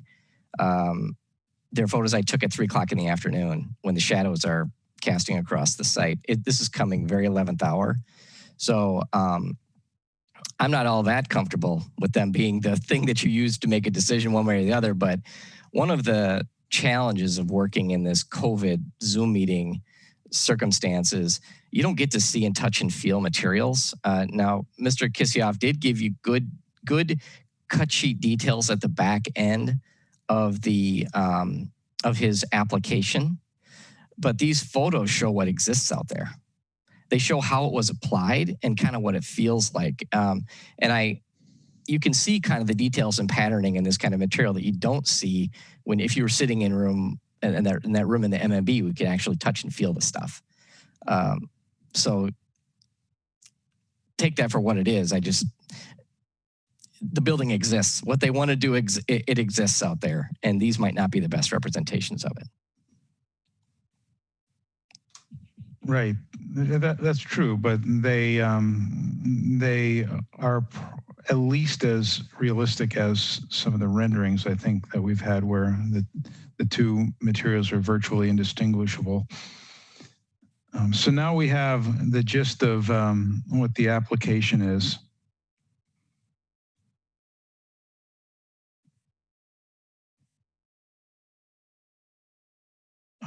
Stefan, are you saying we've got one more registrant who wants to speak?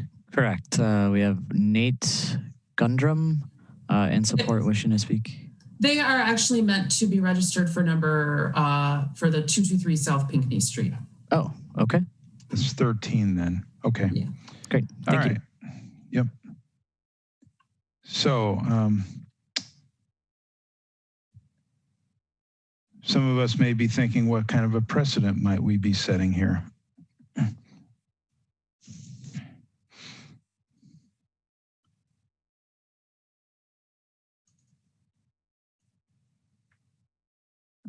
But I guess projects like this, which are multi-building residential building complexes, would always come back to the Urban Design Commission and wouldn't by right have these materials approved without the commission's consideration. Tom. Yeah, just a clarification. The substitution of the ephes for the limestone, I understand when we look at the pictures. I'm unclear on which of the materials, it says the LP Smart Lap siding is being substituted with metal panel. Is that wood grained component or is that the dark brown component? I just want to be clear in my own head.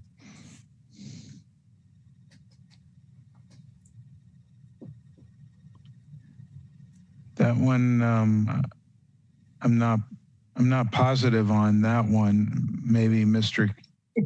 Kiziov could help us with that. Correct. That's the siding material, which initially was called to be LP Smart Side, which is a composite wood material, painted. The owner decided to use a better quality material, in this case, the cedar renditions material, that aluminum siding with wood grain is much better maintenance-free material, sturdy material with heavy gauge, if we can call it. It's aluminum actually, but sturdy, really good material to be used and free of maintenance. This is the better quality. Price-wise, it's a little bit more expensive than the LP siding, but they are comparable. It's affordable to be done. Okay, that's helpful. Thank you. Yeah. All right.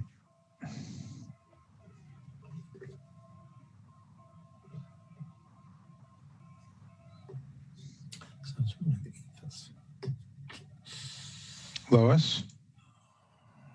Okay, I guess I'm not clear on what's being asked of us to approve the substitution or have them tear it off. I mean, I can't see how you'd even be able to detail this a building to have stone on it after you've already built it for ephes. This is not, it's really, as was mentioned, this is not so much an enforcement issue as just pretend it never happened. But they said, we want to come back and put ephes on this and aluminum siding, wood look aluminum siding. And we approved something else. And so we have, since we approved something else, we have to approve we have to approve this in its place. That's really, that's the question. Okay, I know it sets a poor precedent, but I can't see another option than I'll make a motion for approval in this instance, but because I just don't know what else we would do. There are 6 buildings totaled on the site, just to clarify, and they're asking for a replacement, different material for all 6 buildings. The ones that aren't, then the other ones are not built yet? Correct.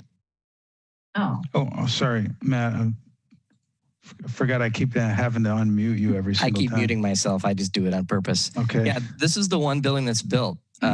This is their problem. This is not your problem to fix. Right. They designed these buildings. They went through the energy efficiency design in these buildings with this siding the way that it was without EFIS. This is completely their creation. There is one building that is completed on the exterior. All the rest of the buildings are not completed. Windows are going in, exterior material isn't put on. One other shingled roof is put on. So there's the 2 buildings that have shingled roofs. That's it.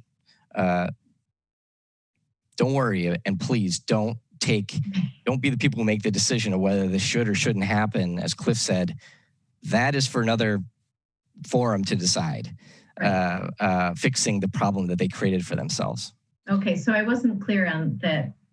All of them were not built already. Yeah, and I suppose, you know, we have the ability to make a nuanced recommendation, say the shingle roof can stay, but this other material has to be replaced, you know, since it's all coming back. But, you know, as Matt said, they were the ones who initially came to us and said, it's going to be a limestone veneer. It's going to be this, it's going to be this. We didn't tell them to do that in the first place. Right. So you did make a motion, but it was not seconded. Well, yeah, and I guess I made the motion not understanding that the other buildings had not been completed. Well, you can always withdraw or rephrase your motion. So I'm not even sure what to make. Well, none of us do either, Lois. We're looking to you. Yeah, thanks. There are no other options given, correct? I mean, it's not like we're gonna, because I mean, we're very clear on EFIS use. So, question for the chair and commission. Would it? I mean, I can re-summarize the 3 materials that are requesting to be replaced. Material number 1 is to change from a metal roof to a shingled roof. Material number 2 is to change from a cement board lap siding to a metal siding. And material number 3 is to change from limestone to EFIS, as well as a few other detail places. And if I missed anything and the applicant would like to clarify, I would look to the chair to allow that. If you misstated anything and he wants to clarify that, but we don't need any further persuasion. Yeah, it's not cement board, it's composite wood, but that's not a huge difference of the siding. The new material, as I already said, is a better quality. The cedar rendition siding. The other 2 materials, yeah, that is correct. And as I told you, it's a huge stretch over the initial budget. Initially, we created a design, and that was our intent to go ahead the way we presented it to you for approval. But usually the final bids are done after the construction documents. And the construction documents were approved with limestone, but exceeding the budget we had. There's 2 options, either to totally redesign the building and come with a new design to the Urban Design Commission, or go with value engineering. And the value engineering saved us a lot of money. I'm talking just about these $2.5 million from exterior materials. So you can look at it like we are coming to you to approve the materials or without changing the architectural image that we initially created. You have the same, actually, the way you consume that material, it's from the streets. there are no sidewalks right next to the building to really have a touch feel of the material. You are at 15, 20 feet from the building and hardly make any difference. Is it stone or stone limestone? And let's put it this way. I'm coming to you. Actually, the staff is bringing it to you, but if I came to you, and I would come to you, is to approve the new materials with this already approved design. Okay, thank you. Shane. All right, thanks, Julian, for that summary, and Janine too. I think so. I'm just looking at this like I don't know or care what's been built or not built yet. If these materials were before us the first time, I would not have any issue or wouldn't have changed my opinion regarding the roof shingle versus metal. I'm not a huge fan of the wood look-alike aluminum when it's up close and when you interact with it. And I might ask for more commentary from the architects on the commission, but it doesn't seem like that's the case here, and that doesn't bother me. Let's see, what was last? The EFIS is the one that usually, sends the red flags, but again, I don't know that this is up close or down at the base where it'd be damaged or be a maintenance thing. So I don't know that any of these would have changed my initial opinion or vote. And for that reason, I would second Lois's motion if it was still a motion on the table. Sounds like she withdrew her motion, so okay. You're going to have to make your own. Damn. Okay. So that's now Shane made a motion. Is there a second to that motion, Lois?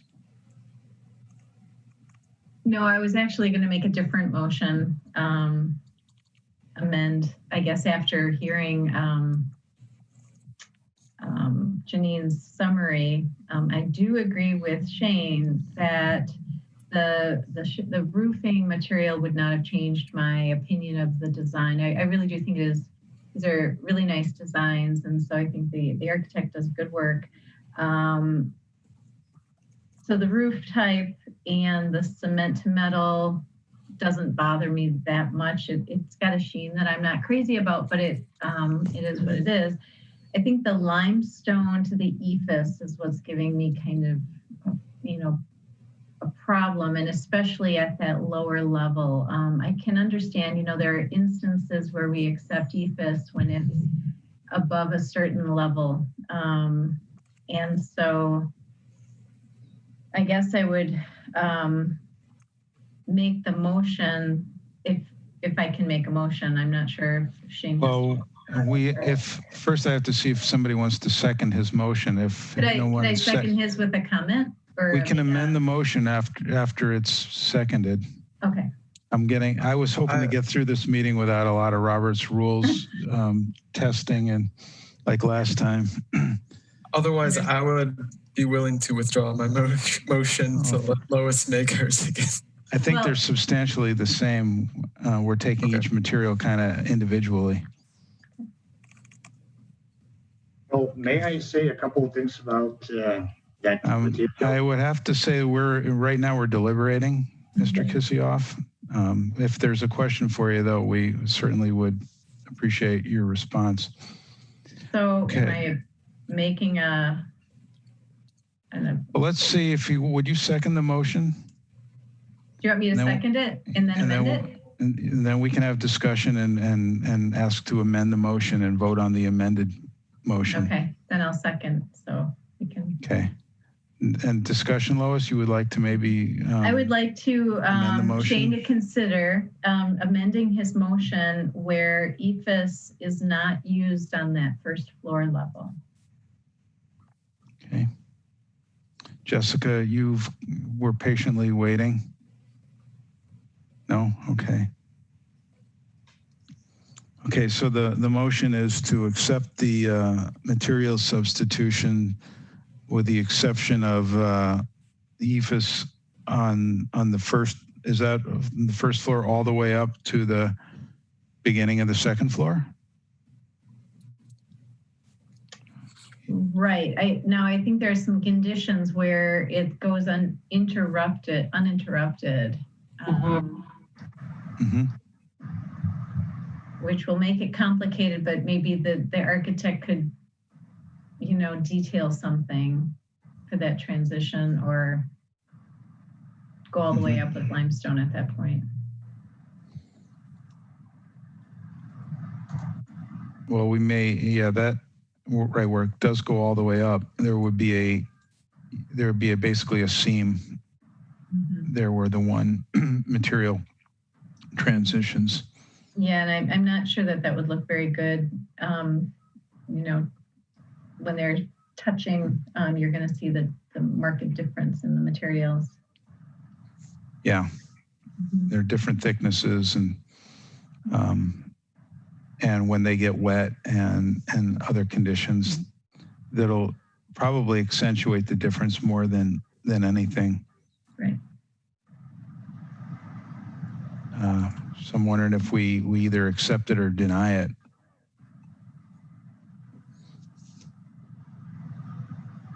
So we've got 2 out of 3 that are accepted. Looks like we have one hand raised. Jessica? Oh, yeah. I just wanted to point out that on the townhouses, changing from limestone to EFS, I think, is even worse than on the other. Yeah, I guess you're right. These are individual buildings. I suppose we have even the latitude to mix and match, although that is a compromise. But they're not all built. Could we ask the applicant to come back with just an option for replacing the third material, which is EFS, and we can make a motion for accepting the change of the roof material and the cement siding material? Absolutely. Remember, we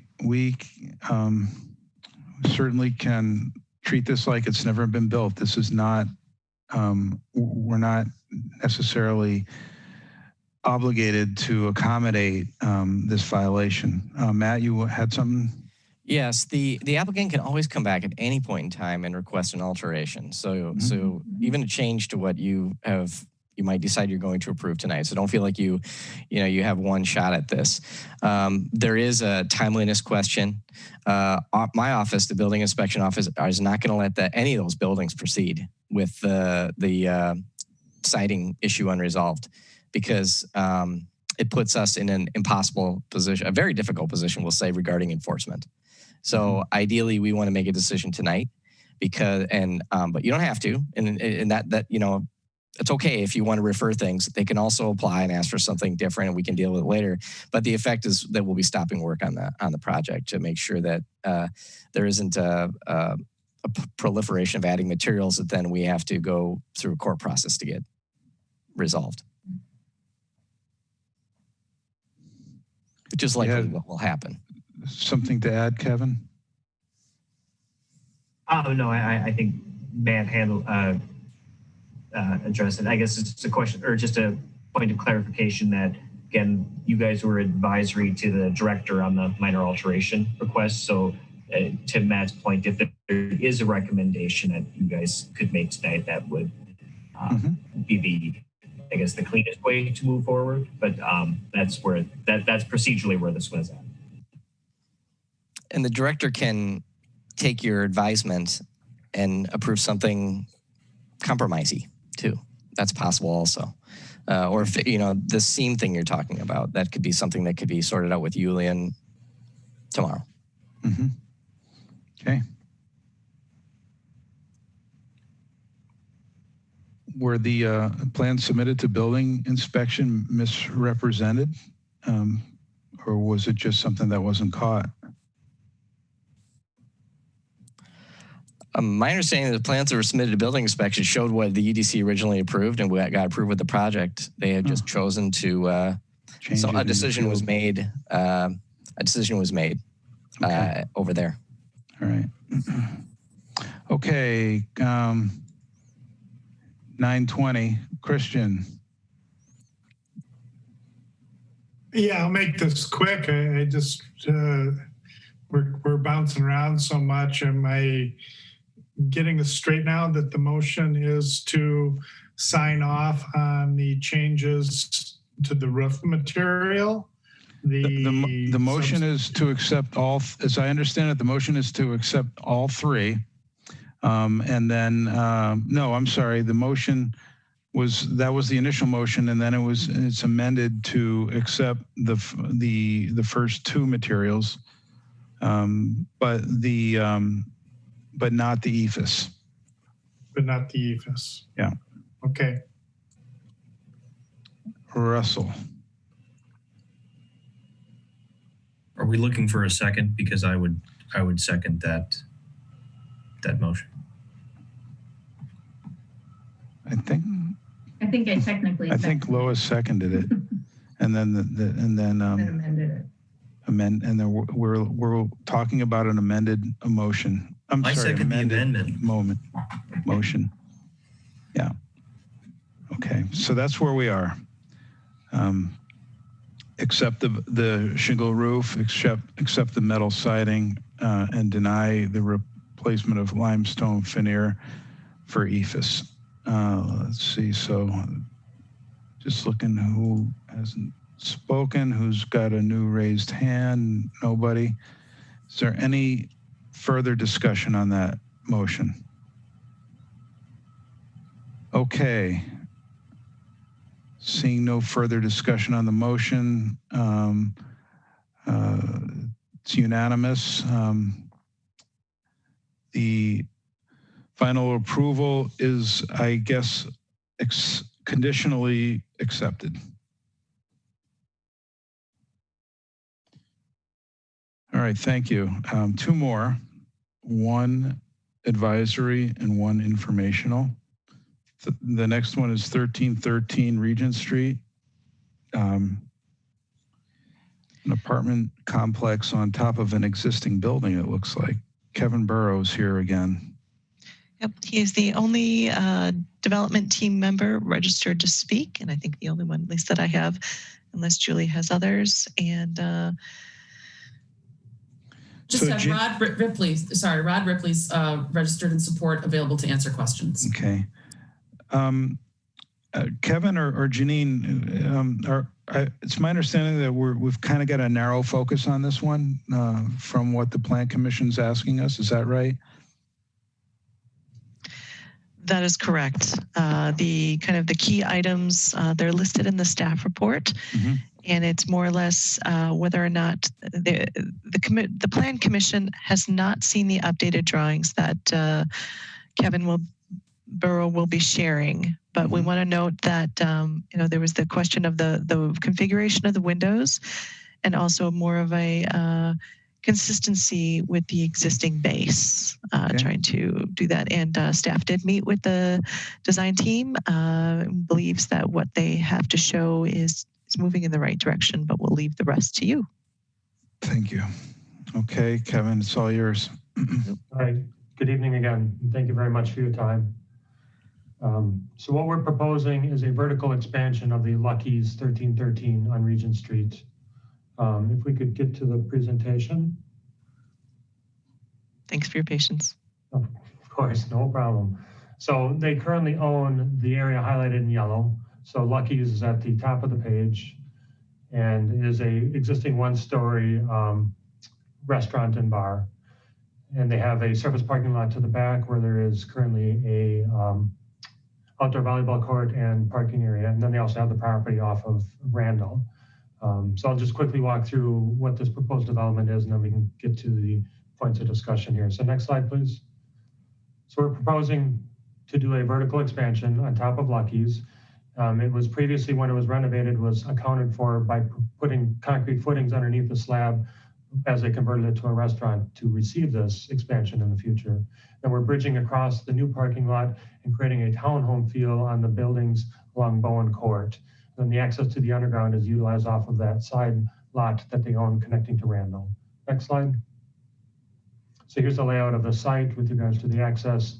It's a one-way traffic pattern off of Regent Street into the parking lot and then exiting off of Bowen Court. The city does not want to have two-way traffic coming and going off of Regent Street. Next slide. Parking level is just under the existing parking area and not under the existing building. Next slide. We're looking at maintaining all of Lucky's as it stands right now, and then adding two-story townhomes, two-story townhome units along Randall. And then, as I mentioned, we're bridging across. Next slide. So we've got a mixture of units of studios, 1 and 2 bedroom apartments on floors 2, 3, and 4. Next slide. You can continue to the next slide. We are stepping the building back at the 4th floor level, so we're able to create green roof areas, which is needed for meeting the current stormwater management ordinance. Next slide. And then we're doing an extensive green roof on top of the main addition above Lucky's. Next slide. So we have the exterior elevations shown here, and this is the new design, as Janine mentioned. This has not been seen by Plan Commission. We took their comments to heart and redesigned the building in preparation for this presentation. So let's just go into the renderings. Next slide. One more slide. So the exterior materials are a combination of brick to try and match what the existing Lucky's is. And then we've transitioned from what used to be lab siding to a metal siding for the upper 3 stories. And we're going with an industrial loft type look and feel for this vertical addition to be more in context with the Lucky's below. And the window patterning has been adjusted as well. Next slide. So this is what the original design was. This is the new proposed design showing the window patterning to replicate more of the look and feel of the windows below on the existing Lucky's. And you can see the different color siding materials. Next slide. Here's another view looking back at Lucky's again with regards to how the vertical expansion is occurring. Next slide. The back side is fairly consistent to the original design other than changing the siding materials. This was well received. And the window patterning is deliberately different on this side of the property, as this is in context with more small scale residential along Bowen Court. Next slide. And then here's another view looking back where you can see the exit for the parking area underneath the end townhome unit. Next slide. So here's a context photo where we've superimposed the addition on top of the original Lucky's in context. Next slide. Another view looking back at Lucky's, and you can see the character and context. We do have the original design as part of the packet, and we can reference those if you would like to see the comparison. So again, proposed addition and what the existing conditions are.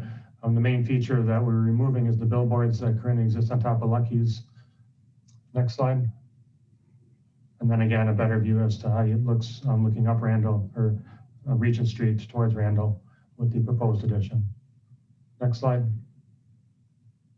So the previous design, if we could just jump ahead 2 slides to the rendering. So this is what Plan Commission had somewhat of a lukewarm reaction to with regards to the original design. So we appreciated their comments and took it to heart and really redesigned things such to create a more contextual merger of the vertical expansion on top of the original building below.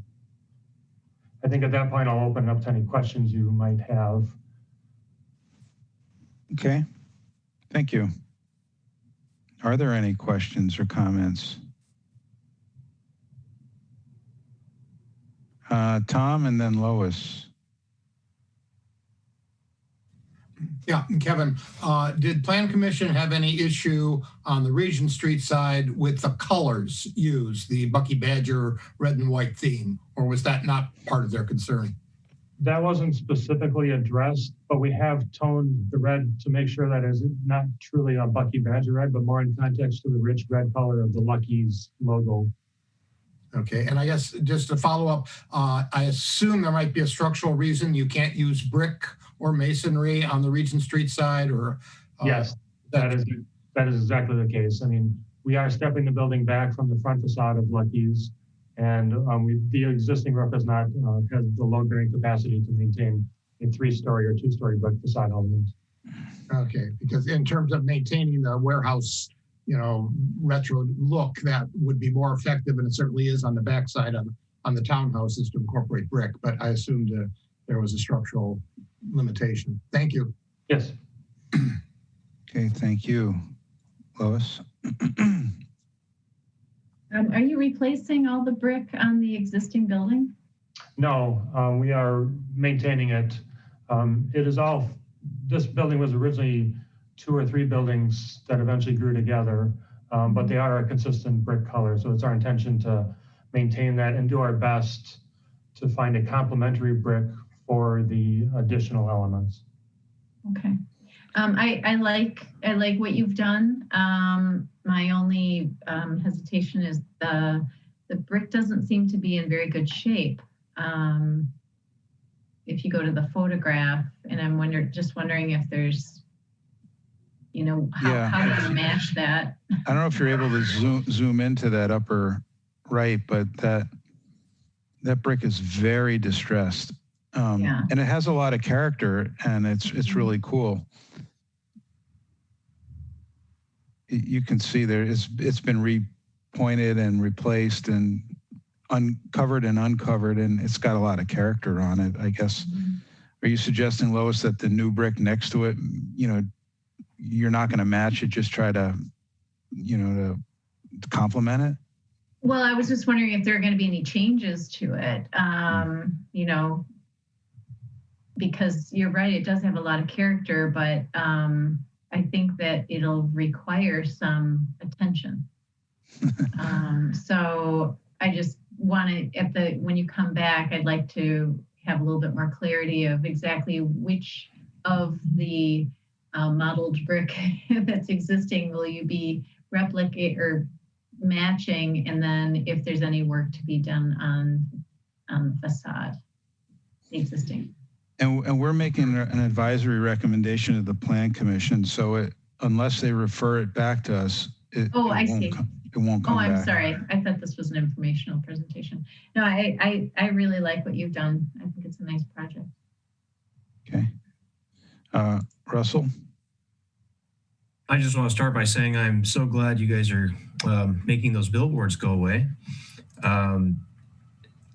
I appreciate you might be stuck between a rock and a hard place with this comment, but I much prefer your original window design, and I personally don't feel that you needed to replicate the Lucky's sort of glass garage doors or whatever.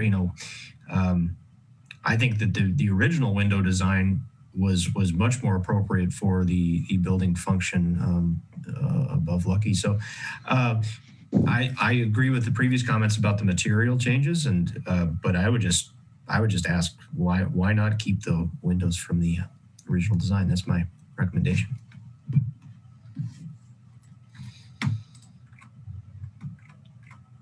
Do we have again a before and after? Here. That's before.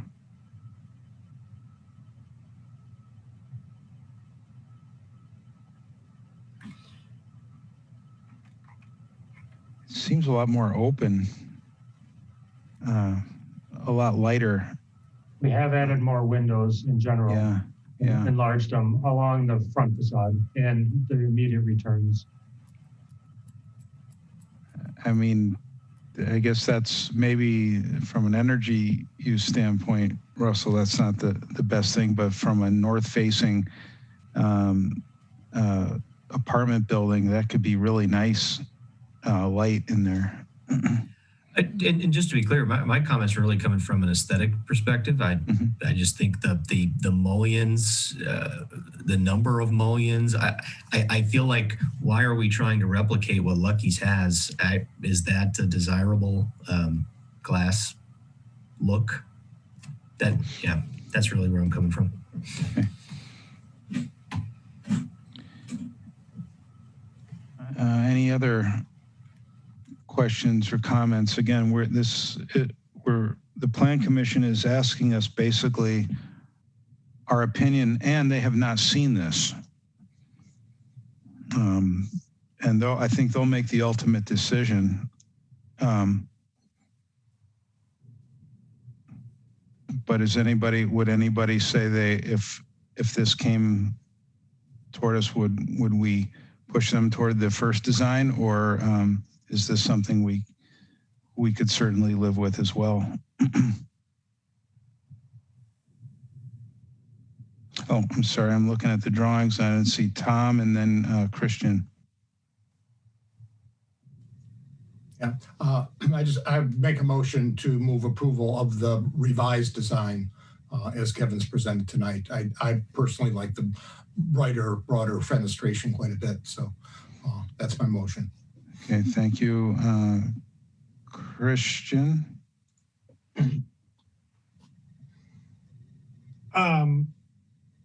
Yeah, but I don't know if you're looking at me to second that, but I just wanted to say that I think it's clear what the Plan Commission was looking for, and even though they haven't seen this yet, it seems to me that those concerns have been addressed. And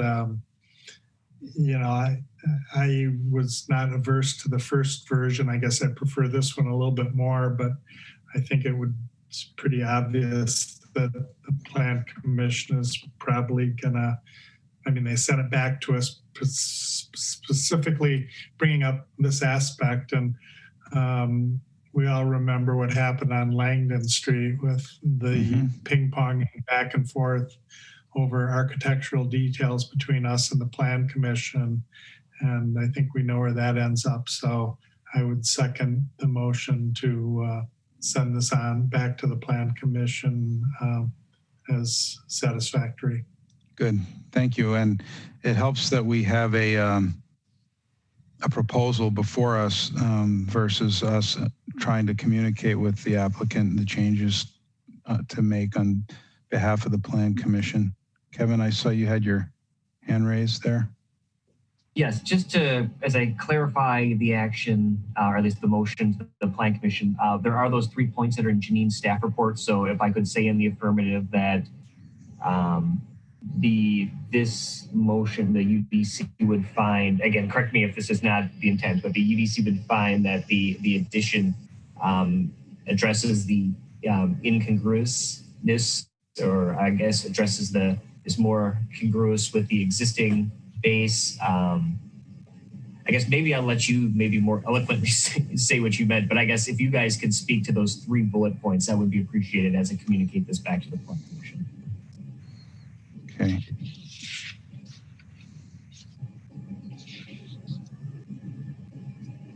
I got a lot of challenges with the amount of screen space I have available to me. Let me find the memo here. I can share my screen. I have it right here. There we go. And it would be the top 3 bullets. Well, unless I'm mischaracterizing it, Tom, it looks like the changes addressed are a positive change to the issues that were cited, right? Exactly. I was just going to confirm, to me, the revised plan it exactly addresses that the 3 stories above are now more congruous, I guess, with the building. And that's exactly what Plan Commission was looking for. The challenge of masonry sounds maybe like you can't get there from here given the structural issues. So I would have liked to see masonry, but I don't think we have to add that challenge to it. And the window openings on the top 3 floors in the industrial style do clearly relate now to the first floor. So I think Kevin's revised plan addresses exactly what the Plan Commission was looking for. Yeah, thank you. Well said. And you know, even if brick was structurally feasible, if you look at the condition of that brick and trying to put brand new brick on top of it, you're compounding the issue, I think. So I appreciate that. Okay, so the motion was seconded and clarified for staff. It's looking for any further discussion on the motion? And I see none, so by unanimous consent, I will declare the accepted changes go to the Plan Commission for their approval. Thank you. And that means, last but not least, is item number 13, and what brings us back to Pinckney Street. Some of us in the on the Urban Design Commission were around for Judge Doyle Square and all the fireworks, and we've got a revised plan to hear about. The development team registered to speak includes Aaron Eben and Nate Gundrum. All right. Thank you very much for hanging in with us this evening. The floor is yours. Take it away, Nate. Nate, you should have a prompt to unmute yourself. Yes, I do. There we go. Thanks, Janine. And thank you, members of the commission. And I was going to say the same thing. Thanks for hanging in there with us tonight. My name is Nate Gundrum, and we're here for an informational presentation on the Judge Doyle Square Hotel. So it sounds like many of you already know the history here, but this project has been in the works for several years, and there is an existing design that has been approved by UDC, Planning Commission, and City Council. We are here tonight to get your feedback on a somewhat modified design direction prior to our team submitting the full major alteration request, which will be at a future point in time. So Janine, I don't know if you could maybe just forward to one of the renderings here. This one's fine. So before I turn it over to Aaron to walk through the specifics, I just wanted to quickly highlight some of the major design moves that differ from the previously approved hotel design. And there's 4 of them, and I'll run through these quickly. So first of all, there's been a significant amount of progress made on the project across the street, the housing project by Stonehouse. And we wanted to be respectful of their design direction and make sure that our hotel design was complementary with the project across the street, both from an architecture and materiality perspective. Secondly, our programming has not changed in a material way from the prior design that was approved. Things like our key count, our meeting space, food and beverage is all very similar, but what has changed and what we think is a big positive is that we've been able to reduce the overall height of the building. The previously approved design included a mechanical penthouse and an elevator overrun that exceeded the Capitol View preservation height limit. And our design has reduced the overall height of the building such that we're now under the Capitol View preservation height limit, including the mechanical penthouse and elevator overrun. Thirdly, we believe that we've enhanced the pedestrian experience, especially on the hard corners of Doty and Pinckney and Doty and Wilson, by carving away kind of the hard edges of the building and giving more real estate back to the pedestrian right away and further activating those ground floors at the intersections. And then lastly, we've made some design decisions around the enclosure and the guest room mechanical systems that will, from our perspective, greatly improve the energy efficiency of this building. So we've had a chance to review this design direction with staff and also with the Capital Neighborhood Steering Committee earlier this week. I think Eli might still be on, and Kevin, obviously is here. And I certainly don't want to put words in anyone's mouth, but there were a handful of items that they asked us to work on as we advance the design, which we are certainly going to try to accommodate. But overall, I think both staff and C and I were generally supportive of the design direction. So we hope you like it too. And I'm going to turn it over to Aaron to get into the specifics. Thanks, Nate. My name is Aaron, and I'm a designer and principal with Kaler Slater. We're excited to show and share this project with you for Judge Doyle Square. The hotel is a full-service, nationally recognized branded hotel on Pinckney Street. It is a major component of the overall Judge Doyle Square development and designed to complement the housing development across the street. The project is organized on the site as a curving 9-story tower that follows the master plan for Pinckney Street improvements with a 1-story portion that abuts the future development site, shown in the white mass to the left of this rendering.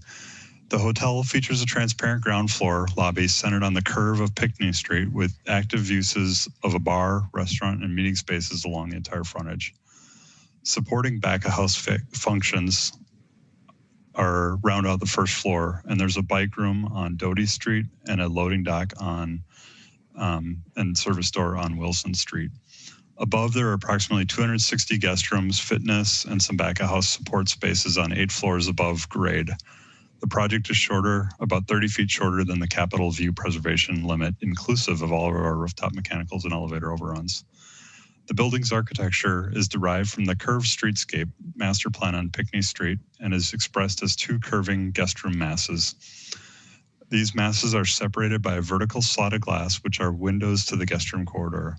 The street-facing concave mass has more glazing and floats above the transparent first floor lobby. You can see the vertical and horizontal interplay of those masses on that facade with more glass at the center and on the corners.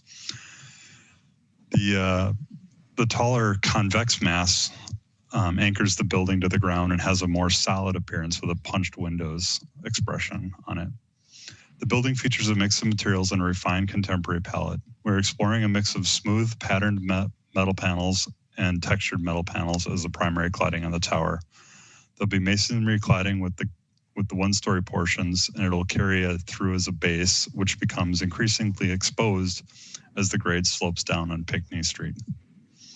We've drastically reduced the amount of glass from the original or previously approved project, which aids our sustainability efforts, mostly bird protection and energy efficiency, and as a response to the Block 88 context across the street.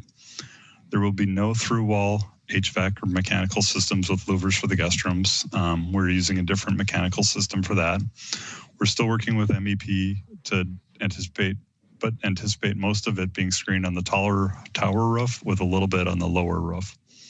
The building's set back from the hard corners, as Nate mentioned, and we think this provides an inviting space to really welcome you into this Pinckney Street plaza that's being created. And we're excited about the streetscape and design and the landscaping for the project.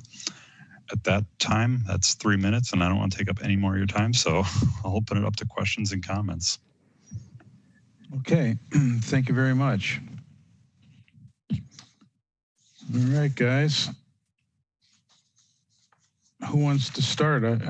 It's nice that they've brought this to us at such an early state that we can participate in this, in an early state, and it's off to a good start. What do you think, Lois?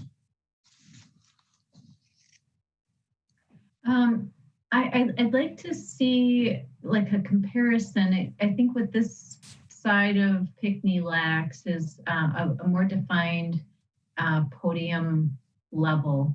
It seems a little squat when compared to what's across the street. And I'm wondering if there's a way to give that base a little bit more of a presence than what it has now. Another comment I have is I appreciate that you've pulled it off the corner, but I'm wondering if that area needs to be defined some way, because right now it just looks like a wide sidewalk and it doesn't feel like it's part of the building. So, some kind of maybe expression of the building comes out to help define that seating area. But the building looks a little squat to me, and kind of it's a little plain. So I'd like to see a little bit more definition of base and top, and maybe a little bit different, more differentiation as well. Okay. Jessica? Yeah, I'll agree with Lois on that. I think I wasn't here for previous stuff, so I just want to applaud the curve on the building reflected on the opposite side. I think that's quite lovely. But I think right now the facade is working against the curves. When you have such a methodical rhythm on there that it seems to be competing with the uniqueness of a curve. And I don't know if I'm saying that well enough, but it could probably benefit maybe from accentuating the curve and having a little more detail in there. So, because when you go on to look at what's going to go across the street, there's a lot going on in that building. And this one looks kind of plain in comparison. This is a primo spot in the city. And I think it warrants putting in a good effort with detail and scale and all that.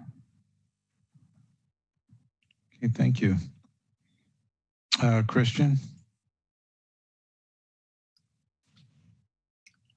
Yeah, I'm happy to see that, the initial drawings of this whole dual project here. I'm sure we all remember the renditions of, these two curved buildings facing each other, and the shapes are still there, if maybe not the kind of gleaming futuristic look that was in those early versions, but at least we have these arcs that have maintained from those earlier versions, and I think that's really important. And I think that'll set this whole block apart from other parts of the downtown. But yeah, I get that there's maybe slightly lowered expectations for this building, but the thing that jumps out the most at me is the end caps, and since the only elevations are from this one, but I'm assuming the other end is similar, as that big blank facade, towards the left. It's crying for something, and maybe some of that, making the building look more dynamic could be, brought out by articulating that blank surface, or that something could be done there. I recently saw some, examples of buildings with flat sides that, were having incredible stuff done with lighting and, projection and stuff. There's all kinds of stuff that could be done, but certainly there must be something that's more exciting and visually dynamic than just those big blank facades there on the end of the building. So I'd like to see something get developed along there. Thank you. Just to build on that, I know that those are stair towers, and so maybe the design team could take a little bit of a playful or random approach to some openings or something there, since they've got a little bit of latitude to do something that is a little bit more little bit more random and unique. I think, and also building on what Jessica said, the apartment building is very layered in its facade, and while we know you're not going to introduce balconies and so forth, perhaps you can just start to do something with that, either maybe at the base, as Lois suggested, or at the top, just to get a little bit more three-dimensionality on that curve. I'm wondering, maybe Janine or Kevin, is could inform me, is this hotel also part of the apartment building approval that we approved originally, or are they completely separate projects and approvals? Here, sorry, I didn't unmute you. They're actually two separate buildings. So if you look at the rendering perspective that's on your screen right now, you can see where basically the other building is ghosted in, but that is a separate approval, and it's a separate phased SIP. So that development is approved as the commission last saw it. Was the last approval for that front block. So, but I guess it's not unreasonable and I'm talking about the apartment on the east side next to the FES.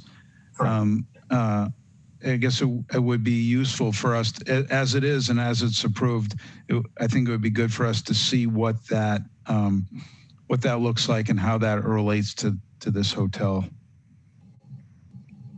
Russell.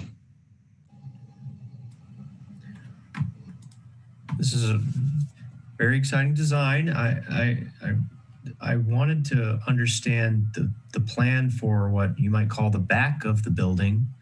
The front of the building, the front of the hotel is so exciting, but the back, there's a big white block modeled in one of your renderings, and I'm assuming that this is all part of the Judge Doyle project, which I don't know much about, but what's the idea with the back, and I'm wondering if there's more opportunity there to have a little bit more expression and maybe move some of the glass that's in the front. If you're going to go with some of the other comments about layering and texture, maybe some of that glass can move to the back and balance out a little bit. Okay. I can go ahead, take Nate. that one if you'd like, Aaron. So it's a little difficult. In all reality, you're never going to see the building from this exact angle. If you go back to the perspective, the white massing to the east of the hotel is meant to be the future residential tower that is part of Judge Doyle Square. So, 30 feet to the east, you're going to have another tower that will be as tall, if not taller, than the hotel. So the view of that elevation will be mainly from residents of that future housing project, if that's helpful. But so you won't see it over the Great Dane. You won't be able to see the back of that building much over. Yeah, it's really going to be in that slot between the two towers from both Doty and Wilson. So I mean, it will be visible, but not how you see it on that particular elevation. Yeah, I would soften my comment then. I think what you've done here makes a lot more sense. The excitement's happening in the right place. Thanks. You're welcome. Thank you. Tom? Yeah, I will go with the good, the bad, and the ugly, I think. I love the curve. I'm very glad. I think we all agree that keeping the curve, keeping the handshake between the two buildings is critical, and that's good. So you've respected that.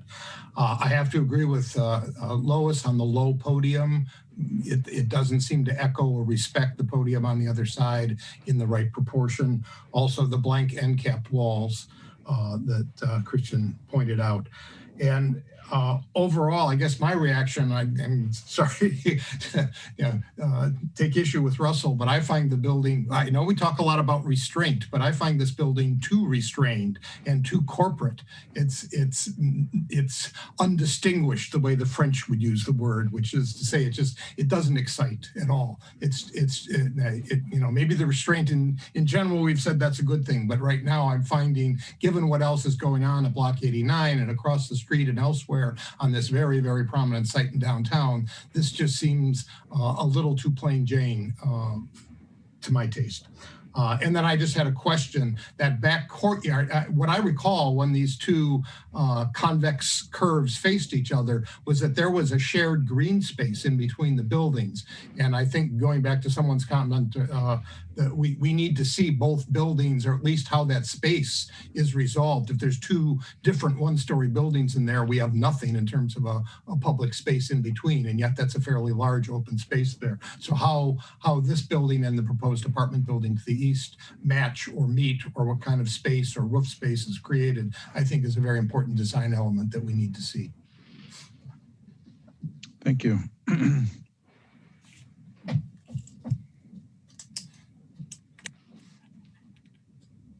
Lois, back to you. Is there any lower level on this plan? Just I know there's parking. There's going to be parking. There's not. No. There's no basement. Yeah. Oh, there's no parking underneath? Correct. No. Yeah, I think they got rid of that. And so I guess, you know, I was just looking at the building sections as well, and you have a 9'8" floor to floor height, I think. 9'4". 9'4", which seems, I think, is what is also contributing to this kind of compactness of that appearance. Is, you know, especially you're defining each floor as it goes along, and especially compared to other buildings in the area, just, you know, it just looks so pressed down. Because of that very low floor to floor, which from a second use eventually of this building maybe would be really limited with such a low floor to floor height. But that aside, I think that's contributing to this kind of compactness look of it. Janine, could I ask you to flip to the perspective from the street level instead of this bird's eye? Just if that's helpful for the group. Yeah, there you go.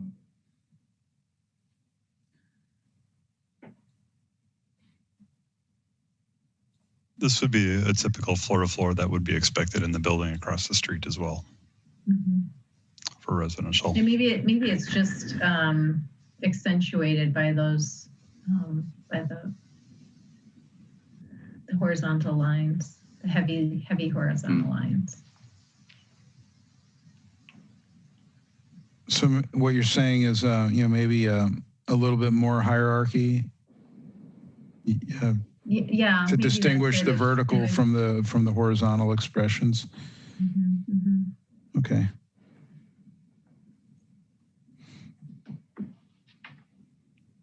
No deal killers here. I think we're really talking about some, you know, refinement and just adding a little bit of a punch to it, a little fun without, you know, throwing $10 million at it. Mm-hmm. Okay, and let's see, Russell. You guys mentioned it several times. I'm curious, the mechanical systems, you're using a VRF system or something to get that low floor to floor? Correct. That's right. And there's no mechanical penthouse of any kind, so is that all located at some lower level at the back, or where will that be located? The VRFs basically are a series of like almost residential style air conditioner condenser units, and those would be an array on the tall tower roof. On the roof. Okay. Yeah. Just you're just not showing it yet, but right. Yeah, thank you. There are probably a couple other fresh air units up there, makeup air units too, but yeah, we're still getting all that information. Thanks. Okay. I noticed that you didn't mute me yet. So can I ask one last question? Absolutely. Thanks. Where is the, I assume all of the people using this hotel will be parking in the city lot across the street. Correct. It will be valet operated and the parking will be across the street. Yep. Okay. And is there, I think when we see a landscape plan, we want to see where cars are dropping off and, you know, all of that kind of traffic flow. around that front door then, especially since it's valet. I don't know if Janine, if you want to flip to the site plan. It's basically the curb cuts in mid-block there for queuing of vehicles.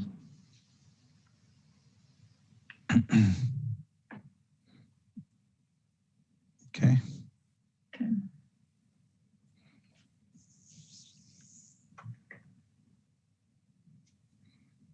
All right.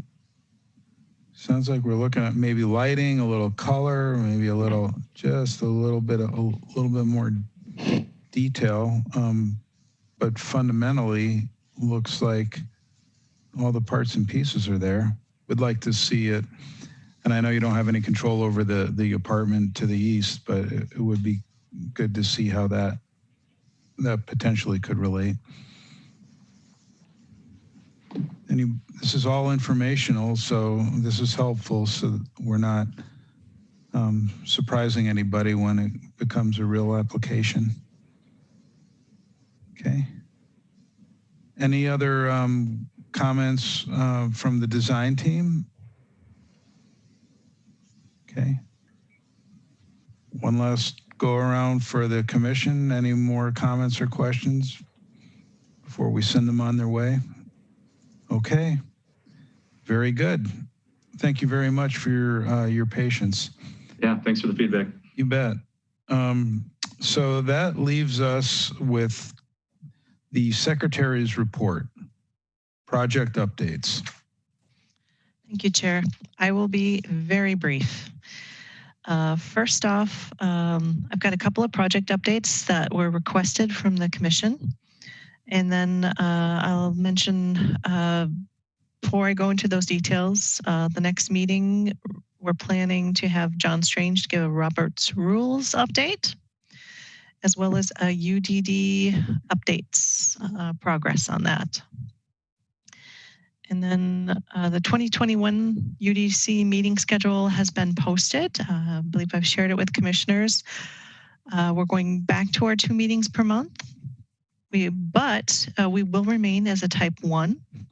Fortunately, we'll have Stefan to help us out. There may be a few conflicts that we run into with other type 1 meetings, and we'll deal with those as they kind of come up. So those are kind of meeting updates, but I'm going to jump back to the couple of project updates. There was a question about 6145 Mineral Point Road. The Urban Design Commission had reviewed this at the last meeting and then voted to deny it.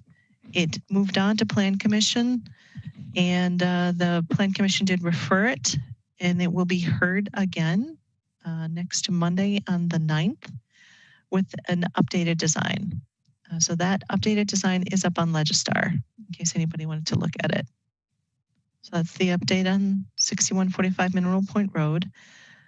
The next one was 555 West Washington Avenue. I guess that was kind of a more modern iteration of the Washington Hotel, or an apartment complex, kind of looking back at that classical design.